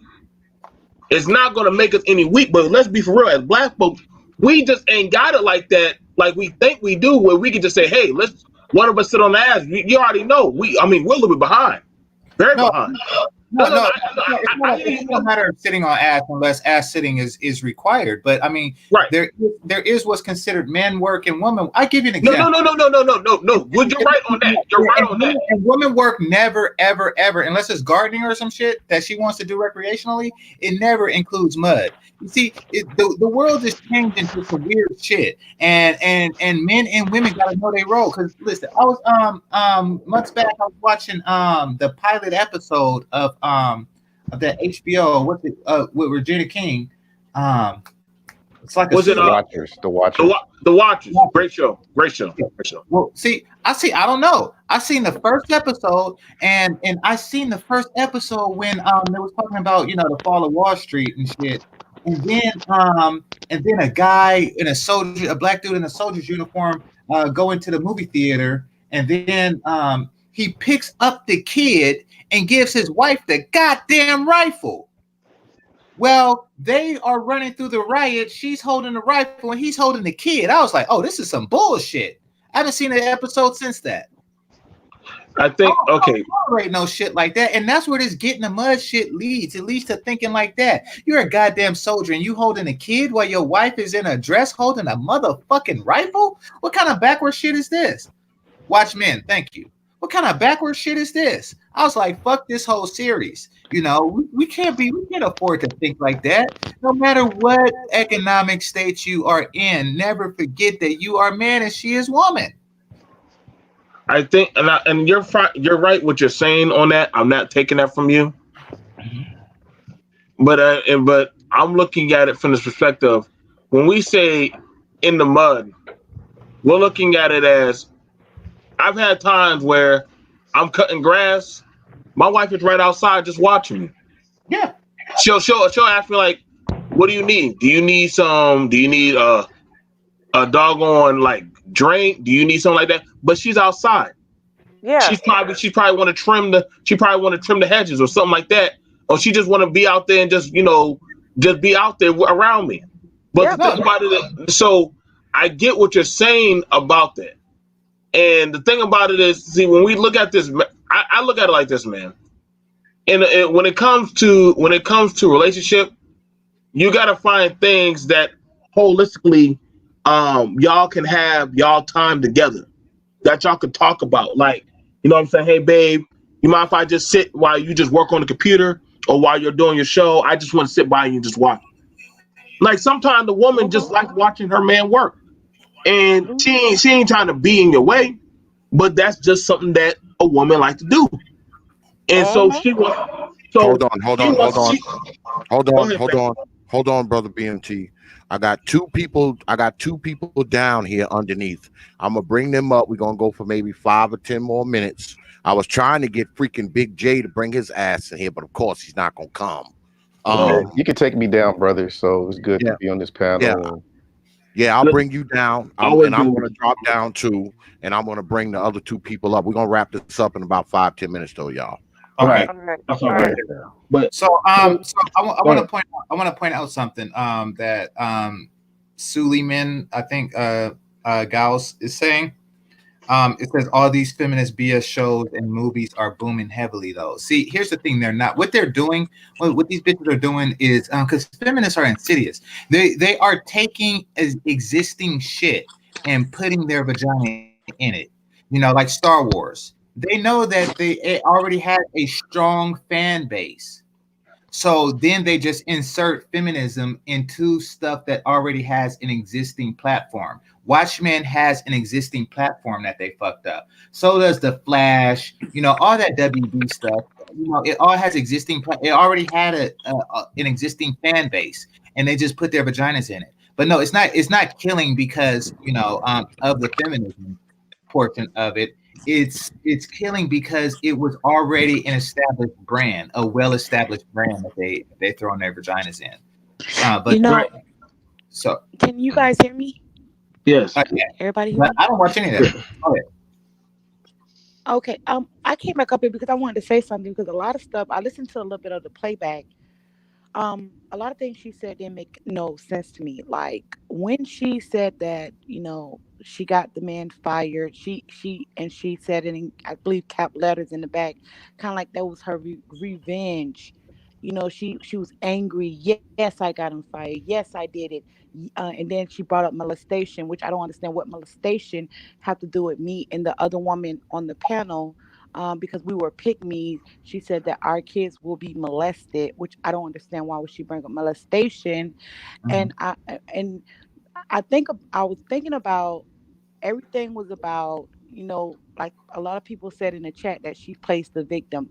Um, she brought up sexual things, sexual advantage men do to her, and then she brought up the finances of, she's not going to have no child for no man that can't support her if he don't have this amount when I look back and listen to what she said, it's kind of like she was trying to paint a narrative of the black man.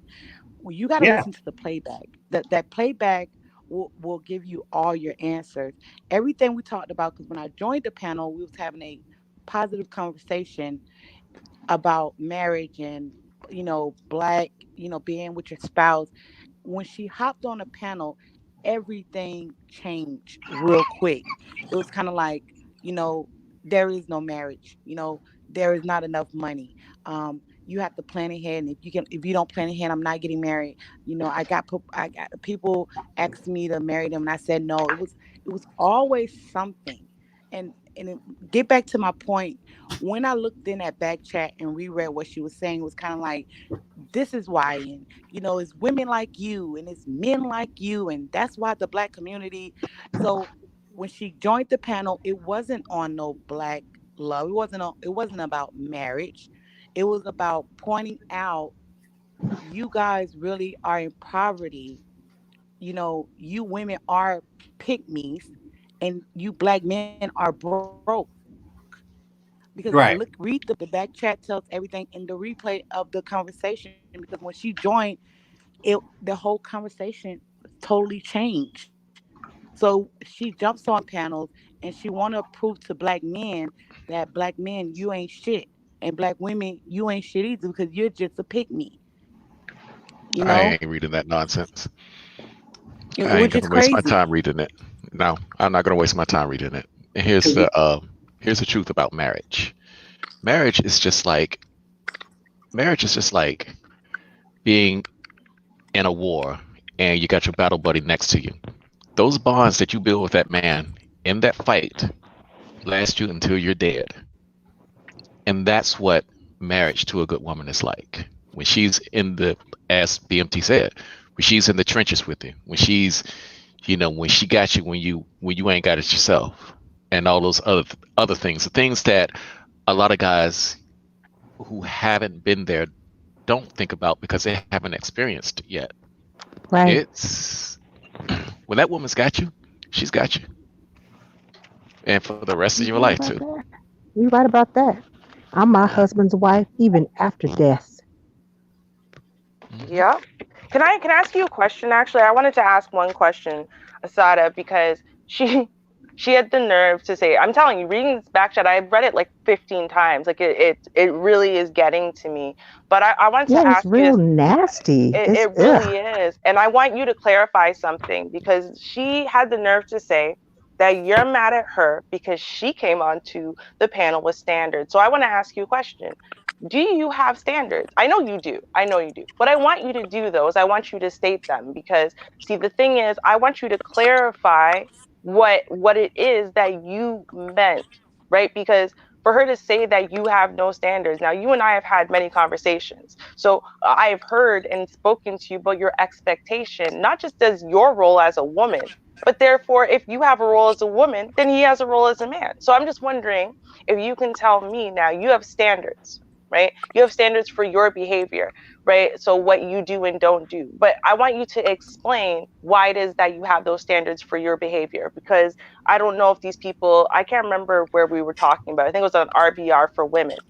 Um, and we're talking about you're like what you will and won't do, whether your husband's there or not, or where you will and won't go, whether your husband is there to you say yes or no or not. And I want you to clarify that. Why is that? Well, I mean, depending on what we were talking about, like We're I talking don't know, about it's hard. protection. Oh, about protection.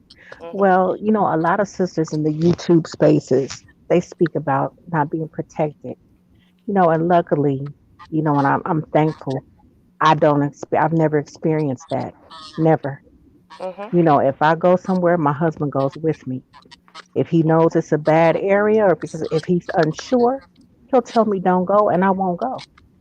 Mm. But see, and even I and agree. and I don't mind that. I don't look at it as he's trying to control me, but it's his duty to protect me. If something Mm. happens to me, especially if he's not there, how he'd feel horrible because he wouldn't have been able to help me. Hmm. So I feel like it's my job as his wife. It's my job. It's my job to protect him too. Mm. But if he says, you know what, Asada, you can't do that, or I don't like you shopping at night, guess what? Asada don't shop at night. Mm. Oh, so you During mean holiday seasons, Asada don't shop without her husband because we saw somebody get robbed one day. So he oh. said, on this point, you don't go shopping by yourself, and I don't. I agree. Mm. I like your husband. I do. I agree I with like that. your husband. But He's y'all my hear that? She has expectations and Absolutely. standards. But Uh, she realizes her husband can't protect her I and agree fulfill his too. duty if she's I agree running too. away and doing whatever the hell she wants to do, wherever she wants. She ain't checking in with him when he says don't go. She goes, I'm a woman, I can do what I want, and goes and does it anyway. And then she's mad later he didn't protect her. But exactly. he said don't go. He tried to protect you by saying don't go. Right. I can't be there with you. It's not safe That's for you to right. go alone. Please don't go. Thank you. If Thank you if for clarifying. And if a you're in a lot That's of house women and think I tell a you lot of don't women go, that's think and you you that's can what go, you're just men supposed to I'm not do. do protecting when it comes to your Hmm. you. wife.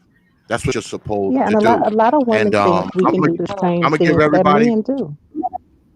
mm. I'm gonna give everybody a parting shot. Who's up here now? Go ahead and throw your parting shots, and then I'll bring all the other people up who are downstairs. Final statements. Go ahead, throw your parting shots. I guess we'll start with the ladies. Go ahead, lady China. Thanks for having me on your panel.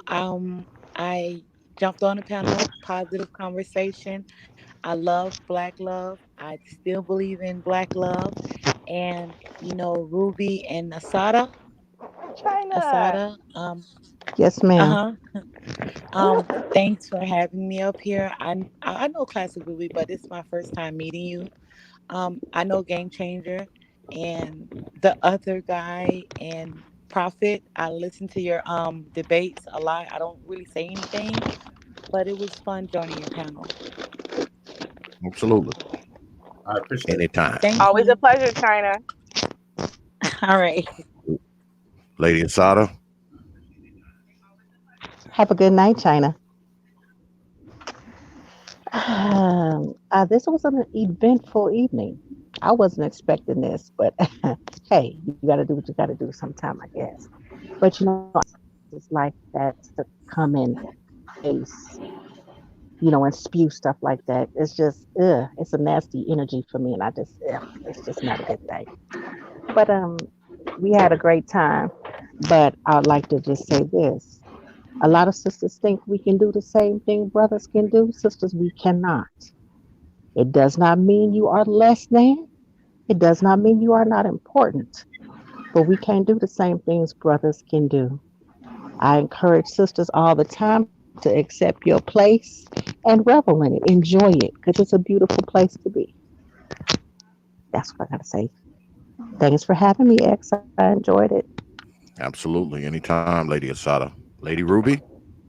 I'm gonna say this. Listen, men and women's brains literally evolved differently to specialize in different things, right? And there are exceptions to every rule. There are many things that I'm an exception in. But what I can say still is that my exceptions are all still little details. I am very focused on the little details and on today. Why? Because I'm a woman. I have a woman's brain, and it's okay. I don't have to be specialized in vision for 5 to 10 years from now. That's what I have a husband for. That's what my husband is supposed to do. He's supposed to specialize in. And he can't do his job if I don't do my job. So I'm going to put it like this. It's the same thing as dancing, right? As a woman, I had to learn. I didn't realize what men said when they were saying, oh, you're not letting me lead, right? Because to me, I'm like, oh, well, you go step, step, step, step. I didn't realize that it wasn't about me making the right steps. It's about me following his body and he's going to lead me. I didn't get that. I didn't. Like I was literally 22, not understanding what the hell lead meant until I met my husband. And the way he moved me, and suddenly I wasn't counting if I'm supposed to be going left or right or whatever because he moved me. I'm not even thinking anymore. Now, that's what it's supposed to be. If he can't lead me, if I'm not willing to be led.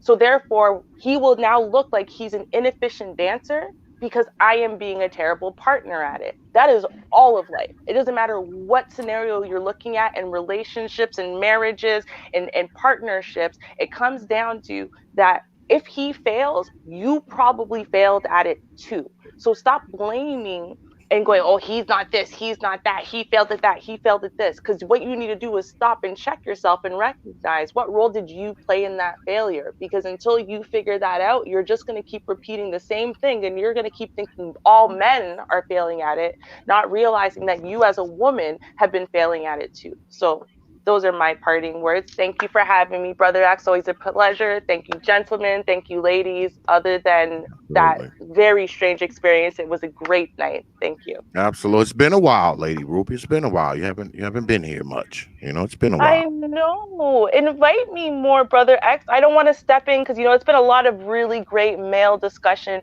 We've been having a lot of male building, a lot of growth, discussion, figuring stuff out. So I listen, I fall back and I listen. I try to, I don't want to sit there and insert myself in every little thing. But trust me, anytime you call, I will be here, Brother X, because I love you. I love your show. I talk about your show still in panels I've done and stuff like that. I do. I really do. I'll be like Nigga Island and talking about building Blackville. I still talk about that. I just talked about that the other day because it's about rebuilding the community and building communities and building collectives. And so I'll refer back to stuff that we've said on the show a lot. It's funny that you mentioned Nigga Island because YouTube took that video down. And that video has been up since like 2015. They took that shit down. I'm like, damn. Yeah, You they know, it might be struck it. my fault because I've They been struck referring it. to it. So people Yeah, they probably struck went it. back and didn't like it. And then they Yeah, like, I'm sorry, man. yeah, they That's it. struck that shit, man. I mean, Oh, I got a copy of it, of course, but you know, they struck it off of YouTube. They gave me a damn community strike and all this kind of nonsense. what? Yeah, this was a few months ago. Yeah, they took the shit down. Yeah, they took Oh, it down that's and some gave me a bullshit. strike. Yeah, gave me a What? community strike. But Over you what? know, Over Nigga Island? Over the words yeah, Nigga Island? they said it was hate speech. Yeah, they said that shit was hate speech. So you know, it is what it is. But anyway, yeah, good having you on though, Lady Ruby. I appreciate it. Brother Dead Set. Hey, look, I'm one of these guys that are hard on women, but I'm married, and the one thing I can't stand is a woman who doesn't have any use. So I'm not hard on people that I'm indifferent to. So there is a level of interest and care that I take when I'm talking about black women, especially when it comes to the fuckery. And a lot of these dudes, I've noticed, while they don't mention it, they have that same sentiment because we want you to do better and be better, just like we want to do better and be better. So don't take it hard a lot of the times because it really does come from a place of love. Mm, well said. Well said. Brother Game Changer. So yeah, Gab. I didn't mean to come on the panel the first time on attack mode, but you know, she just left my panel, and I seen that she was here. And I'm X, by the way, not Gab, but go Oh, ahead. my bad, brother. It's late. My bad. I was fucking with you, man. Go ahead. Yeah, but brother X, yeah, you know, I didn't mean to come in on attack mode. I really didn't. I knew what she was. I didn't want her here deceiving everybody and you know sending down the path because you know we have to be aware of women like this or of feminists like this, I should say, because they're here to drive a wedge add to the existing wedges that exist between black men and black women.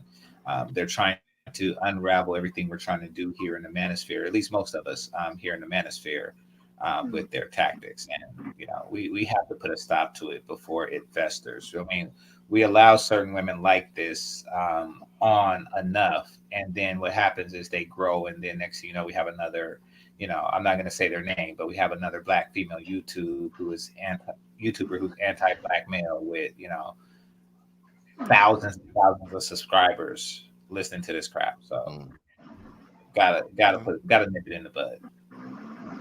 Absolutely, man. I appreciate you coming through, man. And to be honest, it was actually pretty good to see the ladies kind of square off. So I try to see the bright side of things. You know, I mean, she came up here a little crazy, saying crazy shit, and she wrote a lot of crazy, ridiculous stuff. When I kicked her off the first time, I was gonna let her stay off, but she started, saying all this crazy, ridiculous stuff to the ladies on the panel. So I said, "What the hell? You saying this stuff? I mean, you gotta go ahead and come up here and goddamn say it. Say it to them. They're here, you're here. Say it to them." So, try to see the bright side of the thing, man. Ain't no big deal. She'll never be back on my shit again, of course. But yeah, it is what it is. I appreciate you coming through, though, brother. Go ahead. Hey, X, could you send me a copy of the stuff she said? Could you email it to me? What the chat? Yeah, the private chat. I the- left and came back, so it's gone for me. Okay, I got you. I'll send you that. Appreciate you coming through, brother. Appreciate it. All right. And brother BMT. Man, oh man, we tried, X. We tried. We literally tried to do something logical for one night and just have a discussion, but it amazes me. I just don't think, you know what I'm saying? I think a lot of us came on with good intention, aside from her, to try to talk about building. And this is why it's getting harder for us to try to, actually build functioning communities or relationships. I told you, the foundation of the community is, the family. And it seems like some people are hell bent on seeing us to ruin. You know what I'm saying? It ain't had shit, to answer her question when she was talking about a child being raped. Listen, I'm gonna tell you right now, as two men who are fathers, our daughters don't have to too much worry about that because they got men in the home that are protective. You understand? So that would be a dead man. We'll handle that. But I'm not sure what kind of men she deal with in her life, if she deal with any. But that's why I said some people are just deterrents of building. And you had women who knew their role, their place. And the minute we talked about a man getting a job, building, nobody being disrespectful, that just blew my mind. That triggered this. That triggered. I'm trying not to curse, but I'm like, damn, I can't. I see why GC got mad, but I'm like, well, damn. Like, we trying to talk about what it takes to build a family, and you come and bringing smoke to us. And it ain't no secret. Like, this is why a lot of black men are passing up a lot of you women. Because ain't no man got no time to be hearing all that arguing and squawking and shit. And I like, well, shit, die alone then. And we can't, we don't got no time. Like I said, we should have just gone to Black Exit if I'd have known that. Like I said, y'all women be some of y'all women are glutton for punishment, man. But don't think them white boys gonna have any problem bashing y'all upside your head. Then one white man give y'all HIV, like 400 of y'all, and y'all still prop them up on a black man panel. This is how we know there's something wrong with these goddamn women, man. 400. I'm always throw that number out there, but y'all never bring up that motherfucker. But see, like I said, man, it's so easy to tear down a black man, and no question. There's no question to it. It's almost like it's second nature to some of these people, man. So I mean, like, yo, dude, like it's almost like there's a divider on why some black men are very wary of, yo, man, I'm just tired of your bullshit. If you ain't gonna listen, get the fuck on out. You know what I'm saying? Like, and we're gonna have this problem. Like, y'all women better learn. I hope y'all learn. You had two submissive women be attacked by a supposedly well-to-do woman that can't get them, that don't have no man. Let that sit in. Let that set in. The women that already got the man were quiet on the panel. The women that had no problem getting a man had no problem being quiet. Did y'all notice that? Weren't talking, being quiet, listening to the men, letting the men talk. The one without the man, who's trying to get a man, is fighting the men. I'm just saying, like, some of these things, y'all got to pay attention to the clues, man. And you're right. Actually, you was right. A lot of these young girls, she was young. They're not groomed for marriage. They're not groomed anymore for this shit. The DNA of that is gone. So I don't know, but we should have just gone to Dark Exodus. Somehow we went to a female debate and all kind of shit. Yeah. you went to a debate, you didn't even know it, man. Like, it did turn into that, didn't it? It did. Shit, you might have damn start having them cash out like this shit. I never thought we were gonna be a Sister Asada / China / feminist Toronto Pereira Bates or whoever the hell that woman is. Damn debate, but shit, if somehow you got that, god damn. Yeah, it's kind of crazy, man. You know that, because I didn't want it to devolve into that, but I'm a true believer, man. I'm not into that whole, arguing in the chat room shit. Especially if you're here and they're here. I mean, go ahead and say what you got to say to them. I mean, that's go ahead with that. Both of y'all there, they're here, you're inside of here. you can go ahead and settle it right here, right now. Don't be writing a whole bunch of nonsense in my chat room and calling people all kind of names and all that kind of stupid nonsense, especially when the ladies was right here and she was attacking all of them. It wasn't like she was just talking to Yeah. one or two. She was attacking all of them. So I took issue with that. So I said, okay, I'll let her come back in here and you say it to their faces. Notice I took all the brothers down. All right. I took all the brothers down and let them have at it for a few minutes, you know. And people was cash apping me, of course, talking about, oh, let them go X, you know, that kind of shit. But you know, I let them rock out, you know, let them rock out, and there it is. That's it. At this rate, we might end up getting female debate sooner than you think. We might end up getting a female debate Yeah, sooner. well, I've been working on that. I'm trying to get a girl on girl debate. I mean, I've been working on that for a while. I haven't found the competitors that I want. Like, I mean, I haven't had that I want. You know, because the chicks that come on gotta be a certain kind of pedigree. Okay, let's be Right. honest. You Right. know, I can't have chicks like the chick that was up here tonight. I can't have those kind of chicks up here. I mean, that's not going to make any goddamn sense to have somebody like that up here. You know, it's just not, because it's not going to go right. You know, she's not going to follow the rules, you know, that kind of stuff.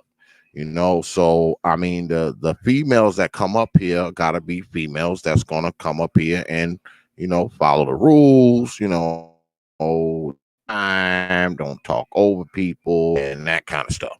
So I mean, that's probably why I haven't had a girl on girl debate, because there's only certain females that I'm kind of, you know, that I'm kind of, you know, amenable to having on here.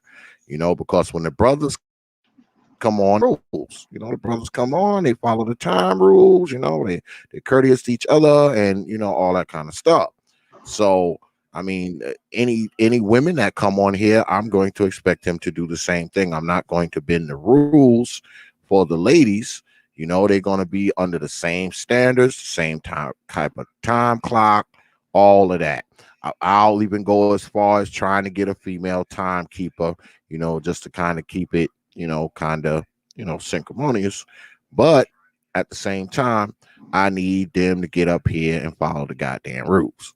That's all it is to that. You know, that's all it is to it. If I can schedule that, I will schedule it. I mean, if I can, I will do it. Yeah. So that's the only thing that's holding it up. I haven't found two competitors to come up here to debate that I can trust are going to get up here and do right and not make me throw them off like I had to do her tonight a total of 2 times. Yeah, You know, that 2 times in one night, goddamn, man. She kind of broke a yeah, I mean, record. that's what I'm talking about. I mean, I can't have that. You know, I can't have that. So, I mean, that's where we at. So, you know, I mean, they ain't gonna follow the rules like the brothers. They can't be here. That's all it is to it. The same rules apply to everyone.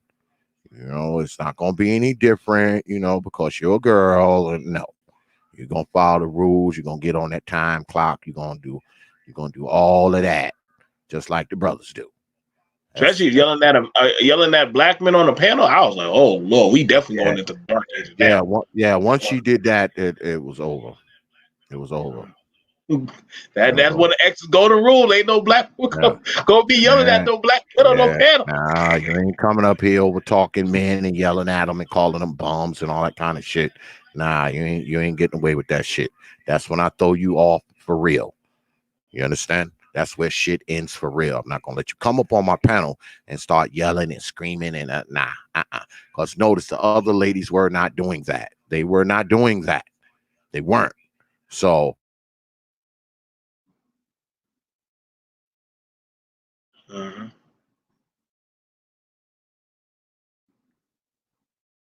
because they're ladies that'll come on here and be respectful, and they'll get their points across, and they'll say what they have to say without yelling and screaming and calling dudes bums and shit. I mean, on my channel, man, it don't, man, it don't. And I gave her a chance. I mean, I gave her 2 chances. I was more than fair, all right, because I had kicked her ass up off of here, and I let her come back.